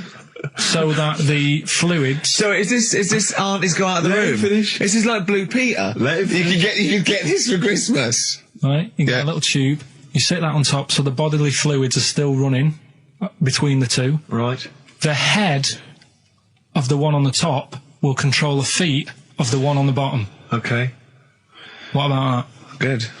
And will it continue to live? that? Yeah. Okay, you don't know that for sure, do you? You're just guessing. That was just a question out of the blue he wasn't expecting. Well, what do you think of that? Good, yeah, it's great. Yeah, just a primitive nervous system that can, yeah.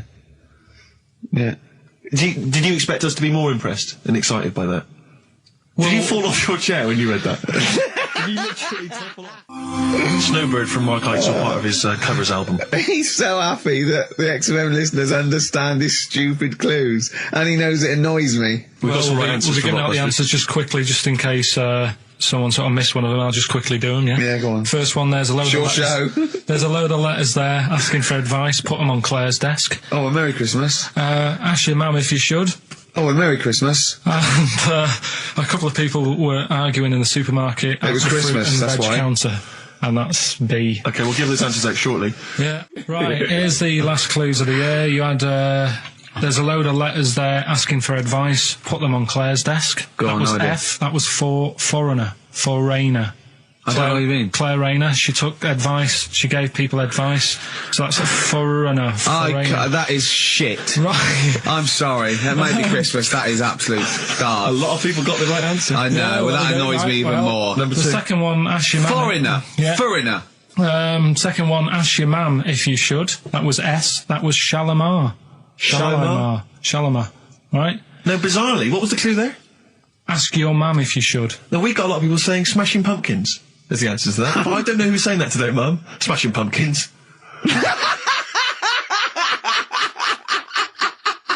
Merry Christmas, Mum. Smashing Thanks Pumpkins. very much. Nice bollocks. Oh, that's great. That's great. Right. Smashing Pumpkins. Wow, here's a bit of a turn up for the books. Karl Pilkington on the line. Right. Yeah, where you been? I'm off ill, aren't I? Right. Okay, what's the matter with you? Just a bit bunged up and that, and got the shakes, got that sort of, that shaky thing I get. Yeah, that's because you didn't eat last time when Suzanne was at work. Yeah, well, I think that's what brought it on. Plus, she was away in the week, and I put some wet jeans on. And I think that's what's caused the problem. Why did you put them on your head? No, they were just on the Maiden, and the legs felt dry. But Just on the what? On the what? Have you got the maiden? What was she doing there? What do you mean? On the Maiden that you put clothes on. What? Your clothes horse. Maiden. Your clothes horse. Well, yeah. Right, okay, so you put wet jeans on, yeah? So that's why I'm ill and that. I'm Right. not having a good time. I've been watching the football. So you're just sitting at home watching telly where you could have been sitting here? Well, I would have been better off there because I've got a chair there. I've got no chair at home at the moment because Why? I sold it last week. Why did you sell a chair? What, you only had I one was chair? telling you. What? Look, can't we just, I just was calling up to let you know I was alright and that. We're not interested in that. We want to know about the chair. I sold it. I had a little two-seater and I sold it because I'm getting a new one, but I've got to wait another month. So you've got to sit on the floor for So a you month. sold a chair before you had another one? Well, she might not have wanted to buy it in a month or something. So I got rid of it whilst I could. She was alright, buddy. We'll talk about that next week. Oh, you're going to be in next week? I look forward to that then. That's a dynamite piece of radio to tune in for. The Yeah. day Carl sold a chair. Brilliant. Alright. So you alright then? It's going alright? Well, why did you take this long to call? We asked you to call since the very Because I was beginning. We've been watching phoning you. Why is your phone Yeah, switched off? I heard the beginning. I heard the beginning of the show. I thought, yeah, it's going alright, the air and stuff. Turned it off, You turned it off? No, I put a tape in though, because even though I'm ill, I'm still showing an interest in it. Well, you're not. If you're watching football and shaking. Yeah, well, I'll listen back to it later, so I hope you haven't been dissing me. No. Right? Definitely not. Don't listen back to it, it's not worth it, but we haven't been dissing you, no. The darkness growing on me on XFM 104.9. Oh, it's all going well already, isn't it? The microphone fell apart. Carl's shouting because he got headphones on. His music's turned up too loud. Canfield level. God, it got pre-out. Look at him giggling. Look at him laughing. That's so funny because I got a letter here. On XFM 104.9. I'm Ricky Gervais, Steve Merchant. Karl Pilkington is in the middle of educating me. Then, educate me. Did I tell you the time when the doctor said I was going to die? All right, keep talking. Right, ages ago, must have been about 15, right? And at lunchtime there was this. We used to have a choice of stuff to do at lunchtime, right? We used to have like a burger place that had an arcade machine in it, right? So we used to go there and play on that and have a burger. Or there was this baker's, right, that my mum worked at, and did great cakes and stuff, right? So she used to like bring some home and that, but she couldn't always bring them home every night because, you know, they'd cost money, and she used to get them for free. And they used to say they'd rather chuck them away than give them to the staff because there's a chance that the cream might be off. Right. Right, so they used to chuck them round the back. So I used to go round the back with my mate and eat a load. Brilliant. Eating out of bins. No, it wasn't out of bins. They were still in trays, but they just stacked them up near the bins, right? So this got out. I mean, it used to be chocker. Once the school found out, everybody used to go there, and it'd be like, well, have a cake. The headmaster crawling through, fighting the kids off. Right, so I'd have, you just eat, I don't know, 6 jam donuts or something, and then you'd spend your dinner money on the arcade machine. Brilliant. Right? So it was a good afternoon, really, right? So you'd do that, and this one day I must have had 6 or 7 jam donuts, a few Congress tarts. What's the Congress tart? I love them. I can't get them in London, right? So I'd have some of them. If anyone can get a Congress tart for Karl in London, please let him know. So anyway, this day, that was just a normal day. Do you know what I mean? Once, twice a week, you'd have a load of cake. In your life, yeah. Yeah, that's normal day in your life. Were the frog boys there with the webbed hands and the big heads? And the horse in the settee? But the day after one of these days, I had really bad cramp in my belly. Right? Okay. I was like in agony, could hardly walk. So I said to my mum, you could hardly stagger to the free cakes. So, I was in absolute agony. I said, I don't like doctors, but you'll have to get a doctor in because I don't know what it is. I can't walk. She gets the doctor round. I won't say his name, but he said, well, doesn't look like he's got long left. Blimey. So I was a bit like, hang on a minute, I've only had a few cream donuts. Yeah. My mum was panicking. Sure. He went. My dad came in from work. She said, something's really bad with Karl. I think it's serious. The doctor said he ain't got long left. So he said, what? He said that and just left. So she said, yeah. He said, I'll have to call him then. So he called him up, said, what's all this about? Karl hasn't got long left. How long's he got? So he goes, I was only messing. She's just had some bad cream. Can you believe that? Well, the thing is, I like the fact your mum didn't ask any questions. I know. She didn't go into detail. Can you explain more, doctor? No, I got a shoe off. But she doesn't. I don't want to diss you or your family, but I imagine if I was there, I'd have known the doctor was joking. Yeah. That's all I'm saying. I mean, I sound very arrogant there, but I imagine he went, what's he been doing? I had about 6 cream cones. Oh, right. Oh, wow. He hasn't got long to live then. I'll see you later. Yeah. That's what I think the doctor did. Yeah. I just like the idea your mum just let him go. Yeah. Terrified, thinking, well, I'm not going to probe him. He's that's it then. Dad comes in. Hi, honey, I'm home. Anything happened? The doctor said Karl's going to die and then left. Did he? I'll call him. But anyway, that's why these sort of things fascinate me. So we'll move on to this next one, right, which is brilliant. Dead short story. So, right, old woman, about 70 years old. Yeah. She's normally fit and healthy and stuff. Nothing wrong with her. She's having a good life. And one day she goes for a check to the doctor's just to check herself out because she's getting on a bit. Yeah. He says, take your clothes off and that. So she does and checks her out. Says, yeah, you're looking good. You're looking good. Turn round. He said, oh, God. He says, you got a tumour on your buttock. Right? So she goes, oh, what can you do anything to sort it out? So they go, yeah, we could book you in for an operation. It's best if we remove this. Books are in for an operation. Operation day comes, strip her down and that. They're all stood round, the doctors. Start to operate. It only turns out it's a pork chop that she sat on 5 years earlier and it had stuck to her buttock. Right, Carl. I can forward you. I'm not, right. No, listen. Serious. Right, okay, Carl. I'm telling you now. I'm leaving. I'm never doing this show again. No, I'm serious. Honestly, you're talking. I've never had such. What do you mean? You couldn't believe it? No, when I read it, I said I've got to tell Ricky that. This woman had a pork chop stuck to her arse for 5 years. You mental case. Of course she didn't. That is a blinding record. Kings of Leon on XFM 104.9. I'm Ricky Gervais with me, Steve Merchant and Karl Pilkington. Steve, I want to talk to you. I think it was, might have been Wednesday night. I was in the pub. Phone goes. And Karl goes, "You're watching that thing about parasites?" Right. I went, "No, I'm out." He went, "Oh, fella with a maggot in his head." Fella with a maggot in his head? Yeah. And they go, "Oh, no, he's pulling it out now." Oh, God. I said, "Well, I'll get it. I said, "Yeah, see you later." About 5 minutes later, I get a message on my phone. Beep, beep. I look at it. It just says, "Oh no, there's a fella with his fish up his cock now." There's a fella with a fish up his cock? Yeah. Right. Okay. Do you want to explain that, Carl? Is it one of those little ones that swim up if you're having a slash in the Amazon? Yeah. Yeah. That's weird, isn't it? But it was still like stuff like that. It started off with What does the fish do when it gets in there? Just sits there. Why? Well, what else can it do?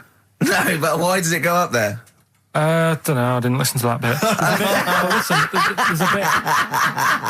There's a bit. He started off with a fella who had a bit of meat and got a tapeworm inside him. Yeah. And he grew it for however long, and then it came out at the end. It was about 7 foot long. On purpose? Yeah, he did it on purpose. Yeah, for the program, right? I think probably slimming, isn't it? Well, I was thinking that could you're a fan of Waller. Could he purposely have about 8 of them?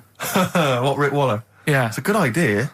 Because they were saying how they eat, a lot of stuff when they're in you. They just eat all Well, they take enough so you don't die, and nor do they, yeah. But, I mean, you've got to keep taking them out, haven't you? Because you'll still have the same weight, because it's got to go somewhere. So you'll have them in you. What you got to do is, let them eat your meal and then take them out. Do you think worm watchers will catch on? Yeah. So anyway, so that happened, right? And then, there was a woman with a maggot in her head. A woman with a maggot in her head? Yeah, she went on holiday, it got in there somehow. And, stowaway. It it was massive. And the thing is, she had a hole in her head, and she's there being interviewed with the doctor, and you can see it just sort of sticking its head out. Do you know when you see a cartoon with a maggot in an apple? Yeah. And it looks around like that. Yeah. Why didn't they just take it out there and then? I think they could have done, but the doctor's messing about. It's like, well, it's good for the show, isn't it? And they left it in there. Right, that's libelous. Well, that is libelous. But I found it weird. Why not just grab it? Wait. Because there must be a reason. There must be one of those medical reasons that you don't really know about, Carl. Right. And another bit. This was the best one. Right? Grab it. Right. There's this fella, and he was on his bike, right, cycling to work or whatever, and he sort of sees this thing in the corner of his eye. Right? Literally in the corner of his eye. Or you mean he saw? He just said he saw in his peripheral vision. Okay, yeah. I thought, what's that? Yeah. So he thought, oh, doesn't matter, whatever. And he stops off at a cafe, right? Get a little scone, a tea or whatever. And he goes in there and he's sat down, and the waiter comes over. He says, "Yeah, what do you want?" He says, "I'll have a scone and a tea." He goes, "All right then." So he goes to get it, comes back. As he puts the tea and the scone down, his face is like, what is that? Right, like a look of frightenedness on his face. Right, drops the tea and legs it. So the fella's going, what? So he legs it after the bloke and goes, "What?" And he says, oh, "Something came out of your nose. That was massive." Sorry, something came out as a Nothing. guy This is all serving. true because people would have watched it. So don't start saying it Sorry, didn't but hang on, happen. I just need to clarify. The guy I on the don't. bike. I don't believe he ran away. Wait a I minute. don't believe he legged it. I don't believe he had a look of frightenedness on his face, and I don't believe he said something massive came out your nose. Wait a minute. And I don't even believe he had a cup of tea in the scone. These are the things that I think are embellished. But who had something coming out of his nose? Was it the guy serving the scone? The one who was on the bike who ordered the scone. Yeah, but what it was came out it? of his nose. Yeah, what was it? Came out of his nose. Right. So he goes home and he thinks, I've got to sort this out because it's not good and that. So he But sat. what? No, it was out of his nose. So you mean it poked out of his nose? It didn't come out. It just said hello and then it... It was like the maggot in the head. Yeah, he just yeah, popped, it just- popped his head out, had a look around and went back in. Why did the bloke drop the tea and run? Well, it's weird, isn't it? All right, so he goes home. He goes home and he goes, oh, God, you know. So he sits in front of the mirror and he's sat there waiting. This thing comes out. Again, sort of looks round, goes back in again. So he goes, oh. No scones. Right. No, he's... So he goes, I've got to sort this out. He goes to the doctors, says to the doctor, I've got something up my nose. It just keeps coming out and having a look round, going back in. Didn't say that. The doctor's like, oh, I haven't heard of that before. Right? Didn't say that. So sat there. It does it again. The doctor looks, you know, frightened again. Runs away? Yeah. He's got a look of frightenness on his face. He had a look of medical frightenness. Yeah. He dropped his stethoscope and legged it. No, he said, I know what it was. I said, what? So you got a leech up your nose. He had a leech about that long. What's radio? Well, how long's that? 4 inches. 4 inches coming out of his nose. Next time it stuck its head out, he grabbed it, pulled it out. That's horrible, though, isn't it? You2, the sweetest thing on XFM. Ricky Gervais, Steve Merchant, Karl Pilkington. So, we're with Carl in the week. So, well, what can we do this week? I was saying, well, don't do Rockbusters. That's dead in the water. I hope the listening public agree with me. He's going, well, you know, I want to teach stuff again. Remember what I taught you last week? I went, no, no idea. Were you joking? I went, no. And it was, he went, Ivan the Terrible goes like a fella's eyes. Yeah. He actually said Ivan the Terrible at the time. Yeah. So I can't remember. This was a man who had built something for Ivan the Terrible, and then but his idea of education is telling someone something that knows more about the subject than him, so they can correct him when he's telling them it. And so I said, well, I don't know. And he gets annoyed that me and you are dubious against monkeys who perform bank robberies. And he goes, but you believe in Newton. He doesn't know the difference. I was trying to explain the laws of the universe, right? He was going, what do you do? And so all I come up with, I thought somewhat interesting. You know when you tell a child maths, you say you've got 3 potatoes and you've got 4 potatoes. Yeah. I have to do that with science to Carl. Yeah. So I ended up saying, imagine you're in a shopping trolley with loads of house bricks. If you throw the house bricks out, you'll go the other way. He loved that. Right. He didn't you? Because I didn't know that would happen. And it's sort of useful to know. It sort of explained a bit to me and stuff. Yeah. Right? And that's why I like doing stuff every week. I think listeners go away going, well, I didn't know that. Do you know what I mean? Carl told me something there. They forget it instantly, just like we do. We're don't. friends of yours, and we forget it instantly. No, the annoying thing with you is, Steve, not so much, Ricky, at least he'll listen now and again, you'll just dismiss stuff straight away. I told Carl, you loads of stuff yesterday, I taught you loads of stuff. But Carl, what you consider education... What did you hang on, what you consider education, I consider tittle-tattle. Well, It's not education. Do you know what I mean? You seem to think it's education. It's just kind of gossip, stories you've sort of half read. right, all right, example of yesterday. Goldfish have longer memories than people think they do. Yeah. You said no, it's rubbish. No, we didn't. We said, where'd you get that from? Where'd you get the really? information from? Yeah. There's not enough information there for it to be educational, because what you've said Because is it's also longer than you relative. think. I don't know. Because that as a statement, it has no objectivity. Goldfish's memories are longer than some people think. That isn't a fact. Exactly. Because we don't know how long do people think a goldfish's memory is. Do you see what that isn't a fact? Whereas Newton's laws of physics and the universe are. Right. Yeah, but it was just a little thing. And I taught you more than that. I said about there's loads of Chinese people, if you put them in a line, you can't get to the end of it. I don't know what that means. I don't know what that means. There's loads of Chinese people. We know that, but what? If we put them in a line, we can't get to the end of it. We just say there's about 1 billion Chinese people in the world. But what really annoys me is, right, I read something on the internet the other day, because I'm always trying to learn stuff. Yeah, no, you are. I know you are. Right? Yeah. And you're having a go at me because you're saying, well, what does that mean? Yeah, there was a report on, I think it was on Nova or BBC News website. It said, the world may end in 32 million years. Right, first of all, it says may, it doesn't say it will, and 32 million, who's going to argue with that? And yet they're allowed to put that on a website. You're not having a go at them. No, but you didn't read on. There's more information. That wasn't meant to be a news flash to worry people. That was like, oh, scientists have discovered that possibility. That was just like. Yeah, but again, possibility. No, but Carl, yeah, but there's other paragraphs that you haven't read. You see, that'll have to give explanations as to why they think that might happen. So therefore, it becomes a news item. It becomes educational. It's not just the headline, the bullet point. The headline's just supposed to draw you into the story so you read on. That's not all the information. But then I was trying to come up with things to excite you, and I realised that I was opening a can of worms. I was trying to come up with facts for him. He was going, give me facts. So I said, oh, okay, why can't an owl, why does an owl have to turn its sort of head 180 degrees?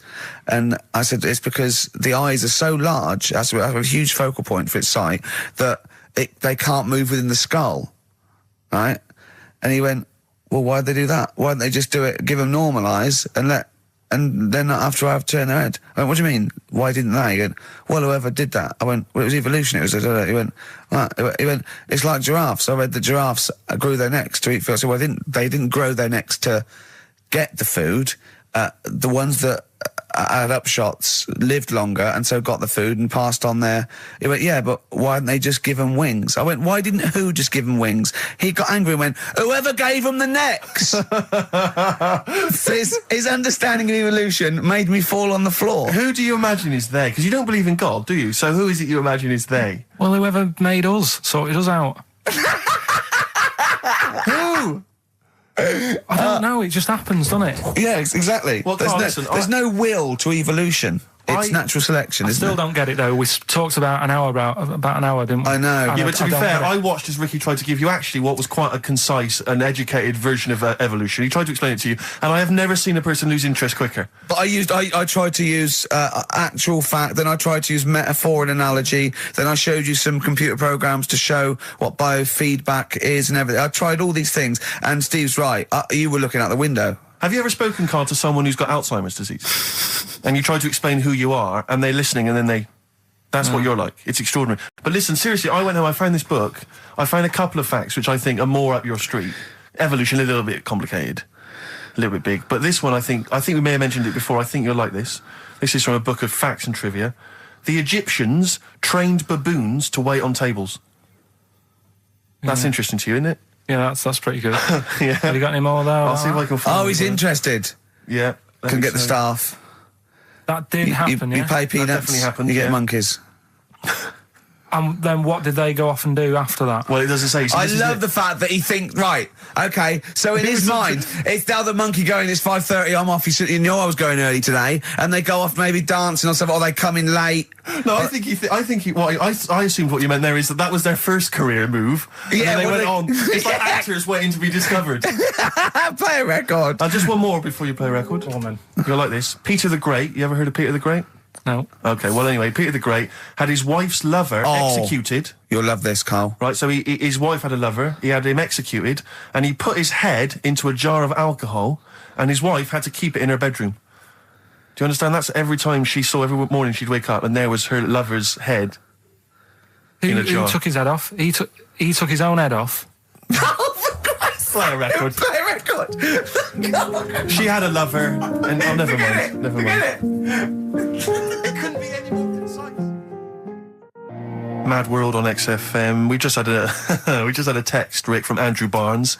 He says he watched the same documentary. It would appear as Carl did in the week, and he says here, just to clarify, the leech nose man got it up there when drinking from a muddy stream.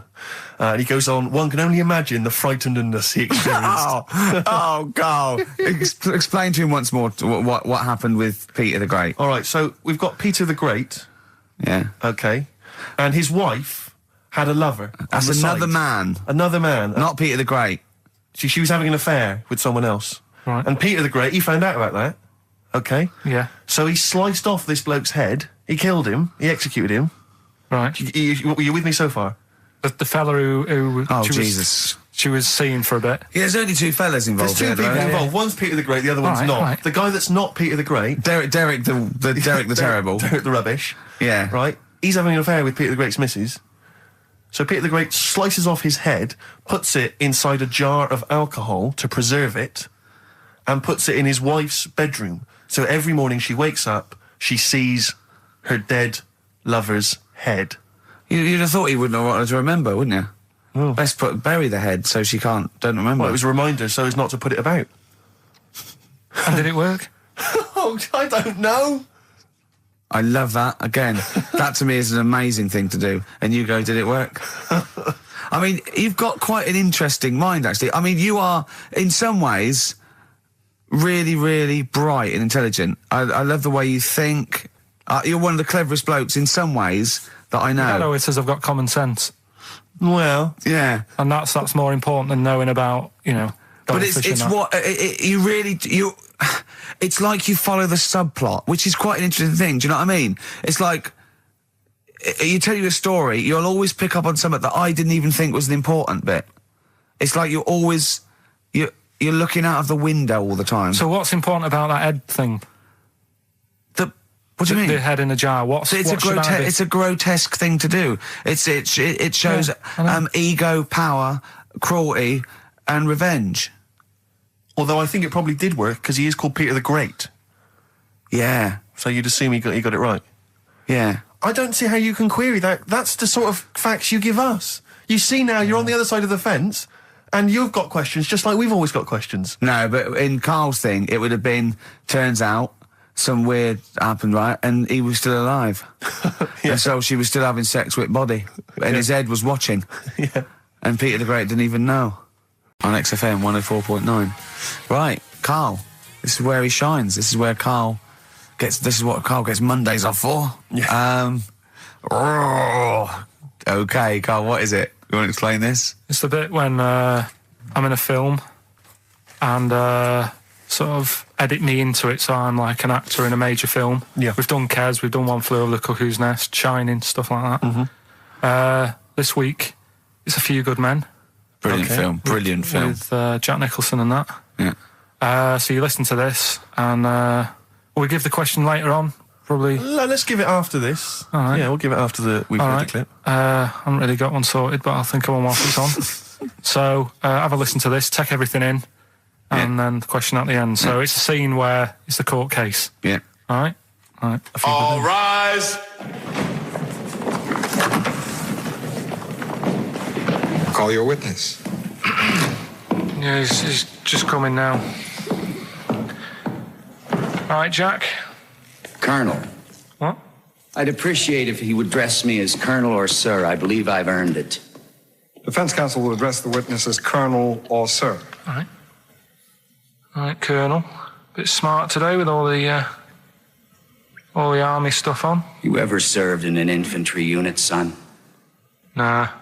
Brother did. He was in the army. He got kicked out though, because he went for a packet of fags in a tank. Weird that, isn't it? No, it's not. It's tragic. I wouldn't say it's tragic. I'll show you something tragic. I always carry this book around with me. I always show it to people. It's got like the top 50 weird people in the world in it, right? It's all sorts of weird stuff in it. Look at this one here. It's a fella, right? He's got two heads. And the weird thing is, right, is the top 50 weird people in the world. He's at number 50, he's got two heads. Right? Makes you wonder what's going to be at number one, doesn't it? Are these really the questions that I was called here to answer? No, but look at it. Imagine if you were his mate. You wouldn't get a word in edgeways, would you? If you maybe he didn't have any friends. Probably right. They say, don't they? They say two's company, three's a crowd. So. Please tell me that you have something more, Lieutenant. Yeah, I got loads more. For this fella at number 36, look at him. 3 legs. Little fella with 3 legs, right? Guess what his job is? My answer is I don't have the first damn clue. Well, I'll tell you. He's a juggler. I beg your pardon? He's a juggler. This is ridiculous. I know it's ridiculous. You're probably thinking what I'm thinking. Why wasn't he a footballer? Be great at keepy uppies and that. I'll answer the question. You want answers? It's just that I'd like to know the truth. Because You can't handle the truth. Gentlemen. Well, I've paid for the book, so I think I'm entitled to know why. I don't give a damn what you think you are entitled to. You better get somewhere fast with this, Lieutenant. What about this one then? This lad here, he's 12 years old, he looks 48. What do you think? No. Why not, though? You said you didn't want to know any more about the juggler. You didn't say you didn't I want to know know what I about said. I don't have to have it read back to me like I'm... Right. Lieutenant, do you have anything further for this witness? Well, just wanted to know if you thought Mr. Webfoot at number 42 should have took up swimming, but... Absolutely. And you'd say that now, wouldn't you? Forget it. Well, I don't know what to say, really. That's Karl Pilkington in the film A Few Good Men with Jack Nicholson, acting alongside Jack, and I have to say, giving him a run for his money. I think Karl is a really good actor. I genuinely think that. Should we put him in something? Yeah, definitely. Okay. Right, what's the question? What's his forte, do you think? Just sort of playing that sort of stuff. Okay. Deep stuff. Yeah, okay. Yeah, so we can sort that out. Think of a question there out of that little lot. You've not got one? Well, I've got it was at number 36, whatever it was. What was it? Don't know. Let's. It was number 50. It was at number 50. Yeah, all right then. Okay. Yeah, what? Yeah. Well, yeah, what was odd about the guy who was at number 50 in the 50 weirdest people list? And just text in 83 XFM and put your address on there as well and that. What prizes are there, Carl? Loads of stuff. Yeah, let me just have a quick look. Oh, that's actually not bad. There's Lord of the Rings on there. Michael Palin's Around the World in 80 Days. If you've not had a chance to see that yet, it's been repeated about 80 times. Look Around You, which is an excellent show. That's it's funny brilliant. Seen that. There's some other good stuff. It's not too bad. And also the relatively poor stand-up DVD, Ricky Gervais's live Animals show, which is mediocre. Can't give him away. Yeah. All right. And yeah, you can win all those prizes if you can answer which question again? Who was the fella who was at number 50 in my book? What was up with him? Excellent. Right, so let's got to play Thorns. some Thorns. Yeah? That's the most beautiful track. I can't get enough of this. You'll love it. You'll love this. Carl, come on, what's the matter with you? Oh, Thorns. that's No Blue Sky. Beautiful, isn't it? And that great track. it's all right. Yeah. Just had an email, yeah. That woman who opened the Office script could have her head cut off, apparently. When a letter is posted, it becomes the property of the Queen until it reaches the person it was meant for. By opening it, she's committed treason and could be killed. I don't know if you're familiar with this story, Carl, are you? Go on. Apparently, some copies of the Office Christmas specials, scripts, got sent to the wrong address, some woman, and I mean, I don't know what you do in that situation. Normally, if I get mail that's not addressed to me, I just give it to the postman or put it back in the postbox. Radio 1 tried to speak to her, but apparently she's got a gagging order, which makes us think that she sold it to the Sunday. So we'll read it. We'll read the plot of The Office tomorrow in the Sunday papers, which ruin it for some people. Ruin it for a lot of people, yeah. But the other thing is, I mean, if it was sent to her, obviously her name wasn't on it. If that's true, in which case, I think that's quite a serious offence, isn't it? I would hope so. I mean, I would hope that, if I sent something in an envelope, it was... But the BBC, the BBC, thinks that because the person they said it was meant to be sent to got his, he thinks maybe that's an excuse. Maybe someone gave her the script and said, don't say it came from me. Yeah. So... I don't know, maybe she's protecting someone, I don't know. Yeah, well, I mean, if that is well, the case... either way, don't sell it to a newspaper. Well, It's just the kind of mercenary nature of it that I loathe, you know? It's the fact that it's only just now makes me wonder if she had it there lying around in her house and someone said to her, well, why don't you go to the papers? Yeah. Try and flog it. But I just don't think I don't think she's going to get a lot for it, because people are going to see it soon. It's not like it's the Hitler Diaries. Well, they're not very well written. But, I mean... I don't know. I tell you what I'm frustrated by. It's just the fact that it's like we've worked hard to give people some kind of pleasure for this Christmas, you know, because a lot of people are very depressed, Rick, very low at this time of year. They've not got what they wanted. But we're trying to cheer them up, give them a bit of happiness. Yeah, but I think she'll be happy if she gets a lot of money. True. I don't know. I think it's just tacky, really. It's like, well, I just say, if you're a fan of the show and you don't want to know what happens, then don't read the Sundays tomorrow, or at least avoid it when it says we tell you what happens. But the papers might not ruin it. The papers might go, we've got on, but we're not going to ruin it for people. That'd be a nice, ideal. Be a nice gesture. Ideal. But I don't know. All I can say is it's a good job that I send out the prizes. Because that Michael Palin around the world in 80 days will be going to the person who won it. Yeah. And if someone else receives it, they better not try and, do you know what I mean, keep it. It should go to the winner. Yeah, exactly. Right? That is a very good point. So, be warned. Don't open things that weren't addressed to you. Yeah. I did Pandora's that time, box. There's some sort of lesson there. Yeah. What happened? All the evils of the world, wasn't it? Pretty much. What? Yeah. Oh, don't try and explain brilliant. it to Carl. No, Pandora's box. Go on. Well, told not to open it, opened it, released all the evils that are in the world now. But did the person say if you open it, loads of evil will come out? It's not true. It's not true. It didn't really happen. It's not like evolution. It's not the truth. But you remember that? Yeah. Speaking of headlines. Oh, here we go. Okay, look. Yeah, imagine if Pilkington was on News at 10, okay? We should just explain, you cannot be bothered to read an entire news story. You get everything you need from a headline, don't you?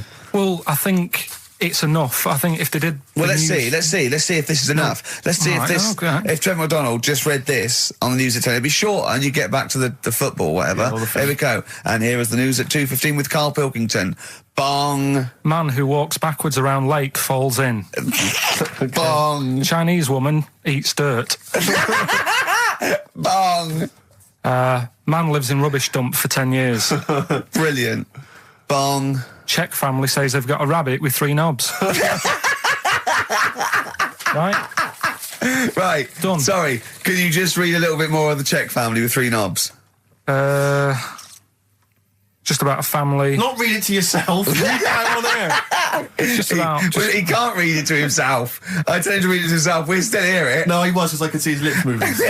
Go on. Just this fella who had 3 rabbits. Right, just think of this is Trevor McDonald. Yeah. Okay, carry on, Carl. Okay, well, here's the news. Right, good, brilliant. Go on. There's a fella. He's got 3 rabbits and that, and then he checks them out. Right. Yeah. 2 of the rabbits have got 2 knobs each. Right. And he goes, that's a bit weird, isn't it? Sure. And they're throwing them around, sort of chucking, showing them around the family and stuff, saying, look at that, that's weird. Picks up the 3rd one, it's got 3. Yeah. So they ate the 2 with 2, because they thought they best keep the 3rd one, because a little bit lucky in that. Yeah. It is lucky, 3 knobs there, yeah. Now here's the sports news, and that's how it would work. Yeah, okay, brilliant. Well, read about the Chinese woman who eats dirt. I'm interested in that.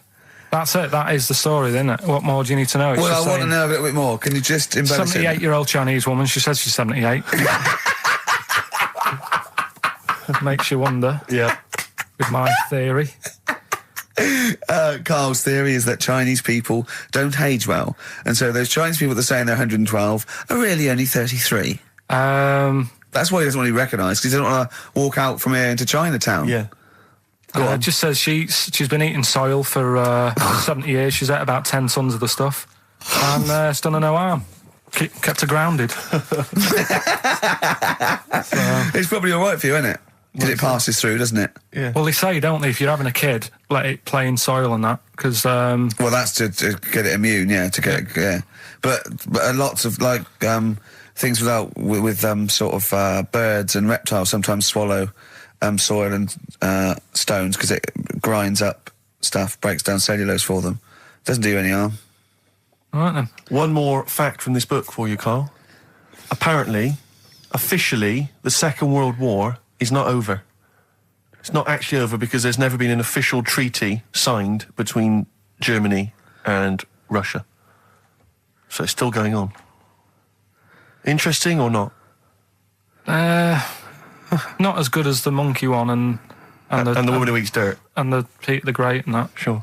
But, yeah, it is over, isn't it? Isn't it, though? That's what I mean about you annoying me with stuff that you go, oh, that's interesting. I don't think that is interesting. Okay. There was, what was it I learnt? What was it I learned? Think of that as a question. Well, we're all trying to figure that out. Yeah, go on. Leonardo... DiCaprio? The painter. Da Vinci. He could write with one hand, draw with the other at the same time. Right. Yeah, that's good. It's all right. That's interesting, isn't it? Yeah, it's all right. Well, if you have an interesting fact for Karl Pilkington that you think he might be intrigued by, email ricky.gervais@xfm. What have we got coming up? What have we got coming up? More education stuff. Some good tunes and that. Yeah. It was my birthday, right? Went home after working with you a couple of Saturdays ago, right? Girlfriend was like, open your card. And I said, no, it's my birthday on Monday, I'll open it. You obey by the rules, don't you, on birthdays? Birthday rule. Well, there's no point. Well, exactly, chaos leads that way. Yeah, right, so... Not an anarchist, never has been. So anyway, she was kept going on, it was doing me head in, so I said, alright, I'll open it. Yeah. So I opened it, ticket fell out. Surprise holiday to one of the Canary Islands. So... And what was your reaction? I mean... The first one was, we haven't got enough money. Right. For this, but I didn't want to ruin it, so no. So I didn't go on about that, and I said, "Oh, it'd be great." So I can't wait. So did you say it in that tone of voice? Well, it was good timing because I was tired and everything, and I'm not a big holiday fan, but the timing was right. Yeah. Do you know what I mean? It's the same as last night. I don't always like a curry, but last night you're in the mood. You get that sort of curry. You had a feeling. Yeah. You thought, and then lo and behold, later you were eating the curry. It's weird, isn't it? Isn't it weird, the paranormal? Isn't it weird? They work in mysterious ways. Yeah. So anyway, right? The island. If I was on with you here, I'd probably say it's a bit barren. Okay. Not much there, but if you get a hotel, you guarantee good weather. Right. Are you? No, what I mean is, it'll be a good holiday. If you get a hotel, right, the weather's always good, so you'll have a nice time. Yeah, that was a comma. Yeah, it was a Go on. And all that, and the food was all right, and everything was going all right. I was just having a nice, relaxing time. And how do you sort of spend your time on a holiday? You just lie around? Is that sort of holiday, just lying around. I bought a book. You bought a book? Yeah. Okay, ghosts? No, it was short stories, right? About it was ghosts? it was about like special days in our time and time before me and stuff. Oh, yeah. And it was like, it was telling you about how I think it was 1814, the Thames frozen up. Yeah. And all these stories are told by eyewitnesses. Yeah. Right? So there's some fella who was around in 1814 and the Thames was frozen and people used to put market stalls on there and they'd do the shopping. It was like an Oxford Street. Was that Mad Liar Charlie? No, because he's famous for that. Well, I'm sure, you know. No, I think that was Mad Liar Charlie. Right. Yeah. So I was reading that, and then after a couple of days was a bit like, boring. Yeah, you can only do sort of so much lying around and so much reading. So Suzanne said, let's go on the beach, have a walk. You haven't gone on the beach? Where had you been up to this point then? In your room? No, just like around the pool, just relaxing and having a swim and that. Yeah. So she said, let's go on the beach. I said, all right then, yeah. So wandered down to the beach. And first impressions are, it's all right, it's clean. Your criteria is so basic, it's brilliant. Hotel, yes. Roof, good. Food, adequate. Beach, clean. Next. So I'm walking along, and everything's good, and there's a woman feeding fish bread, which I thought that's different.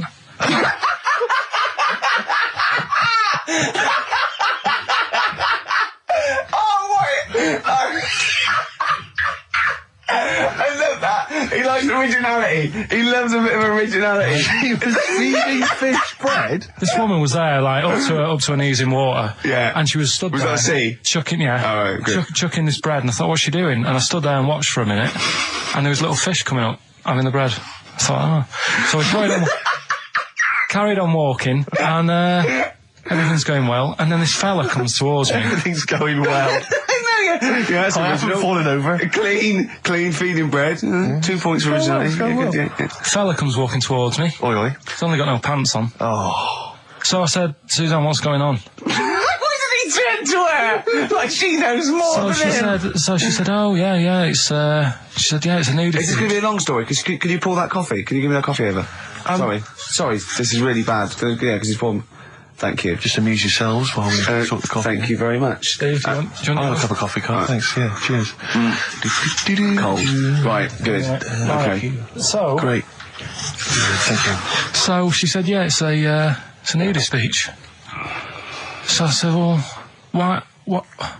I said, we're all it's all mixed up. Normally on a nudist beach, it's a nudist beach and you don't go wandering on there when you get your clothes on and that. So it annoyed me a bit, because there wasn't any signs.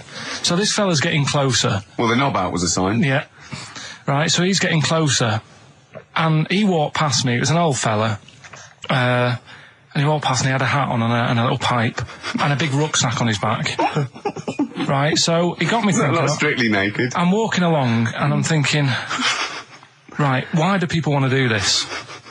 So straight away, I wasn't on holiday anymore, because most of the time when I'm on holiday, I don't think about anything. Right? Your mind's a blank. I just switch off. Right? But all of a sudden, this has got in my head now, and I turn around to look at him, and check out his eyes.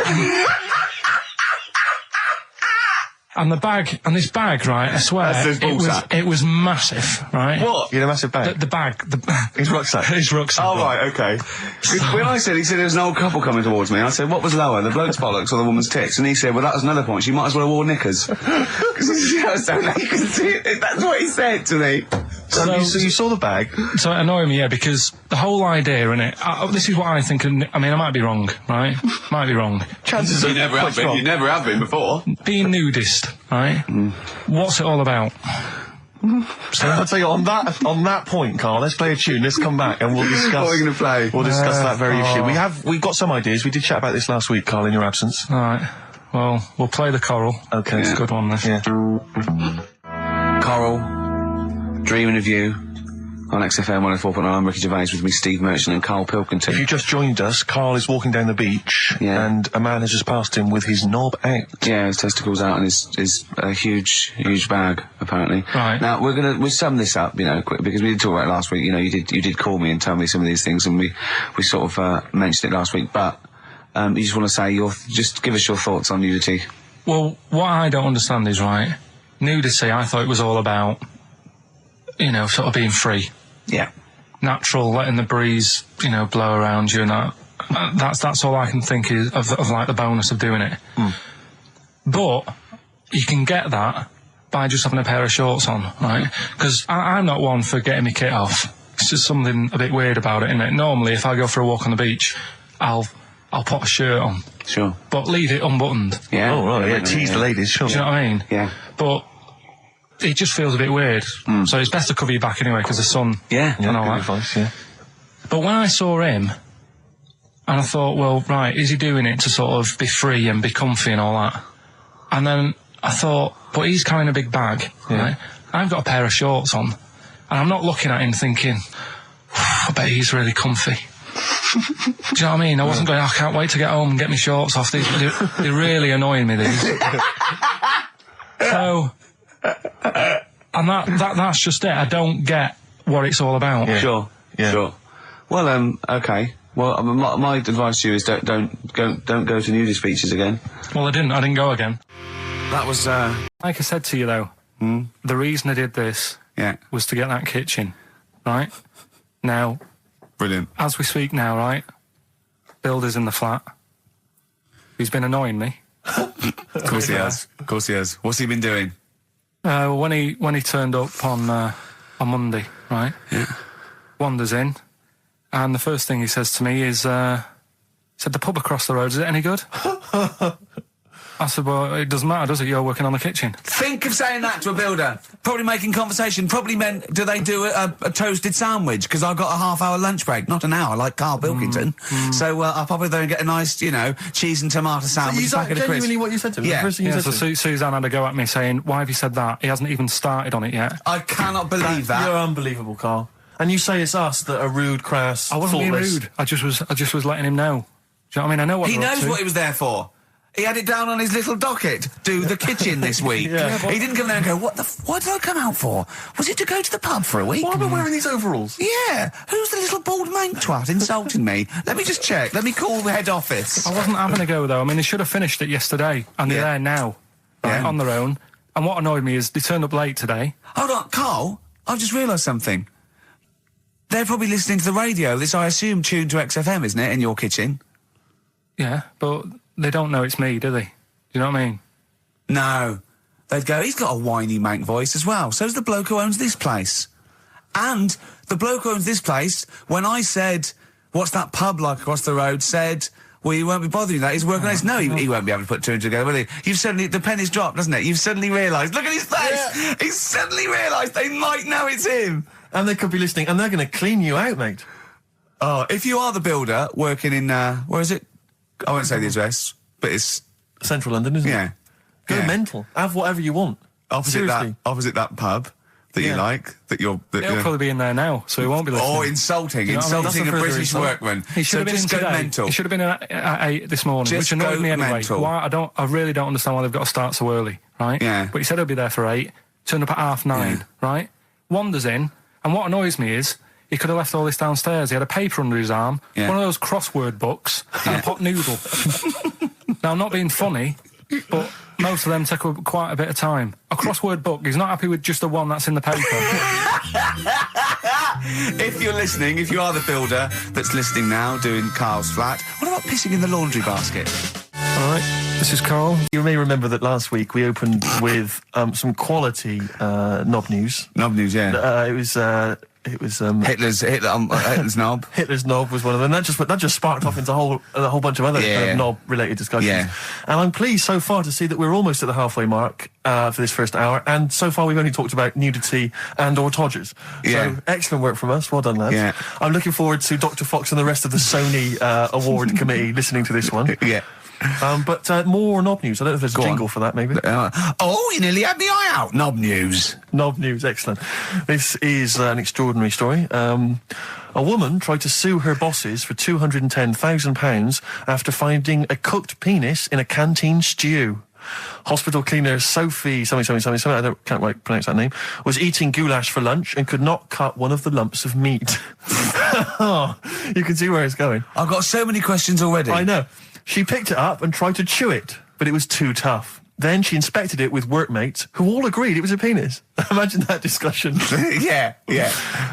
Miss McLata said she vomited for the rest of the day, instantly became a vegetarian, and had to have psychiatric help. It's not known whether the organ was from a human. The case continues. Well, it can be found out, so that's one thing. Obviously, the doctors aren't confused. They're not going, I don't know, I've never seen one like it. Yeah. Also, why is she eating goulash? I know. I mean, that's my first question. Why? You lunch. Oh, what do you want? I fancy some goulash. Yeah. Oh, some gooly lash. Gooly lash, Thanks very much indeed. Lancashire cockpot. Oh, is on the menu. Brilliant. Only £5.50. Wangers and mash. I'd love some wangers and mash, please. Cock o' van. Cock o' van. It's already done for you. There's wangers and mash, cock o' van, Lancashire cockpot. That's just off the top of our brains. Yeah. So if you've got any of your own, keep them to yourself. We're not interested. What do you make of that knob news? And it's in a hospital. Oh, yes, it was. No, a hospital cleaner. You're right. Oh, cleaner. God. I know how your mind's thinking already. There's been a mix-up. There's been a mix-up? What kind of mix-up? I love that. What, some bloke's gone in, some lesbian's gone in wanting a sex change. She's got a carrot for a cock. Stewing steak. Stewing steak. Oh, that would be great. No, you'll remember this. When you hear it, it was when Karl said something that was basic. Well, I think for a lot of people it sounded like a lot of old bollocks. Man grows penis on his arm. I mean, why people are constantly losing their penises around the world? I have no idea. But why? I didn't realise it was a bit. What do you mean why on the arm? It's just a graft, isn't it? Yeah, but put it on like your buttock or your side. You can't wear a short sleeve shirt. Why did it? They've done that before. I don't understand it. Why not just graph it onto the side of your leg or something where it's high up, close to where it should be? I don't know. To get it used to the environment, like when you were released a duck into the wild. I've never understood that. If there's a doctor, again, we had a doctor last time. If there's someone who can let us know why they put it on the arm, so they can keep an eye on it. Presumably, he's not going to work with this knob on his arm. He's probably in a hospital bed and under examination. Right. So what do you think? They pop the knob on the arm, say, come back in 3 weeks. What do you do, by the way? I'm a mechanic. Keep the long sleeve shirt, because the blokes go, why have you got a knob on your arm, mate? What are you talking about? He doesn't go back to normal as a teacher. Sir, what is it? What is it, Simpkins? You got a knob on your arm. No, don't worry about that. Do your maths. What do you think this bloke's walking around with a big knob coming out of his arm? Why on the arm? So they can keep an eye on it. So it's not. But if he's in bed, just get him to not put any undies on or whatever, and just have a little sly look at how it's going. Even in hospital, if you're in a shared little hospital room, people going, "Oh, I've had heart problems. What's your problem?" He's there with his arm out. He's It's not that. Yeah, but I don't think it counts as indecent exposure when they're grafting a knob on your arm, sticking that up the bed. Imagine if he's driving, he's just got it out the window. People driving by. Yeah. At the end Is that bloke giving me the finger? At the end of the man grows penis on his arm story, it says, a Moscow surgeon said the man will be able to have sex in a few months. He said, women will never suspect. But what kind of a doctor talks like that? Yeah. I'll tell you, it's his cock now, seriously. The birds will never know. He'll be able to go berserk. Yeah. They'll never realise we grew it on his arm. That is unbelievable. Will he have a little scar on his arm, do you think? Yeah. I don't get it. Like I say, 83936 if there's a doctor out there. Or indeed if you've ever grown... Or a tailor. Making you a shirt. What side do you wear your cock on, sir? It's on my left arm. But what's the name? I'll tell you what is interesting, Steve. I didn't know that much about it. Autism. Okay. Oh, good. With some more entertaining stuff on XFM 104.9. Just to cheer up people. Go on, then. What? Go on. No, right. Have you heard about it, Steve? What autism. It scares me to death when he comes up, when he touches on a serious subject. We've been talking about wheeling a dead pope round, the Chinese don't age well, and ginger people are hated. And now we're going to touch on a really, my heart's in my throat. Go on, Carl, then. Tell me your insights to autism. Right, well, there was this, again, Channel 4 coming up with some good stuff at the moment, right? It might have been Channel 5. But what's the name? It's the attention span I like! These people who, they've got like this autism thing going on. Yeah. And they sort of take in a lot of information, they get sort of they get so into it that they know everything about that subject and what have you, right? And there was this lad who, he knew everything, right, about EastEnders. Right.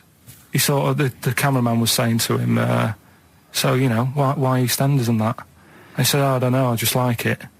And he said, I remember when I first watched it was a Thursday, it was 5 to 8, Pauline Fowler walked in, she had a pink jumper on, she said, all right, love. And he remembers everything from that moment on. Yeah. Right, and everything, which is great, but then the way the programme was making out, it was almost like they were saying it's a disability. Right. When in a way, it's more like a superpower. Sure. Like Rain Man. But if you can take it's Rain Man. No, he has special autistic powers.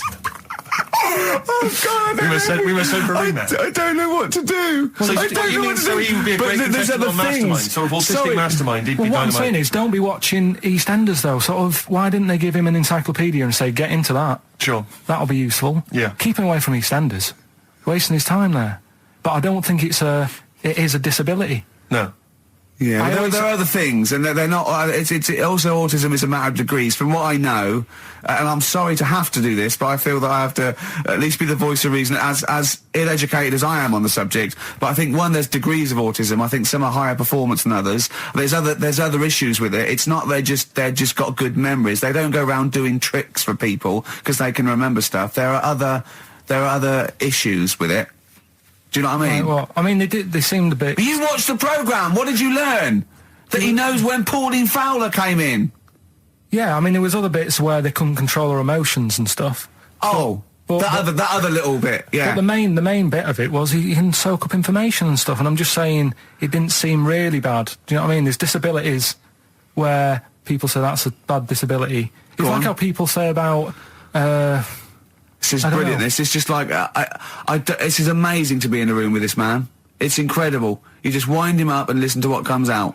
And I'm going to sit back now. I'm not going to defend you or explain anything. Just go on and tell me about the other disabilities that are worse. No, what I mean is how people can sometimes easily get mixed up. How people are scared of like a cyclop. When at the end of the day, he's got a disability.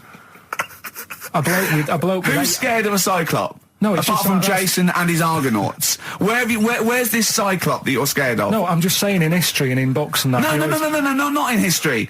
History happened. Yeah. What are you thinking of? You're mixing history with Greek mythology and Roman mythology and every other type of mythology. What do you mean? There wasn't really a giant cyclop that went round picking up ships and throwing them around. That's not history, Carl. Do you think Batman's history? No, but it was ages ago, wasn't it, when we were sort of forming... No, I'm not saying it didn't happen ages ago. I'm saying it didn't happen. Well, he might have done. There's no. I mean, what's so ridiculous about a fellow with one eye? In the middle of his head, and he's big and scary and lives in a Why is he cave. scary? Because he's got. What if he had 8 eyes? I'd be scared of him. At the end of the day, he's got a disability. We'll talk about it in a bit. So could we bring back just for one night only, Educating Ricky? Oh, I'm excited. Yeah. Do you think it warrants that? I don't know enough about it. You know what I mean? About what? It sounds perfect. Play the jingle. Educating Ricky. He's getting smarter. A couple of things happened in the week that I read about. Okay. Keeping up on what's going on in that. Sure. Yeah. One was about that Galileo fella. Okay. Was it about 1636? Was it? I think it might have been earlier. Bad. Go on. Did some stuff with light and that. He did lots of physical experiments, yeah. Is that it then, Carl, is it? He did some stuff with light and that. What did he do with light? What was that? Well, I think he invented the first... Telescope? Telescope. So I think it's a particular lens, though, and he did experiments where he dropped famously two different weighted balls from Pisa, and they hit the ground at the same time, showing that it doesn't matter, the weight doesn't matter, but air resistance does, and stuff like that. I think he probably explained it a bit better than that. Yeah, but I'm talking to Carl. Sure. Did they need to know He's stuff? just thinking about pizza. Yeah. Did they need to know stuff like that back then? What do you mean, did they need to know stuff like that? It's just... There weren't people going around going, I've got to drop these 2 things off the Leaning Tower of Pizza. I just don't know which one's going to land first. Yeah, I need to know. Why do you need to know that? Bring me Galileo. Yeah. It's for a bet. Yeah. No, but if I was knocking about then, I'd be like, stop messing with that. We need a telly. Or, do you know what I mean? I bet he thinks the Flintstones is real. I know. That'd be brilliant. That's what I'd do if I was a caveman. I'd make a telly out of rock. Yeah. And a pelican and a as car a cement that I just mixer. ran along the road with. Yeah, exactly. Yeah, we need a car. Yeah. Well, we haven't really got the internal combustion engine. Can you stick your feet through the bottom? Yeah, just get me a car, for Christ's sake. Anyway, so I learned that. And then... What? You learned his name. Yeah. Other people I learned the name of this week. Oh, if a chimp could watch telly. Go on, Carl, go on. Right. He said one today. He saw my salamander. It's not a euphemism. He saw my salamander, and it's just sitting there in the tank. Your exotic pet. Yeah, and he's worried about there not being a lid on. And he said, I went, what are we worried about? He said, wow. He said it sits there for 24 hours a day, obviously planning to get out. Well, it's got nothing else on its mind, and it's the daft thing is, he has actually got the lid ripped up a little bit. And I'll be looking up there, and it's going to get out. But what's the worst that could happen? What's it thinking? What do you think it's thinking, this salamander? It's got his eye on the DVD player. Here's an email from Scott Coomer. He says, Carl is actually right. I've got an A-level in statistics and probability. It doesn't matter how long they have and how many monkeys you have. You cannot guarantee they would type the complete works of Shakespeare. Infinity makes it probable they would get it right, but not definite. Yeah. Well, yeah. Yeah, that's what I was saying. No, you weren't saying, Carl. You don't understand it. Infinity sort of sorts it out. That if they do anything, they nearly do everything, won't they? No, I mean, they'll give it a good shot. No, that's not the point. But the I'd point be is surprised if they did one page right. Right, listen, it's not to do with consciousness. It's not to do with them aiming. They are just bashing away at the keyboard. It's like they're used to show that there isn't consciousness. They chose the chimpanzee because it can type, presumably, hit the keyboard. It's because they hadn't come across you at the time. Yeah. It's to take out thought out of it. It's to take out reason and trying, right? It's just random. They're saying that if you typed enough things, if the computer was left typing everything, if you left it for an infinite amount of time, and they chose Shakespeare because there is meaning behind it, and it's difficult to get it exactly right, to show you that Infinity would come up with it's not just Shakespeare, it's every novel. It's everything. Fairly eloquent there from Gervais. A quick riposte, please, from Karl Pilkington. No, I'm just saying, what I don't understand, if it hasn't read it, then how does it know where it's going? Listen, right, Can I just explain to people, right? Some people have said, why are you cruel to Carl? He drives me mental with things like that. What do you mean, wow? Let me just take a breather. How do I do your editing? He keeps coming in the week. You know that I work here properly, in the week, don't I? Yeah, I've got a proper job, yeah? Yeah. Should be 9 to 5, but I normally get in at about 8 o'clock and work A lot of about people get in at 8 o'clock. working hard, trying to do my job. 3 times this week, I've been rushing around. I walked past my little studio. He's sat in there, all right? Now, because I've got this sort of job, I can get away with it. I said to him, if I was a doctor, would he keep coming to me practice? If you were a doctor, there'd be severe problems with the NHS. Oh, imagine that. The standards would have lowered so much if you can arrive at the hospital, you're a doctor. Pop in, I'll go to lunch, don't we? We have a little lunch break, don't we? I go, come on, let's go now. He goes, I'm busy. I go, come on, let's go now. He's going, oh, you're doing me head in. Well, when I was talking about the monkey conundrum with Karl, he said to me, right, if I had a day off work, and I was, say, watching the TV, and with one hand I was typing a typewriter, would I type Shakespeare? I mean...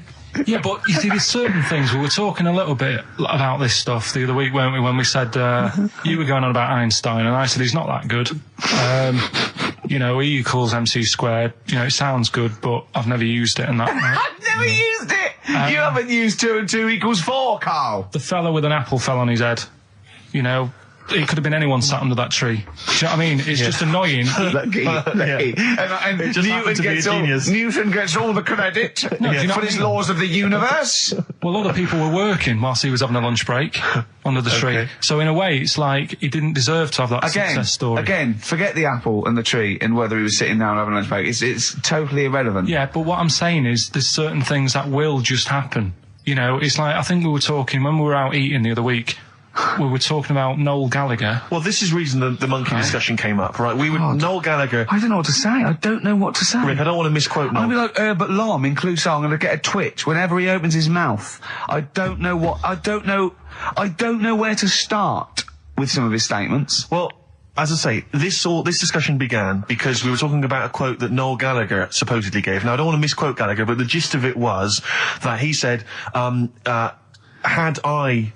written Wonderwall or whatever, instead of the Beatles writing Strawberry Fields or whatever, I'd be the one that was considered the great songwriter and it wouldn't be the Beatles. You know, it's just the fact that they came first that meant that they get all the credit as being the greatest band. I don't know where to start with that statement either. I mean, that's Gallagher's thing and he's, you know, well, whatever. We know what we think of that. What was your point, Karl? You agreed with him, didn't you? Yeah, I reckon, right? Do you know we've talked about putting a baby in a room before and it'll know what colour it is and stuff? If you got a room that's painted red, right, but forget that because that's going to confuse him. Hear him out. Listen to me. Say if they did some new TV show, right?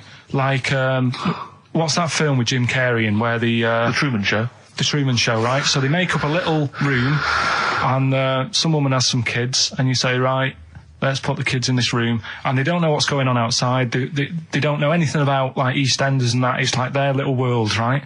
They don't know anything that's gone on. How could a child survive without EastEnders? Right, listen. So, you sat in the room, right? And then, when they're all asleep... Right, wait for this bit. Someone Have you heard this bit? Wait for this bit. They're all in a room. Yeah. They're asleep. Yeah. Someone pops in, puts a guitar next to the bed. Right? Nips off out again. They wake up in the morning... And one of them goes, what's this? They don't even know it's a guitar because they've never seen one, right? They're talking English, though. Yeah. We just left guitar out of the vocabulary. Right, so... There's plenty more to come. So, one of them will pick it up, and they'll go, I don't know what it is, and they'll start strumming, they'll go, that sounds good, doesn't it? Give them a few weeks, they could come up with Hey Jude. Whereas, typing Shakespeare... A monkey that can't even spell. I see that. I've said in the past to you, Rick, that my grandparents, so I love them dearly, but it's like for the last 30 years they've been waiting to die. I know. It's like they just sort of, it's like, you know, the novelty wore off of life. Life in the 50s. Yeah, they got kind of bored of it. Life, in the 40s, it was brilliant. All sat around the old Joanna as the bombs fell, singing. They loved that. The 50s, you know, that was great as well, because that was the post-war years. It was, you know, it was a bit tight in the pocket, but it was all right. Everyone pulled together. And then the 60s came along, all the crazy music, the funny hair. Let's stay in bed. They basically stayed in bed. And it was one Christmas when my grandmother said to my dad, what do you like for Christmas? What do you fancy for Christmas? And this must have been, I don't know, 20 years ago. She said, what do you fancy for Christmas, Ron? And he went, well, you know, I could do with a nice big kind of warm winter overcoat. She said, don't worry about that. Don't worry about that, because your father will be dead soon. It's right, you can have his. Meaning my granddad. Well, to be honest with you, my father's still waiting. which is good news. Good news for my grandfather. Less good news for my dad. He's freezing. He's freezing. He finds out, how is he today? He's fine. Oh, okay. Oh, I'm freezing. It is such a weird mindset, that. I think that, to me, is what sums up people from that older generation, the 40s and 50s. And it seems to me that you've got that kind of mindset. It's like you were born in the 30s. And whenever you talk of your childhood, it's like you had like a baked potato to take to school. And a hoop and a stick as a Christmas gift. The other thing is, I think that that sort of generation, it seems that the man is dependent on the woman. There's a total dependence. Oh, absolutely, If she dies, he's done. Yes. He's done for. He'd just pine away. If he dies, she's got 30 years of pottering. Absolutely, yeah. Do you know what I mean? And go into, like, the youth club and the church. I know what you mean, yeah. It's sort of like that. It's sad. Of course, it's sad for them, but it's sort of not the end of their life. No, sure. And it sort of is the other way around. I don't know why that is. Yeah. It's terrible. That's a little melancholy thought for I know, Christmas I've really brought it. You brought it down. You've brought it down. I've brought it. This isn't a nice show at all. This is terrible. Well, we're going to have really people just killing themselves. What? He's back on his campaign to get rid of jellyfish. Why is that, Carl? Oh, did you see the paper yesterday? Go on. There's a jellyfish, right? It's about 15 foot long, about 5 foot wide, and there's a fella swimming next to it, and the paper's going, oh, look at this we've found. There's loads of them in Japan. Yeah. And it's because the water's getting hot, so it's making jellyfish really big.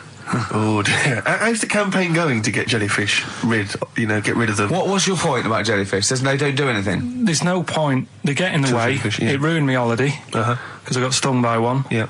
But you think the same thing about Liverpudlians, and we can't just go around, wiping out things that ruin your holiday. Well, let's do the jellyfish first, and then we'll move on to the Scousers. Yeah. But yeah. I don't know what they do, and I'm trying to look on the internet. I've been busy this week. You're jellyfish now, not Scousers. Yeah. You don't know I don't know what they do either. To sort of try and work out what would happen with the sea if it didn't work, because they say, like, if there's no... See, this is what we're talking about. People who listen for the first time, they've got to listen to every word you say. You want to find out what would happen with the sea if it didn't work? If jellyfish weren't in there, do you know what I mean? Because stuff like coral, apparently the sea would be in a right state if you didn't have any coral in it. Fish, do you know what I mean? I always worry about how many fish we're sort of eating. Because you go past... Sorry? No, do you know, like, you go in Marks and Spencer's or Selfridges... There's loads of fish in there. And there's really fancy stuff that you think they've killed that, and it looks good on the counter, pretty impressive. Yeah. But is anyone going to buy it? Yeah. Do you know what I mean? It's a big, like, a shark sat in ice. Yeah. And you go, yeah, they've got like, a lot of fish... For sure you won't go around the Tate Gallery. Do you know what I mean? I've never seen a big shark sat in ice in Selfridges. They do it. And it's like, you go in the morning and you can go back at night and the same shark sat there. Yeah. And it's... So you know it's the same shark, do you? It's the same one. So what, same face? Are you sure he just hasn't lost his mum? And he's just like, he went shopping with her Christmas shopping and he's just like, he's drowned, he doesn't know where, he's just waiting. You know I'm right. I've never seen a shark in Selfridges. Well, all right, then say maybe that's one day a week, but on other days they'll have like... Shark Monday. I think, Selfridges. Today at Selfridges is Shark Monday. Yeah. No, it's just that... So your point is that there's all these fish not being eaten. Yeah. So and they're being killed. They're taking them out of the sea, no one's eating them. And you're worried, that the sea's going to rise because the more things you take out? Well, we're just going to run out. Because the fish drink it, don't they? And that keeps the water level down. Yeah. No, well, you know what I mean? There's stuff that worries me. You're worried that... Was it you who said that you were worried that... Because, there's sponge in the sea. Yeah. But if they took it all away... No. Is that him? That's a Stephen Wright joke. Is that Stephen Wright? What was the joke? Sponges grow in the sea. That kills me. How deep would it be if they didn't? Let me explain why. Go on. Steve, and to you, the listeners. Well, we came in to a big bunch of stuff. Dropped off was it Becky from Marks and Spencer? Just like lovely stuff. Food, presents for the cat, books, just, to Ricky and Steve who do the show, right? Ricky Gervais and Steve Merchant. GQ presenters of the year. Creators of The Office, right? Award-winning. Carl's looking over, I go, it's not for you, no. And then he told me why he's grumpy anyway. Go on. Do you know what XFM are giving everyone? How long have you been here? About 6 years. What are you getting for Christmas from XFM? 2 CDs. Is that of your choice, or do they choose them? There's a list of about 30. Right. Tell them what you chose. 30 CDs. I've gone for Kings of Leon album. Yeah. and the best of Bob Marley. Haven't we, like, given them away in the past or something? Or you could have burnt them off, couldn't you? You could have done copies. Illegal, but you could have done that anytime you wanted. I don't think Bob Marley minds if you bootleg his CDs. It's out of order, though, isn't it? It is bad. Although is that always the case? Has it always been the truth of all the time you've been here? No, it has been better than this. Yeah, although you do get paid quite well and you do have an easier time. Yeah, but don't give me the CDs then. If it was a milkman, you don't go, oh, have 2 bottles of semi-skimmed. Happy Christmas. Yeah. That is a valid point. Do you know what I mean? You complain. Who is it who made this decision? There's no point. No point, is there? Why? Just no point. I don't like moaning anyway, just... Has it come from up top? Is it like from the capital people? Just everyone. That's what everyone gets. Yeah. Yeah, but will Christian get 2 CDs for getting up at 4:30 every day for about 5 years? And keeping this station afloat. Probably. Yeah. So, that's why I'm a bit fed up. What do you listen to first, Marley or Leon? Well, you have a bit of Marley. I'll tell you what Marley's good for, as well. You're going to have a little beach holiday, aren't you, over Christmas, going to Lanzarote? Listening to that on the beach, you'll realise how wise XFM are in the long run. You know, you go, well, look, they could have given me 400 quid, right? Well, I'd have spent that. But this is, you know, the legend lives on. It keeps on giving. So, you're probably, you know what I mean?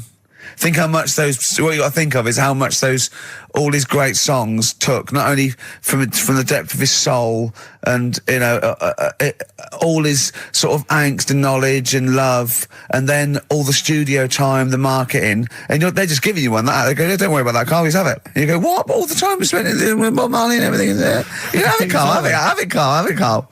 And practice. Yeah, have that. Thanks, well done. Carry on. We're still going to pay you for the work. Yeah. That's just something on top. Here's a little piece of Bob, free. Yeah, so don't moan, it's extra. So, they didn't have to give you it at all. Play a record, you ungrateful little swine. Some people, like the homeless, aren't getting anything this Christmas. They put aside for the monkey sanctuary. How did it go, Monkey World? We were on our way, right?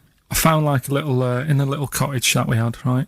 It's like a little folder, you know, with little leaflets in saying if you're into mountains, you want to go here. Yeah. If you're into castles and that.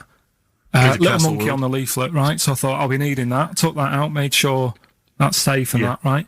We get in the car, getting ready to go. My dad says, where is it? I look on the back.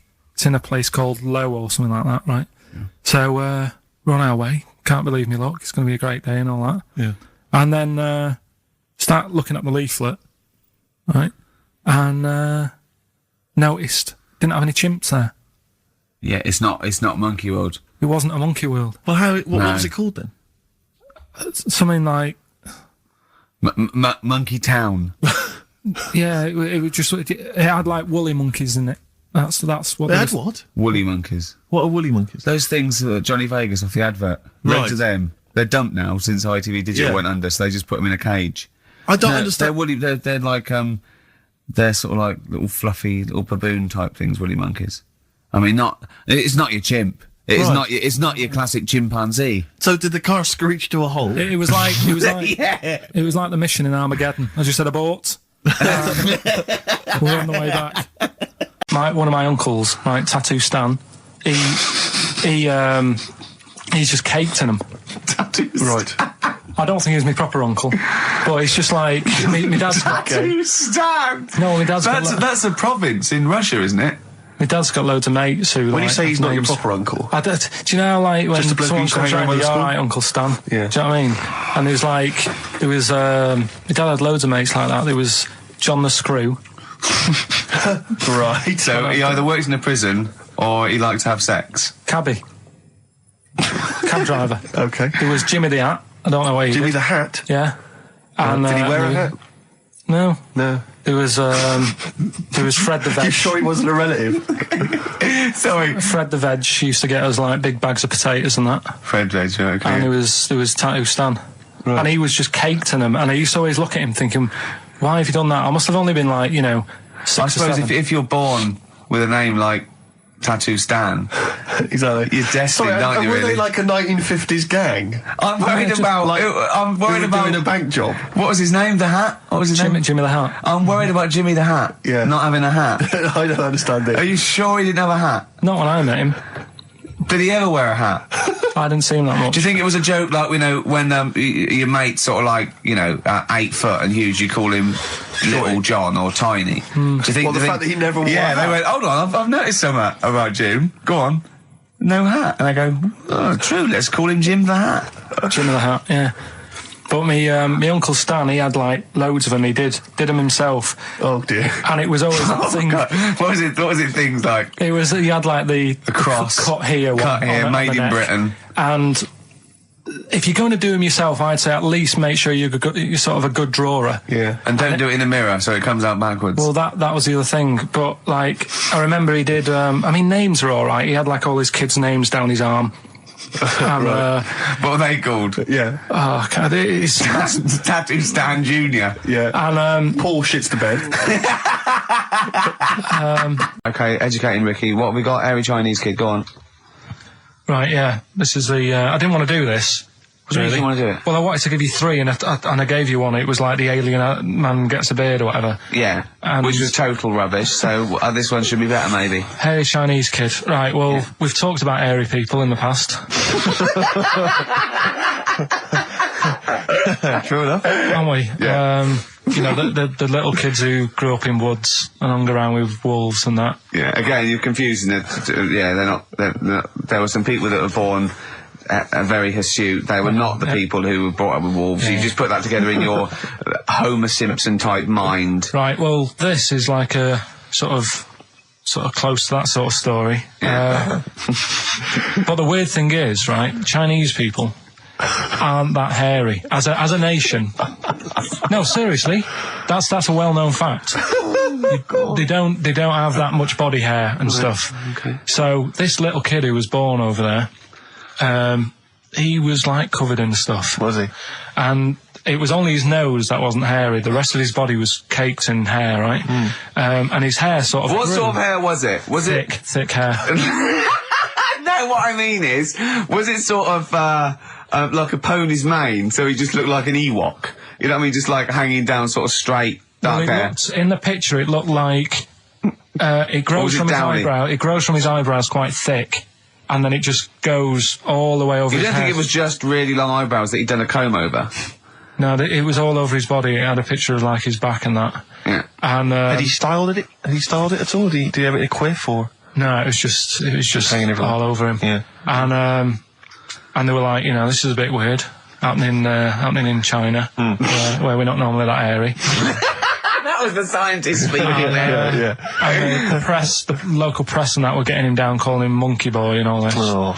And thinking Chinese press. But the doctor, yeah. Oh, they're cruel, aren't they? It's like those game shows. That's Japanese, isn't it? Yeah. That's what. Yeah. And the doctor said, I was talking through all that time while we were just like talking to each other then. Because I turned round and I still saw he was talking. Go on. So anyway, the local press came in to see the hairy boy, the monkey boy. And they were like being tight, taking the mickey out of him, and the doctor said, showing him nuts. Said he's only hairy. Said he's a healthy young kid. The only faults he's got is he's got a little bit of eczema and a boil. And he said everybody should just treat him the same, and I think he grew up a healthy kid. Yeah, so that's the end of the story. That's not a story. Why? But I've got nothing. I don't know what to say to that. So someone in China was born slightly hairier than the rest, and he was normal apart from eczema and a boil. That to me isn't a story. But if it is, I've got a million. I mean, it's sort of like bloke from Manchester went a bit bolder than the rest, got a job on radio. He was normal. I mean, that's not a story, is it? Do you know what I mean? All right, then. You know, I won't be telling anyone the bloke got in the car and he had a full-face beard. Why has his car been towed away? Because it was a quiet road. It wasn't in the way. So. Are you filling in the blanks again? That wasn't in the book, was it, that you read?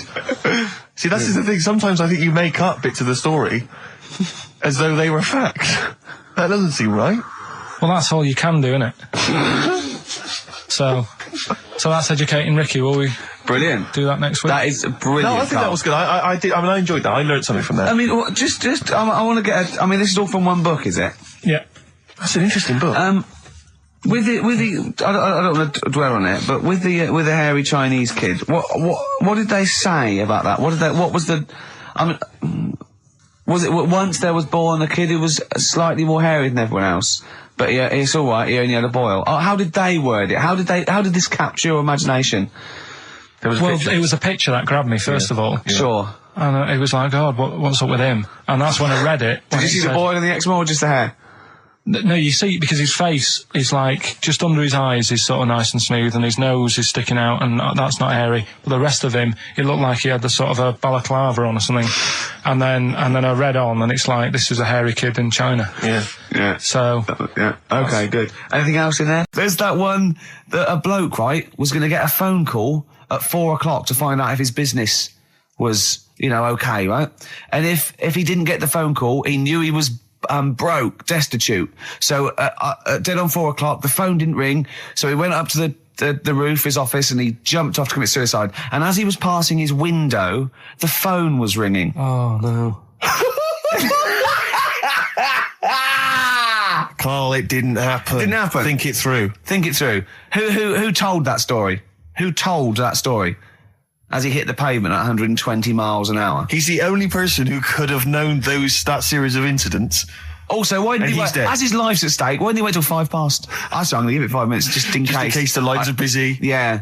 And what sort of bloke goes out, I'll call you at 4, okay, if your business, well, call me anyway. No.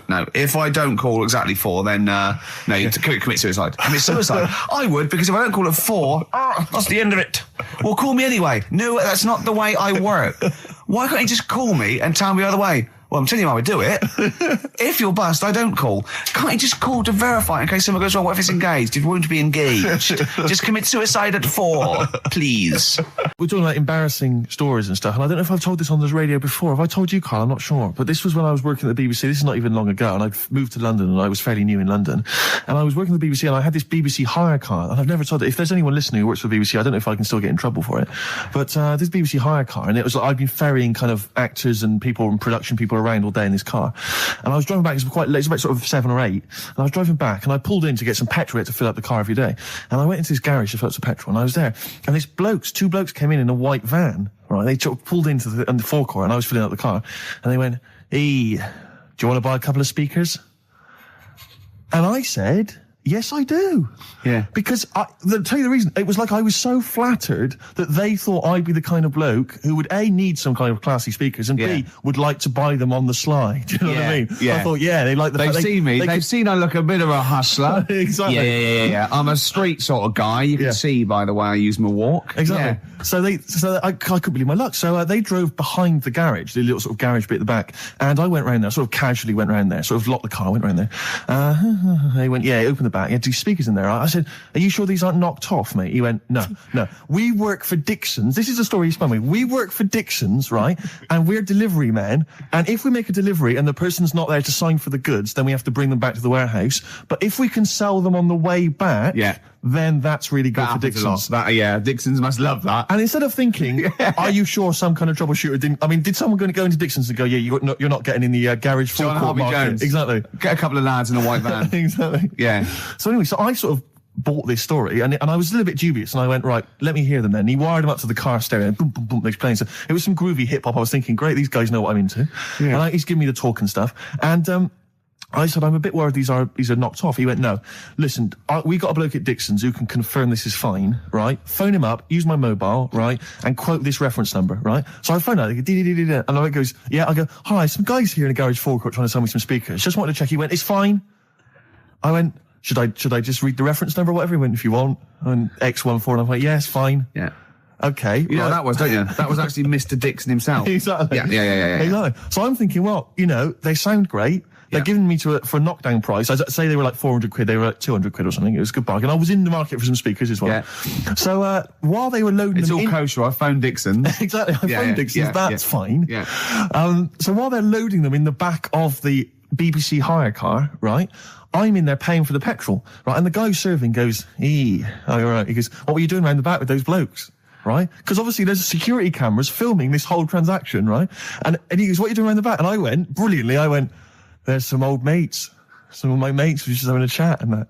He went, oh, right, okay, like giving me obviously the evil eye. So I went back to the van. So I'm in the car now and I'm driving with one of the blokes who's in the van with me because I didn't have the money on me. So I had to go to the cash point to get the cash, right? So I'm driving with him and the other guy's like following me in the van and he was like a northerner like you and he was giving it all the, all right, yeah, you know. I tell him my girlfriend's a DJ, she's got some of these speakers, they're fantastic, da-da-da, and he's giving me this. And then my mind starts working. Now that I've got a bit of time to think, I'm thinking, wait a minute, this all sounds a bit dodgy. Yeah. It dawned on me, Rick. You know, fool, are you? You're streetwise. Exactly. You're streetwise, Steve. Not only that, I was thinking, how am I going to get them home? I've got to drop the car off at the BBC. How am I going to get these huge speakers back to where I live? And how can I pay for them? Because I've just spent £100 on Find the Lady with a couple of blokes in the square. It seemed like a fair game. Some of his friends were winning. But so I explained to him, I said, I can't get them back to like Brixton where I was living at the time. He went, don't worry, give us an extra 20 quid, we'll take them home for you. Oh, that's good. Deliberate. They do a whole service, you see. And there's also a backup guarantee. Did they have the guarantee, the 3-month guarantee? They didn't. No. But so I said, I'm not sure about that. He went, well, why don't you put them in a cab, send them back, and your housemates can collect it? I was like, oh no, there'd be no one in. And I was beginning to sort of get a bit conscious of like, maybe this was a bit of a scam after all. So I pulled into like a little side road. And I said, I'm not sure I'm into this now, actually. He went, what are you talking about? It's 200 quid for a pair of speakers. It's a bargain. You never get a bargain like this, mate. I'm going, not too sure, actually. I don't think I want them. He went, 150 quid, mate. 150 quid. I went, no. He's 100 quid now to you. And I'm thinking, wait a minute, this doesn't sound like the kind of work that Dixons would be doing. Dixons don't do that when I go in. This is it. Dixons never negotiate in that way. When I go there, look around and I leave, they go, where are you going? Exactly. I go, no, we'll have anything then. Have anything for a So quid. I stopped the car and the white van pulled up behind me with his mates in. Sure. And I said, can you get them out? I'm not interested. And he went, 100 quid, mate. Oh, and he was just going, you tosser, you obviously want some speakers. And he was having a go at me. So I was carrying the speakers out and putting them back in the white van. And he was just shouting at me. He was going, 70 quid, mate. I said, 70 quid from 200. This is ludicrous. You realise that wasn't Dixon's policy then. Exactly. They don't usually shout you tosser as you leave the shop and walk down Camden High Street. They're not usually shouting you tosser. You should have took the offer of like the monthly payments they've got on at the moment. So eventually I put them in there and I sort of knocked the deal on the head and I got back in my car and they were in theirs and I just looked in the rearview mirror and they were punching the dashboard like with aggression and venom like we let that deal slip through our fingers. And I've never been so terrified in my life. I just sat there and I was just thinking, oh my God, all I was thinking now is what if I go back to the BBC and they go, we've had a call from the police, the man at the garage, he saw you doing a dodgy deal. I love it. Well, what you do is you put the hire car in a drain in your front garden and then go in and out of the toilet just pouring bleach down or Ajax and they never know. Good. Just talking earlier about teachers, weren't they? Have you got any amusing anecdotes about teachers or anything around that subject? I didn't go to school that much. Go on. When I did, it was, I was talking to Suzanne about it the other day how, you know, she goes out with me now and she thinks I'm great. She's lucky what she's got. So. No, she's done well. Yeah. Right? But I was the sort of kid who she would have hated at school because I never had, like, a pen. Oh, yeah, I know what the sort you are. Never a pencil case or any stuff? I'd start off the term, I would, and have, like, you know, a brand new carrier bag with my stuff in. A brand new carrier bag, classy. And, well, you got to have somewhere to put the stuff you've nicked from Woolworths in, haven't you? Right, so that'd be there. But then by the time, like, a couple of weeks down, I'd have put my pen down, I would have lost it, and then I'm sort of going around saying, can I borrow a pen? You didn't try sticking it up your nose, it's not still lodged up there. It's not, no. But the funny thing with, like, you know, you were talking about teachers and stuff. Were you a disruptive kid? Were Not you really. Causing trouble? No, not really. He wouldn't cause trouble. He was terrified of the boss here, wasn't he? No, it's not that. It's just that, what's the point in winding people up? I find it quite annoying if people do that. So I don't wish it up on anyone else. Why'd you wind Steve up then? Sometime? I don't wind him up. You do. You have done, but no, come on, let's not argue. We're getting on well then. Come on, Carl. And like the teachers, because I'd lived on this estate, right? Loads of stuff used to get nicked and go missing and what have you. Blackboards, and their way, no, like the telly and the video, oh, really? and stuff like that, and the projector thing and all that. So the way they used to try and find it, right? My little conspiracy, because you know I'm good at them. Yeah,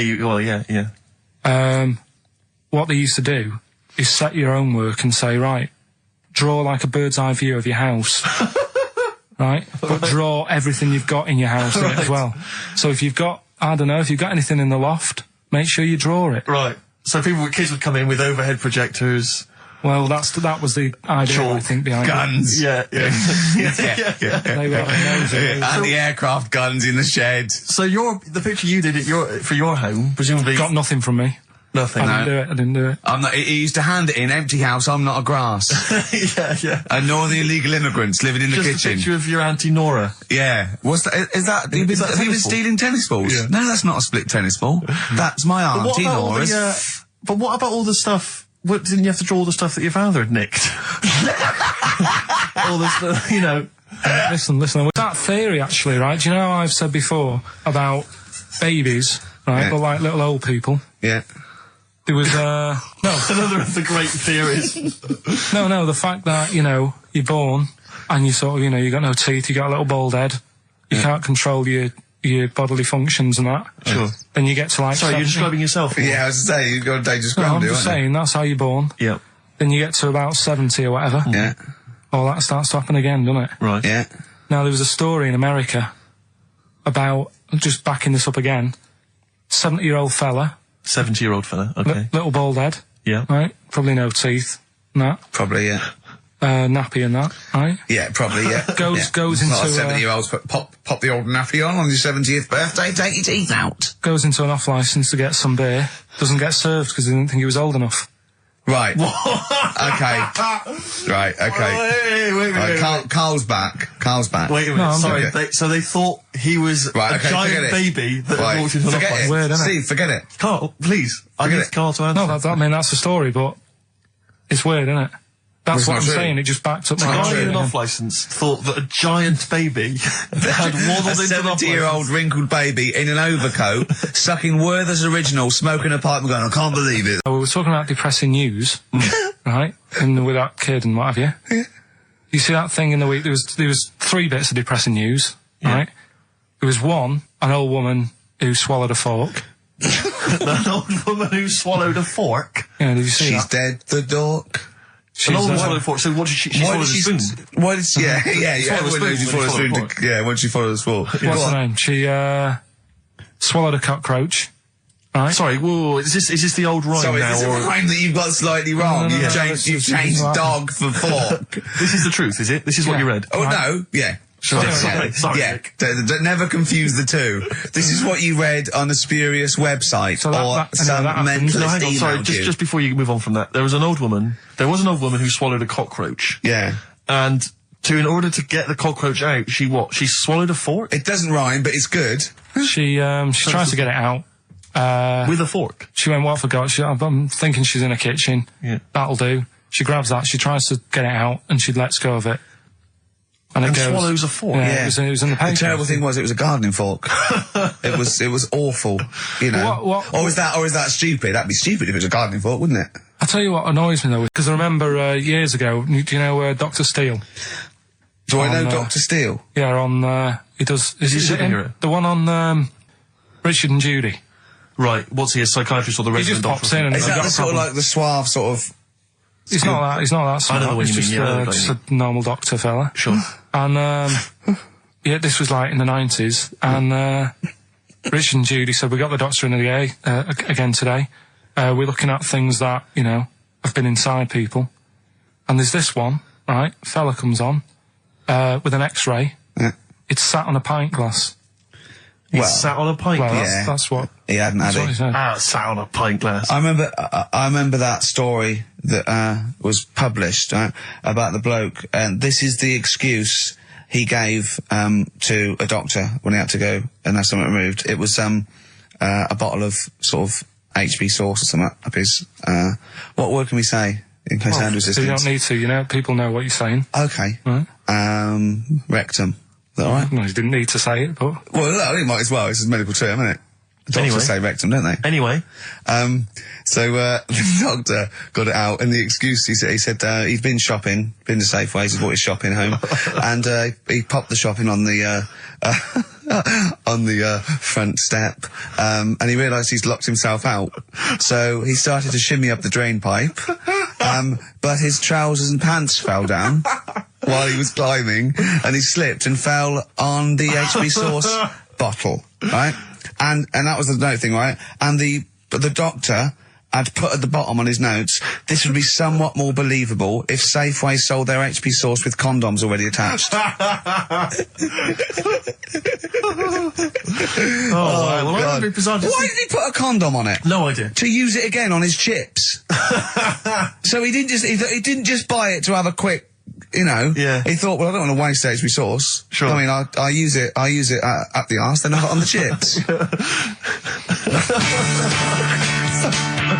Safe sauce. I always practice safe sauce. Always have safe sauce.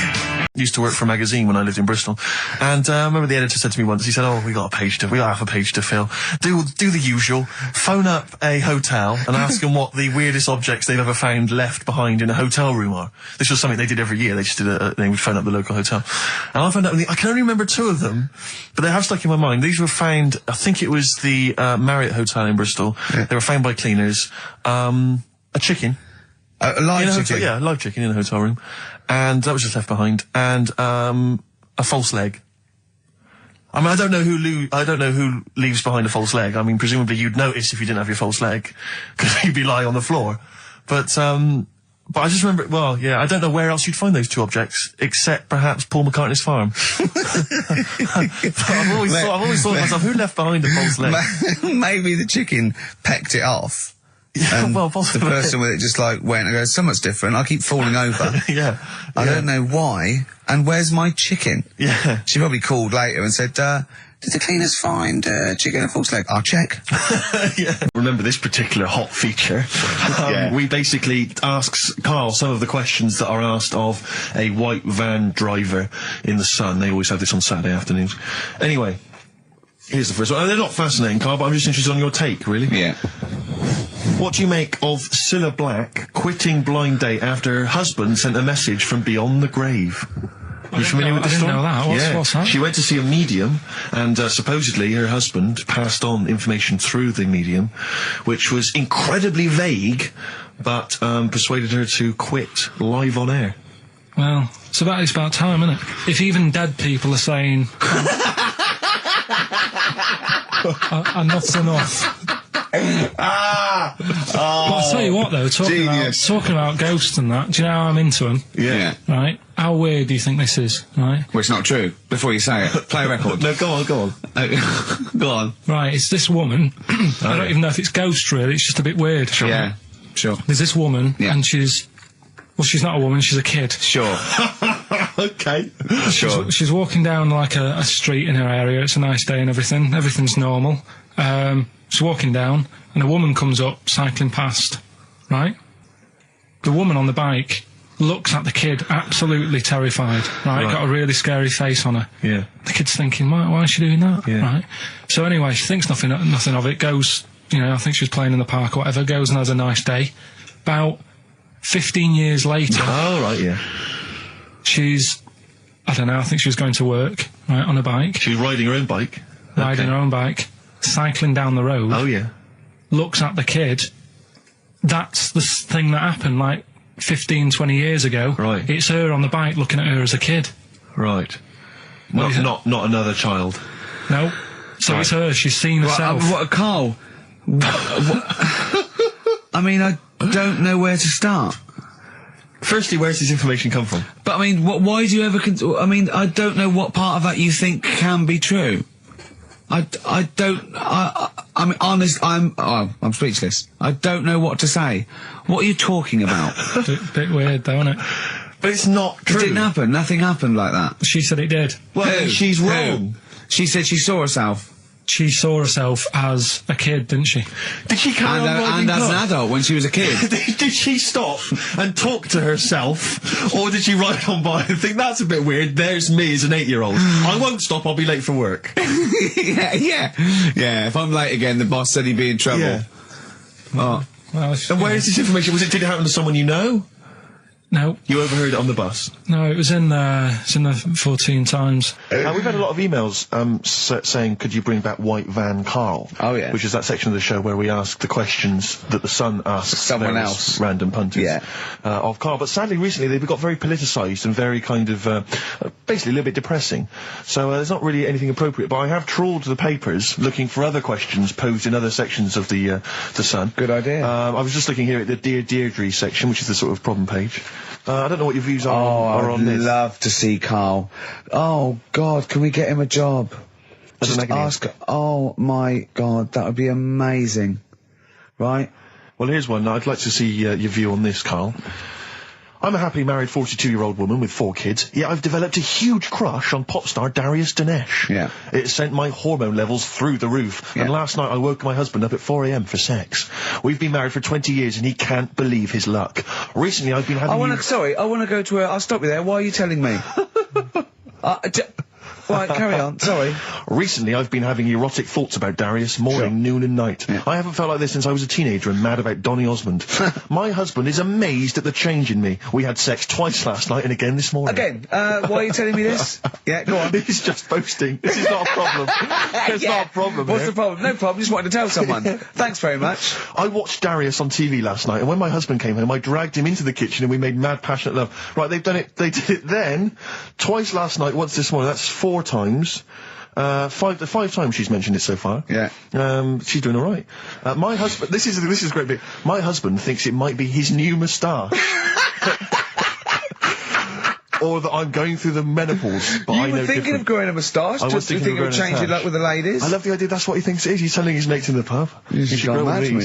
The old Tom Selleck. 5 times in the last 24 hours. Hooray for sexy Darius. So, what do you make of that then? What are your views on that? Hold on though. If that bloke is reading that paper, that narrows it down a bit. It's got to be, yeah. Who else did he know? His wife likes Darius. He's had sex 5 times that night, and he grew a new moustache.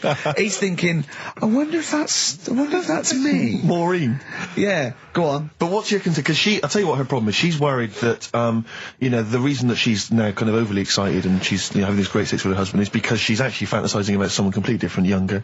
She's having these wayward thoughts, isn't she? She's a bit concerned about that. What's your concern? What are your thoughts? I reckon she's going to start shoplifting soon, coming out in hot flushes. Go on. Just, they're both happy, aren't they? He's getting what he wants. She's happy. I'd say, yeah, whatever, get on with it. Do you think that she should confess? She wants to be honest with him. I wouldn't, because not that many fellas like Darius. Right. So if you're sort of thinking, oh, she'd rather have him than me, I don't What do you think Darius would think of this? He'd probably be happy with that. I mean, what would you do if you got loads of phone calls, right, from women going, Karl, whenever you're on the radio, I just have to do it. I just have to do it. Your voice makes me... I'd say, right, well, it's all right. I'd be happy with that. Would you? Yeah. I mean, just in case anyone is doing that. What would you do to sort of like egg them on a little bit to help them out? What do you think? What sexy things would you say? What do you think is your quality? What do you think people would find, pretty horny about you? Is it your sort of mank wine, do you think, that? Good evening, Steve. Got some here, brought in. It's just a normal soup. It's Rooster's Pride. What flavour soup's that, Steve? Oh, I know you brought that in. It's all it's a genuine article and it's cock soup. Thanks. Can I have a closer look at that? Maybe there's some more humour I can draw. What, you want a closer look at my cock soup? Just a cock soup. It says here, delicious, appetising. 3 to 4 servings. You know what I'm thinking of when you're talking about the soup? I'm thinking of innuendo. I'm just thinking of a man's cock. Penises, yeah. Let me just... It's the darkness. Right. This is going to be so annoying. No, it's not, honestly. Well, it is, because you're going to think it's science and it's going to be trite. Alright, well... Go on. Right, little story first, right? There's this funeral, right? And this girl was at a funeral. Same funeral? Yeah. Right. It was a mother's funeral. Oh, yeah. Right? She met this fella who she didn't know, right? But she thought this fella who she met was amazing. She didn't know him, right? But she thought he was brilliant, right? Like a dream fella. Right. And she fell in love with him, right? But never asked for his number, his phone number, right? And she couldn't find him. Now, a few days later, the girl killed her own sister, right? Yes. Question is, why did she do that? Okay, well, it's one of those stupid things then, isn't it? So it's not logic. It's what am I thinking? No, it's not. Seriously, it's a proper, it's a proper real mental logic. test. It's a proper mental test. A mental test. It is a bit mental. So you understand the story, yeah? I kind of. Let me just get it right. So there's a funeral. A girl goes to the funeral of her mother. Yeah.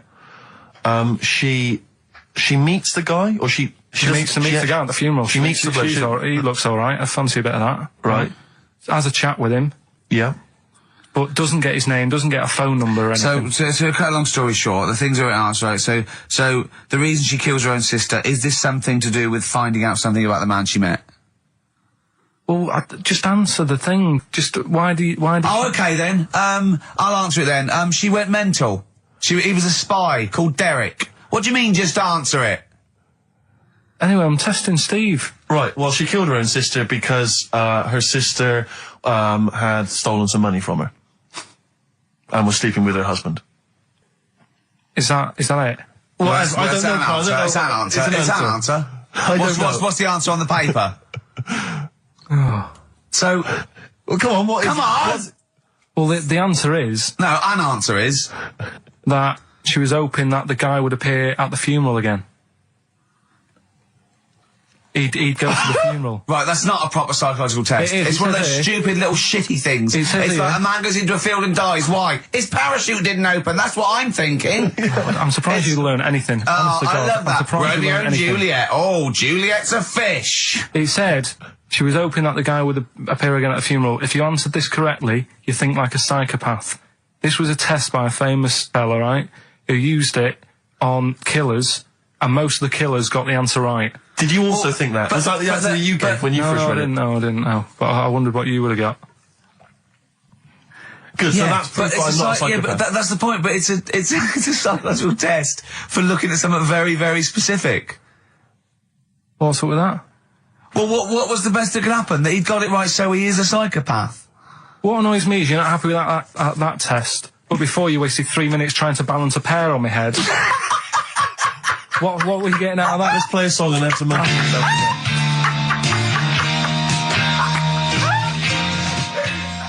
Joe Jackson.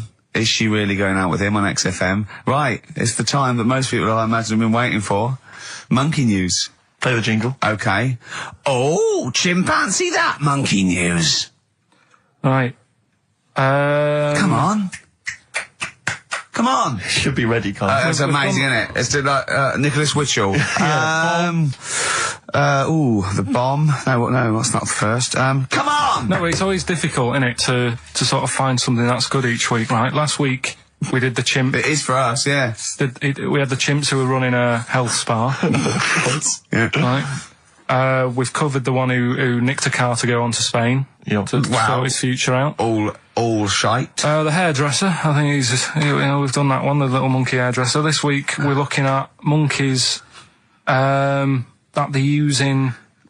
Do you know, like monkeys, they know how, like... I've lost the will to live, Steve. Oh, well, I don't want to do it. Right? Well, come on, come on. What are monkeys good at? What are monkeys good at? Yeah. Well, running small businesses, cutting people's hair, and driving cars. Yeah, they love Spain. Oh, and foiling bank robberies. Yeah, they're great. Well, something else they're good at, right, is like weighing up the situation.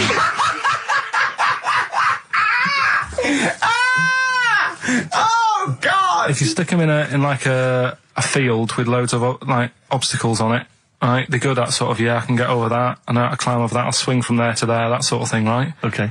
So the people in charge of somewhere, I've thought... somewhere! Come on. I've thought we can use that skill, right? And what they've done is they've got a load of little monkeys, right? They've given an IQ test. Yeah. And the ones that score above 80, right? Get to produce this show next week. Join the army.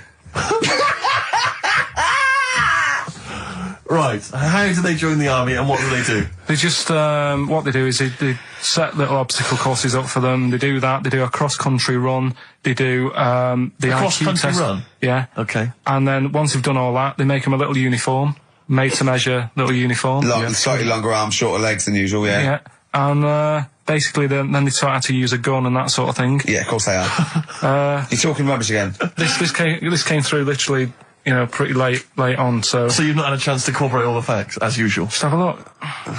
Right, it's the bit I'm looking for is, well, A, why are they doing it? Why are they doing it? Yeah. Why do we need monkeys in the army? And secondly, why are we giving them guns? I'll just check to see if any of that I love that we only let gays in recently. Yeah. Talk amongst yourselves. Yeah. Just have a look. I can't read it. There's too much pressure. Well, it's rubbish. But it's rubbish. They don't get it. It's the way that there are things there are animal cores, right? There are horses, there are dolphins, sea lions. You know, there are lots and lots of animals in the army, but they don't have to pass an obstacle test as such, and they're not taught to fire guns. You straight away assume that there's going to be loads of squads of men, and then just one little monkey in the middle. Like, you know, he came second on the test. He's in, boys. What do you think, Steve? You've read it? Well, as ever, Carl, this is an arbitrary email sent by one of our listeners. You know what Ricky and I think of them. and so we're not really basing this on hard evidence. We're basing it on the ramblings of one of our listeners. Rubbish. Once again, lazy, rubbish, uncorroborated, nonsense. The stupid test that you got wrong. Rick, that sounds like monkey news to me. I told you before about buying presents. Did those gloves have your name sewn in them? And a piece of string that ran over the back of your duffel coat. You know, I've never been into getting presents and that. I had the problem at that Christmas one, that time with the Victoria Plum. Yeah, we'd hate that. We'd hate to bring that back. We've done that. Because you talked about because it's kind of to do with your dad, isn't it? He's a very bad gift buyer. Was that the problem? Well, yeah, my dad just wouldn't bother. It was my mum who sort of made an effort, and she sort of worked out half of what I wanted, then she left it to me dad to get it off someone, see if he could get one cheap or whatever. I love the fact that usually people talk about, like, drinking heavily or violent abuse, right? Yeah. But here's what he's been left with and scarred with from parents is bad gift buying. Yeah, and that's the Victoria Plum incident. In the greater scheme of things in the world, that's not a bad thing to have, is it? Right, there was this is what it's like about getting presents and stuff, right? With my mum and dad. Go on. My mate, Colin, right? No, Colin Bailey, right? Yeah. He had a little Sinclair Spectrum, right? Computer, which was like the thing to have at that time, right? Yeah. Used to always go round to his house. The deal was... Not the one you had to play through the window because you weren't allowed to. No, that's another lad. Oh, right? yeah. This is a different lad. And the deal was, he came to our house, and my mum gave him a pie. And then I'd go round to his, and I'd stay there for a few hours playing, you know, Hungry Horace and stuff like that on it. Sure. Right? Now, my mum and dad knew that I really wanted one of these computers, right?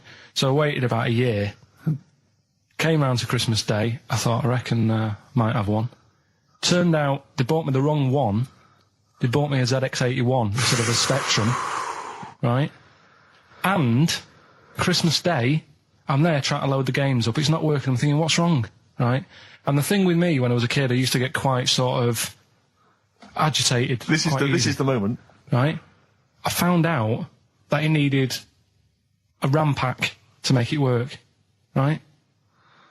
Looking in the thing, and it's saying, and make sure you put your RAM pack in the back. And I was like, oh, where's the RAM pack? And my dad's going, I don't know, I've got you the main bit. That's it. So, I was that wound up, I just was sick. Right? Just sick. I didn't feel sick or anything. I just was like, oh God. Went to the sink, just sick. Because I was that on edge about it. I said, come on, we've got to get one. And my dad's like, Tandy's shut. We're not gonna get anything today. Ruined again, Christmas Day. That was after the year when my train set got blown up by our kid. The following year, no RAM pack. And now you ask me, why don't I get good presents? He's scarred. He just I'm gonna die. Honestly, I'm gonna die. He's just being sick. Yeah. There's no RAM pack. What? Did you get to the bottom of it? Why wasn't there a RAM pack? You have to buy them separate. Oh, okay. What do you mean I can't play Frogger? Oh no. So, wasn't there another incident when you spontaneously threw up? Through sheer anxiety? I do get it. It's not so much now because I've relaxed a bit, but as a kid I used to be quite on edge all the time with certain things. Do you think that's what happened to your cat that kept being sick? That it didn't get the food it wanted, and it just threw up? Do you remember that? Yeah. God, so they shaved it. Yeah, but again, you see, the cat thing, I mean, it's mad. I was thinking about it the other day, right? I used to think I had quite a normal upbringing. You didn't. Right, and someone was talking Your about the mother cat. once told you not to go to school because it was windy, Carl. It was not a normal upbringing. The cat was being sick, so she shaved it, so it was easier to clean. Right, well, my mum and dad went on holiday, right, and I stayed at the Ross's down the road. Oh, yeah. Only a kid, must have been about 5 or something, right? And I was always running around in the house. I had a lot of energy as a kid. What the Rosses did, they had this cat that was dead violent, the most violent sort of angry cat I have ever witnessed. A tiger. It was, honestly, Steve, if it was bigger, it would have been, because it was just always having a go at you. Yeah. If you went to pat it on the head, it went to bite you and stuff. And what they used to do with it, to stop me running around, I'd sort of be running around, and then I'd get a bit tired, and they'd say, have a lie down on the settee. So I'd lie down on the settee and I'd nod off. And what they used to do, I'd wake up and I'd put the cat on my belly. Right? So I'd be scared to move because it's like it's going to get me. But it would keep you there. It kept me there, and it used to sort of slaver on me, and they'd sort of, you know, go out or whatever, and I'd be lying there. That's not normal, is it? Carl, sorry, were you created by the Brothers Grimm for one of their fairy tales? What kind of a life is that? A cat paperweight to keep Carl in place. He keeps blowing around. It's windy. We'll have to weigh him down. Be careful. Your mum probably told him that it's a windy day. You got to get something heavy on him, otherwise he just gets blown into the road. God bless him. Did I ever tell you about my Uncle Alf? No. He wasn't a proper uncle, right? But he was just one of my dad's mates and that. And he was getting on a bit. He must have been about, 60, which is pretty old when you're younger and that. And he was the same. He used to always wear a suit and that. But it was never in good nick. It was always like a rough suit, but it doesn't matter. He's still, making half the effort and that. Yeah. And he used to sleep in a dinghy. Right, Uncle Alf. What? In his house? Yeah. Why? Well, in a flat, he's in like a little bed sit. Because he only had a little bed sit, and he was into boats and stuff. So he had this Two birds with one stone. Had this little dinghy, had a little flat, thought, well, it's tight space and that. He had a dinghy as a bed, and he had 2 tellies, right? He had 2 tellies, one that the sound worked on, the other one only the vision worked. So if you wanted to watch a programme, you had to turn both on. Put them both on like BBC One, turned one up, and watched the other one. Wow. That's extraordinary. From his dinghy? Sat in his dinghy. That is brilliant. It was an inflatable dinghy, it wasn't like a wooden... Yeah, an inflatable one, yeah, big inflatable Did you ever go around and visit him?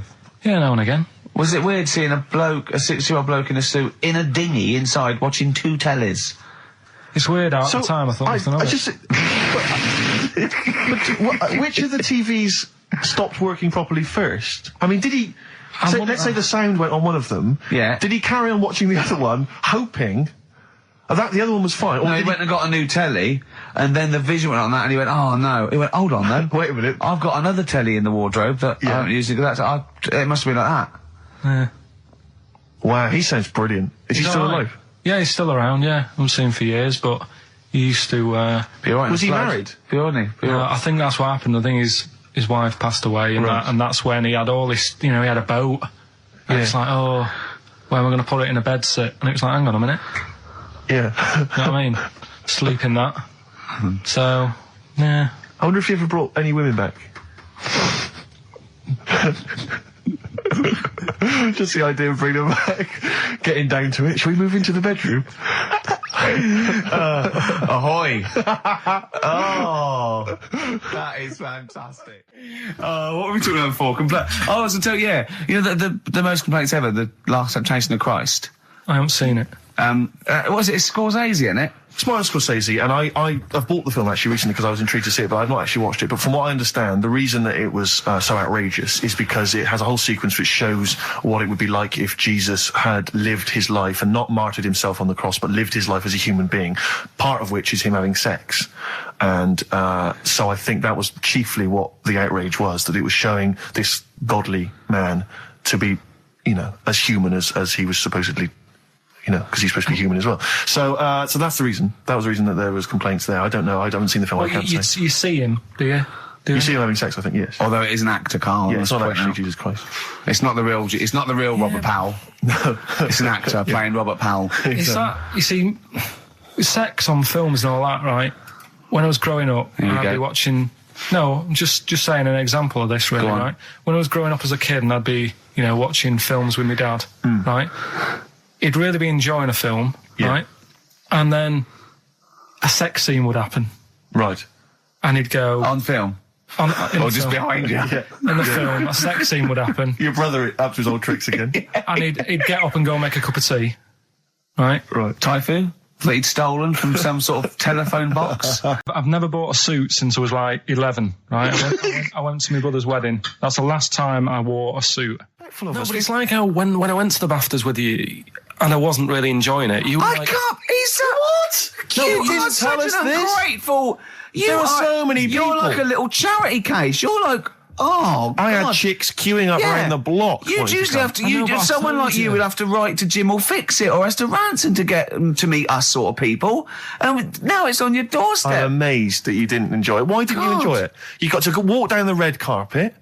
You went in. There was George Best, one of your footballing heroes, was there. A load of other big names. You sat there in prime position. You came backstage with a load of other big names. Hey, you had a lovely bit of grub. You were filming this thing for the DVD you were making. That's you, a cameraman on our DVD. And yet you think, now you look grumpy because you had a couple of pints and I can't believe it. So tell us why you didn't enjoy it, because the ceremony, what didn't you enjoy about that? It was interminable, wasn't it? Far too long. Wasn't it awful? 3 boring. hours. I'm sorry. I thought you were going to say something. Really? Sorry. 3 hours. Yeah. I mean, I suppose for you two, at least, you were going to get something. Sure. Yeah. But with me, it's like, I've never graduated or anything, so... Have you not? I'm trying to think of a situation. Basically, I sat there for 3 hours knowing that I'm not going to get anything out of the night. Yeah. Right? Now... when we invited you and you said yes, did you think you were up for an award? No. I thought we were going to be sat round tables, having a nice bit of food, whilst people are going up there winning awards. Yeah. But 3 hours of the same thing over and over again. I mean, if a film's 3 hours in the cinema, you go, well, it's long, but, I wonder how it's going to end. Yeah. But this was just like the same thing over and over again. Some guy going up, thanks a lot, cheers for the bit of brass. And then going down, sitting down, the same thing over and over again. Honestly, right?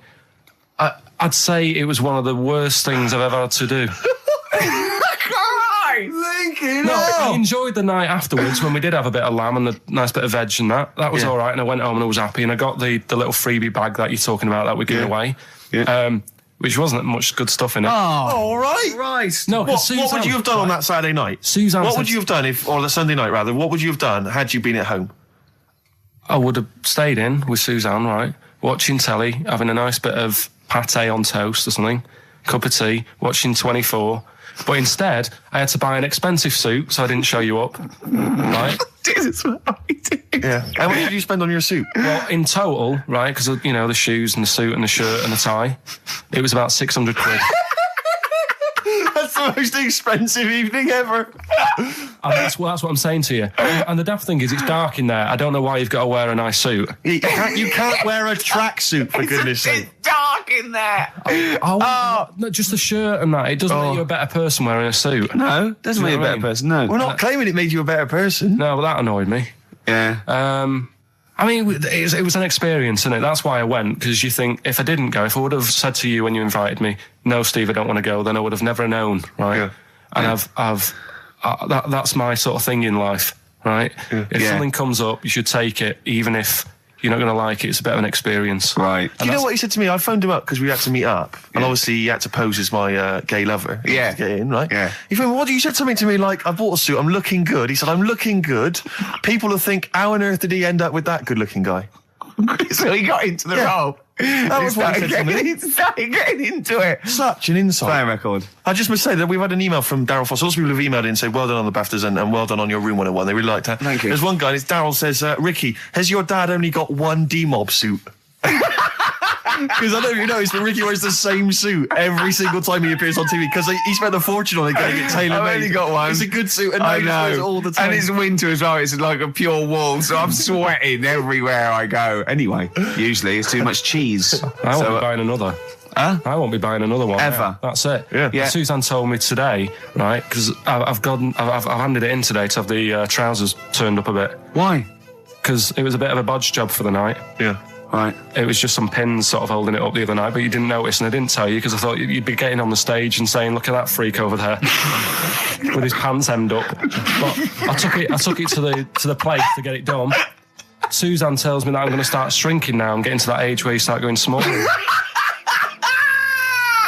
I'm going to give you this here. I'm handing over my mobile phone to Steve to read you can see it's from Carl at the top, but just read it out as you scroll down. Just read it out loud. Is this a text message from... Yeah, this is a text message to me from Carl. Read it out. To see at night as well as an owl, you would need eyes the size of grapefruits. If only Stephen could turn his head right round as well. Carl, I can't believe it. What upsets me most, Carl, right, is not the fact that you've been slagging me off behind my back. It's the fact that you've got the cheek to come on here and moralise because you failed to get me tickets and make a dream come true. You've come on here trying to pass the buck and say that it's a health and safety problem, when in actual fact it's a Karl Pilkington problem. Do that. I got it in the bin. I'm devastated. You know, and then let's play a record. I'm upset. I should have eaten this banana off air. What's the number? It's 08700 800 1234. But if it's sold out, Steve, it's sold out. I had a bit of good news this morning. Go on. I was on the tube coming down, and I don't want to sound arrogant, I don't want to sound pushy, but I was at Green Park, and I'm fairly certain, Rick, it's not 100% corroborated, I'm fairly certain that a woman pinched my arse. So what do you think of that? Yes. There's a lot of pickpockets around Green Park. No. My wallet was still there. Really? But even if it wasn't, that would have been money well spent. But the wallet was still there. So what do you think of them apples? Eh? So what did you just pinch off? I can't confirm it at this stage, exactly what happened, but it certainly felt like a pinch. I looked round, there was a woman behind me. Right. She was fairly old. I think she's probably in her mid-30s. Right. Kind of reddish hair. Right. I don't know if she's listening. Right. But she knows where I am. And so I don't know how to proceed, really, Rick. I don't know if it's worth putting up some posters around the Green Park area. Well, what you could just to try and corroborate it. If you saw a woman pinch the lanky guy's arse... No, you could probably get in contact with British Rail and go back over their CCTV CCTV cameras, yeah. And then they could probably zoom in and, sort of identifying sort of birthmarks, or she might have been holding something. So they could hire a private eye. Yeah. Again, money well spent. Well, so there you go. I'm just saying. I'm just saying maybe maybe things are looking up. Things it's getting are towards Christmas. The worm has turned. I mean, it's a little sexy story to get the show going. It is but pretty what do you make of that, then, Carl? What do you think of that, You're Carl? quite damning. What's your answer? Well, I mean, you're quite a tall fella. Sure. So she must have really wanted to sort of reach up and have a pinch. Mm. Do you know you think she was a dwarf? She did it with her teeth. He didn't say she was a dwarf. No, but Steve's taller than, his arse. Yeah, but his arse isn't 6'9", is it? His arse is about 3 foot off the floor. 4 foot? What? 4 foot off the floor?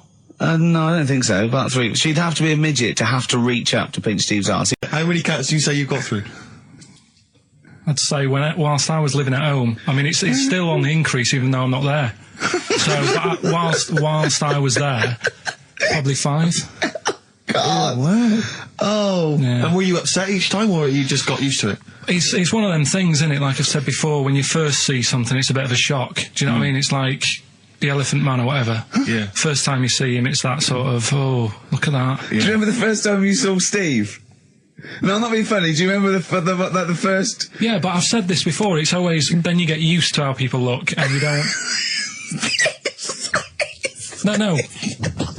I'm gonna burst. You have to play a record. No, because I just see Steve's... Carl, you know our mate Johnny, he's a Doctor Who fan. Yeah. Do you remember, he bought, the Doctor Who magazine, and he went to the toilet, and Steve got post-it notes and put geek on every page, and Johnny opened it on the tube, right, and it had geek and everything, and Johnny bought in the new Doctor Who magazine, I think this week's or this month's, right, and they've done the perfect Doctor Who fan, right, what the geek is, right, and it looks exactly like Steve. Alright, don't have a go, Rick. It does, and he went, and I'm gonna try and put it on the website. It's amazing. It's got your hair, glasses, it stands like you, it's sort of dressed like you, and it's only, it's hilarious, and he was, I mean, I'm insulting you now, it sounds like an insult, but if you'd see it, you'd laugh.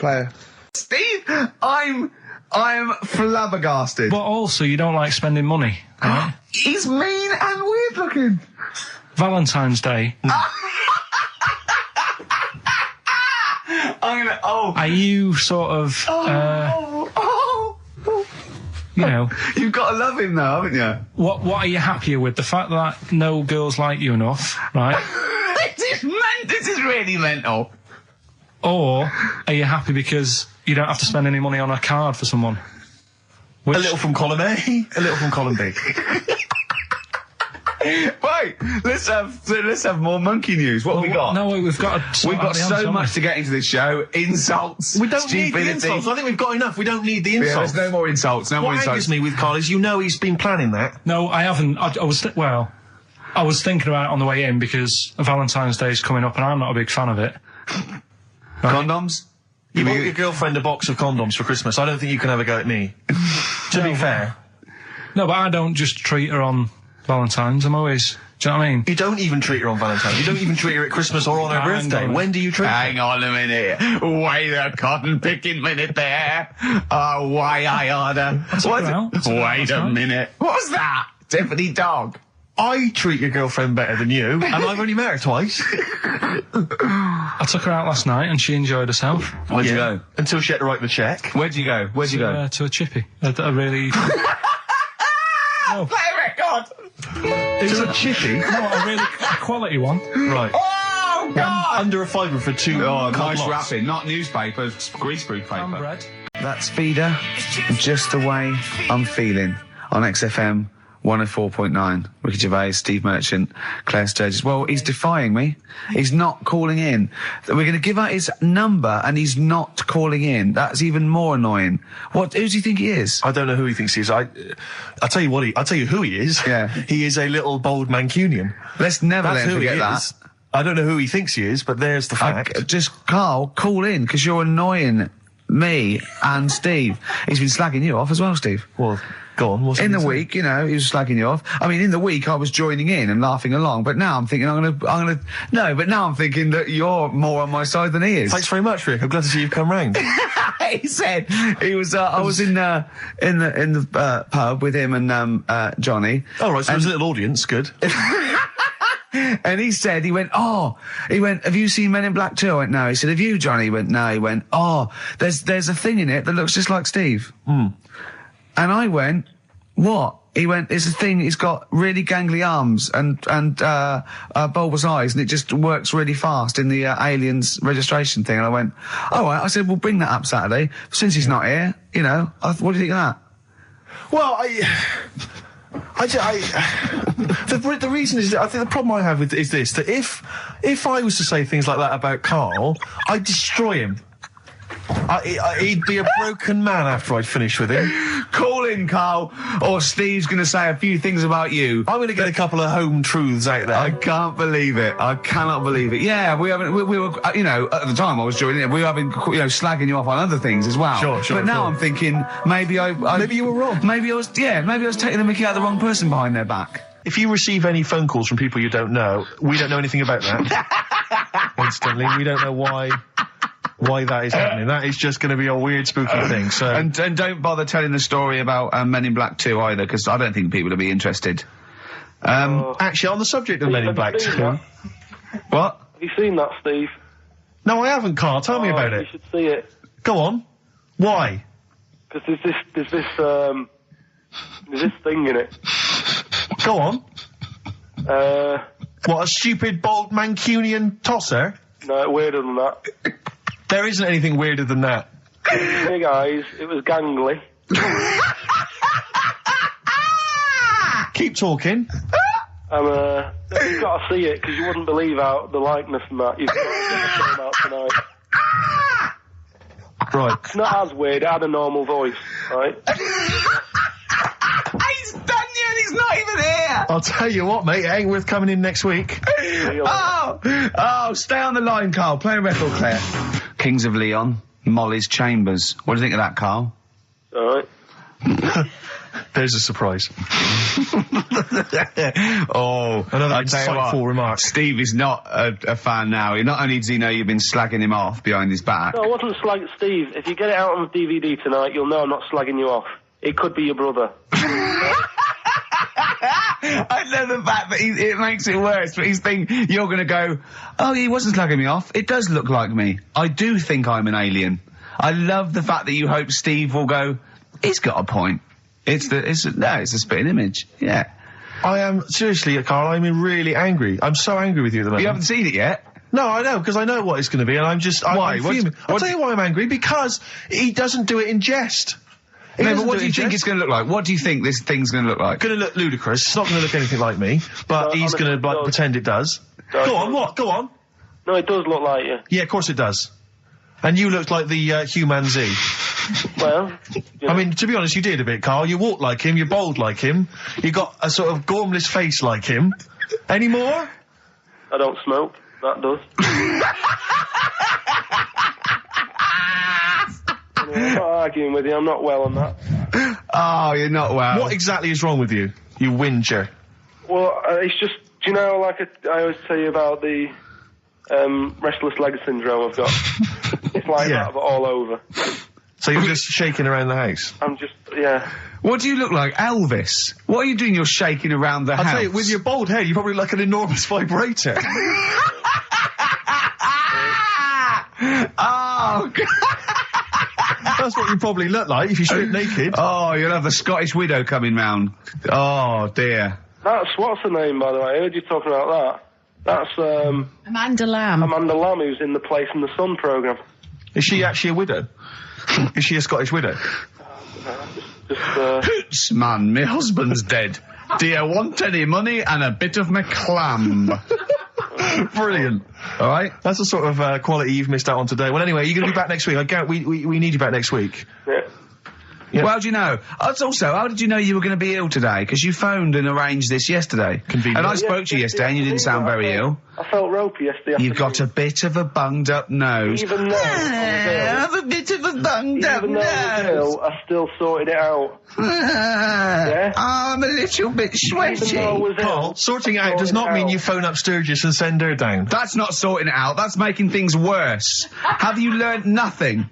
Thanks, Claire. If you're not part of the solution, you're part of the problem. Mate. Yeah. Oh, my leg's a little bit achy. Oh, wearing wet jeans. Oh, I put wet jeans on again. My lasagna wasn't, it was frozen. Can you hear the venom and hatred in our voices today? I need the phone number of your girlfriend. Let me explain why. I was lucky enough, once again, to be on your quiz team this week. Ricky, still to beat me. He's still to beat me with his team, yeah. Second I came. The gang here and some friends, we sometimes go down to a pub quiz in the local area, and I was very nicely, I was invited by Karl to be on his team. Twice now I've been on that team. Ricky's always on another team. And what can I say, Karl? Do you mind me saying this now? Because I've analysed the team, and it's very much your team, and you've put the team together. You've recruited some excellent personnel. Your girlfriend's very, very good on the team, as is one of her work colleagues. And you normally bring in, someone like myself. I like to think I've been providing something with the entertainment section. I seem to remember last time I answered at least 6 or 7 questions that other people hadn't got. So I felt I provided something there. Karl, I rather like John Harvey Jones, who used to be called in to sort of troubleshoot companies. I see why you are not winning ever, and it's a rather pricey contest, isn't it? It costs a tenner to enter per person, and unless you get in the top 3, you're not going to get to see your money back. No. So I think you're going to maybe need to step down from the team, because Karl, I'm not sure. I am not sure. You consider yourself a kind of player manager, but frankly, I'm not sure you're providing enough. Right. See, this is funny, because as bad as I imagine you are, I don't think Steve would make it into my team, so he's getting a bit cocky here. I want to know what your opinion of him, because he's told me he's great on it. Well, you bang out of order, first of all. Okay. Do Do you have a good night when you're with us? I tell you what, I wish I'd lost a tenner every time I've come down. That would have improved it. You point out there about the football analogy. Mm-hmm.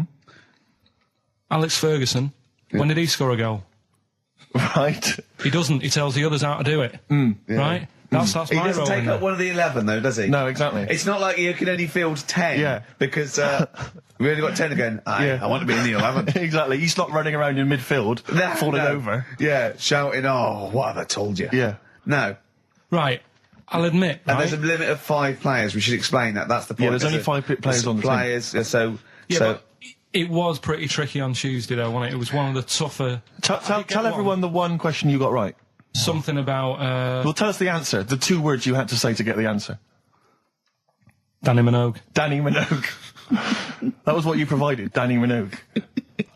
Is this valuable? Well, no, not really, because there was at least 2 of us who also knew the answer. Oh, well, we gave him. No, exactly. We gave it to Carl. We massaged his ego. I just feel Carl. Do you know what? I feel a bit bad now because I just sort of had a crushed face. Then. Can I just tell you right now? He just can't believe this. Can I just tell you right now? I think the problem is this.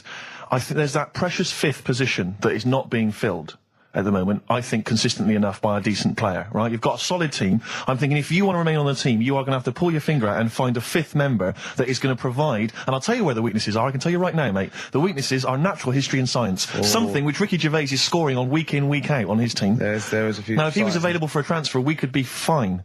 But we've got to find someone to fill in that space. Otherwise, I'm either going to quit, or you're going to have to step down. Because I don't think I can be on a team where there is these obvious deficiencies. There are visible deficiencies. And, you know, the £10. That's £10. I'm not made of money. That's once a month. I've seen him depressed for 2 hours when he lost £20 at a casino after 5 hours playing. Don't bring that back. Don't bring up that again. That story. He doesn't like wasting money, Carl. You know that. What do you think? What's the solution? We've got to think proactively now. We've got to sort this out. See, there's always other things going on in my mind when I'm in that pub quiz. For me, it's just a little bit of fun. Sure. It's a night out. Do you know what I mean? Suzanne enjoys it. Yeah. Bit of a get-together. We have a chat beforehand. Yeah. We have a bit of fun. Yeah. But there was other things on my mind. Carl, I could do that here. I don't have to lose a tenner. Wait, what were you thinking during the quiz then? Cheeky Freak of the Week. Right, well, we've had some interesting things we've been looking at. This week, it's about the strangest couple that ever got married.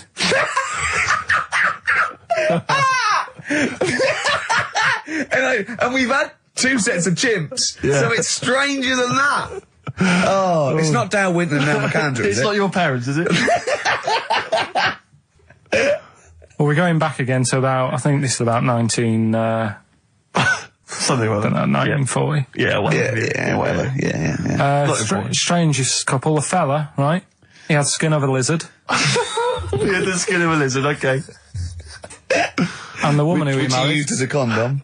The woman who he married. Yeah. Airiest woman ever. Right. And that was their act. They used to tour the world, and they'd say, it's like, a couple who've met, they're having a great life. Let's get them out on stage, here they are. And they'd what do you mean out. he had the skin of a lizard, first of all? That's what he said. He had some sort of some illness. So he was called Lizard Man, and you like that because it was good description. I thought that's good. I'm here. Hello. We've booked a table for 2. Who are you meeting? I'm meeting Lizard Man. Oh, he's over there. Yeah. You know he is, right? Yeah. I'm meeting the hairiest woman in the world. She's over there. Yeah. Yeah. So what did they do for their act? Bear in mind that we had some Siamese twins last week, and their act was having a bath. Yeah. So I hope it's an improvement on that. What did Lizard Man? He came out and ate some flies, did he? I don't really know. I just think they stood there and that. Yeah, when you read this and it goes the most interesting fact ever, Lizard Man, and you go, that's enough. That's enough. I can extrapolate from that. Well, straight away I start thinking. I'm thinking, right. I wonder if they got the wedding photos. Right? And then, like you said, that they had a kid. Oh, what would that be like?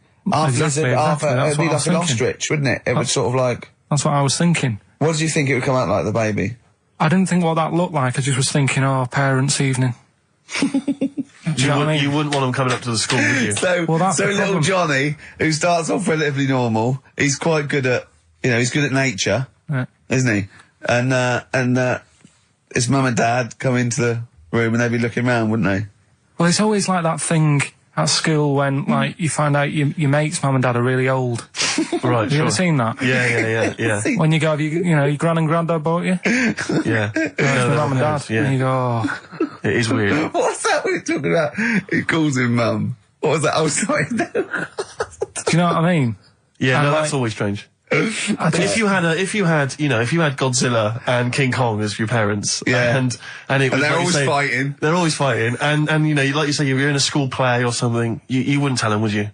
You wouldn't want them coming up with a video camera. He didn't tell his parents he was in the... Well, exactly. You did Little Donkey, you didn't tell your dad, did you? And he came along and videoed it. Yeah. Was kept that... it quiet, don't want them to know anything. But you didn't... What was it was meant to be playing? You had a little drum, didn't you? Yeah, I was doing, I had a little drum. I think it was meant to be playing We Three Kings. Yeah. But, we started doing Little Donkey and I thought I can add a touch to this. Sure, you improvise. Started playing along. It was like the first remix, wasn't it? It went down well. Lads, Thrills on XFM 104.9. I'm Ricky Gervais with me, Steve Merchant and Karl Pilkington. Yeah. Little Carly Pilkington, little baldy mank, whinging little twat. How are you? Yeah, all right, yeah. What are we doing? Happy? Feeling a bit happier today? You look as full of spunk, as they say in America. Yeah, I'm alright. Just a bit of a miserable day though, isn't it? Yeah. A bit miserable. Yeah. Walking in today, right? Do you know I walked through like the sort of the gay district of London and that? Right. You don't walk, you mince, don't you? Well, just walking through on the way to work, and I'm always interested in their little shops and stuff that they have, right? Loads of their little shops. That's nothing to be ashamed of. If you want to go in and buy something, go in and buy something. I'm just having a look at, looking in the windows and stuff. Little postcard just near the entrance. Yeah. That's meant to tease people in, to make people go, that sounds good, I'll nip in. Right? Little postcard. Free butt plugs with every sale. That's great. How did we get from 5p off milk to free butt plugs with every sale? Wow. What society come to? Well, it's because we're liberated, Rick. Yeah. It's an open society. What did you buy to get them? You didn't buy... I didn't but what's the purpose? What, of the poster or of butt plugs? Butt plugs. Because I really honestly You don't... shove them up your arse, don't you? Whoa, slow down, bum. Shove them up your bum. Yeah. But when? Is that just like when you're doing whatever, doing stuff around the house, or...? I think it's not to keep things out. Is it like you would use a plug in the sink to keep, the water in the sink? Oh, if you're not gay. Get that? Oh, yeah, no, I know what you mean, yeah. I don't know. No entry. What is it? I mean, I don't understand what that's I don't know. I assume it either feels good or are they... well, I've got to be careful here. Or are they sort of like breaking it in? Right, yeah. Do you know what I mean? Like it's like a shoehorn. Sure. or It's like when you stick paper in your shoes if they're a bit tight. Or those people who sort of like put little bits of wood in their lips, and then as soon they've got big plates in their lips. Yeah. Same as the butt plug. It means you can, you're ready for anything. I don't know, do I? And look at Carl's face. Well, if you know what butt plugs are used for, then why not get in touch? Ricky.Gervais at xfm.co.uk. What do you think? If there's any... I can't believe we're already on this subject. I know. How is it? It's 5+1 and we're I was gonna say then, if there's any people who use butt plugs, and I was thinking that Carl would have said, well, they're not up yet. Yeah. Because they go out late. No, but what is it? We're award-winning people. We've written a TV Not on show. radio, though. Not on radio. We're rubbish on radio. I know, but We've got nothing to lose. But I always say to you, Steve, that I like educating people and that. Now, the way I see it is I didn't know what they were. Let's phone to going. Someone might know about butt plugs. All right, we'll get. No, get them on. Get them on. Ask them. No, because they might say something dodgy. Oh. Yeah, whereas, what have we just been doing? Just take a chance. Take a chance and tell them not to swear. Well, you tell them. Okay. Right, Steve, I haven't got my headphones on. Hello, who's that? Hold on. Who, sorry? Nicholas. Nicholas, hello, mate. You're not going to swear, are you? No, I'm not going to swear. Keep it clean. Yeah. Keep them keen. What were you calling about? I'm phoning about your plugs. About, not my plugs, but sure, plugs in general. What, do you know much about them? No, Are you a plug user yourself? No, I'm just thinking if maybe you've got some gay friends and you're spending the night at their place, you might want to use one. Right. What, you mean experiment with them, or...? know so you can make sure they're not going to do anything while you're asleep. Could I suggest, just lock the door? I mean, that is easier to me. Can I make a bigger suggestion? That's probably the most homophobic thing we've had said on the show today. Thanks very much for your call. Right, okay, good. Well, that's why we shouldn't put people on the line. Just, without checking first. I think Carl's made a good point. That's the calibre of listener we've got. He's in Heat next week, Steve. Right. Yeah, they've put a picture of him. They could do the grab off the DVD, and he's behind the scenes, and he's got his little picture in Heat, and he hates it, don't you? Well, I'm a bit annoyed because I didn't want it in. Why are you worried? Just don't want people knowing what I look like and that. Why? Were you on the DVD? Yeah, but... It's to public domain. Anyone can take it off there and put it on the paper now. But that's extras on a DVD, and I'm just thinking not that many people. If they watch it, they won't take it in, stuff like that. What are you worried about then? There's like me brother and sister and stuff who I don't see anymore. If they know what I look like now, they might... What do you mean if they know what you look like now? They've just got to imagine little Karl Pilkington with no hair. No, I've changed quite a lot because I work hard, don't I? So I've aged quite badly. And I'm just thinking if they... You used to have the hair of a Chinaman, didn't you? Sorry, why is it a problem for your brother and sister to see you? Because I don't see them anymore, do I? And they'll come out of the woodwork now. What? They're after your millions? No, so they're sitting at home, they're looking at Heat, and there goes Karl Pilkington, oh, Karl's my brother. My brother, oh, maybe I'll go and see him. I don't want the hassle. But they could find out where you are anytime. What's the hassle then? It's just hassle of having friends and family and that. You mean this, don't you? Yeah, it's that I'm not into having but mates. If either your brother or your sister came to your door, would you not welcome them in and give them a cup of tea? Do you know what? He bumped into his sister, right, after about 7 years in a car park somewhere, right? And she went, oh, I've got a picture of my new kid. Do you want to see it?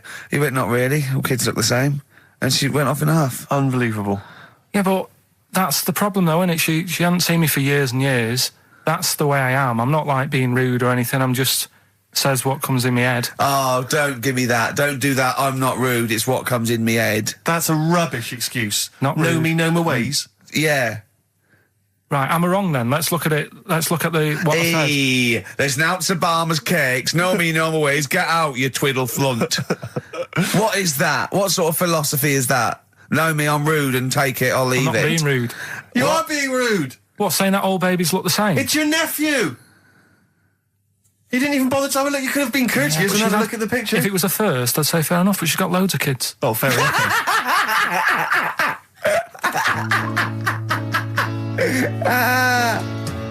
What kind of woman is she?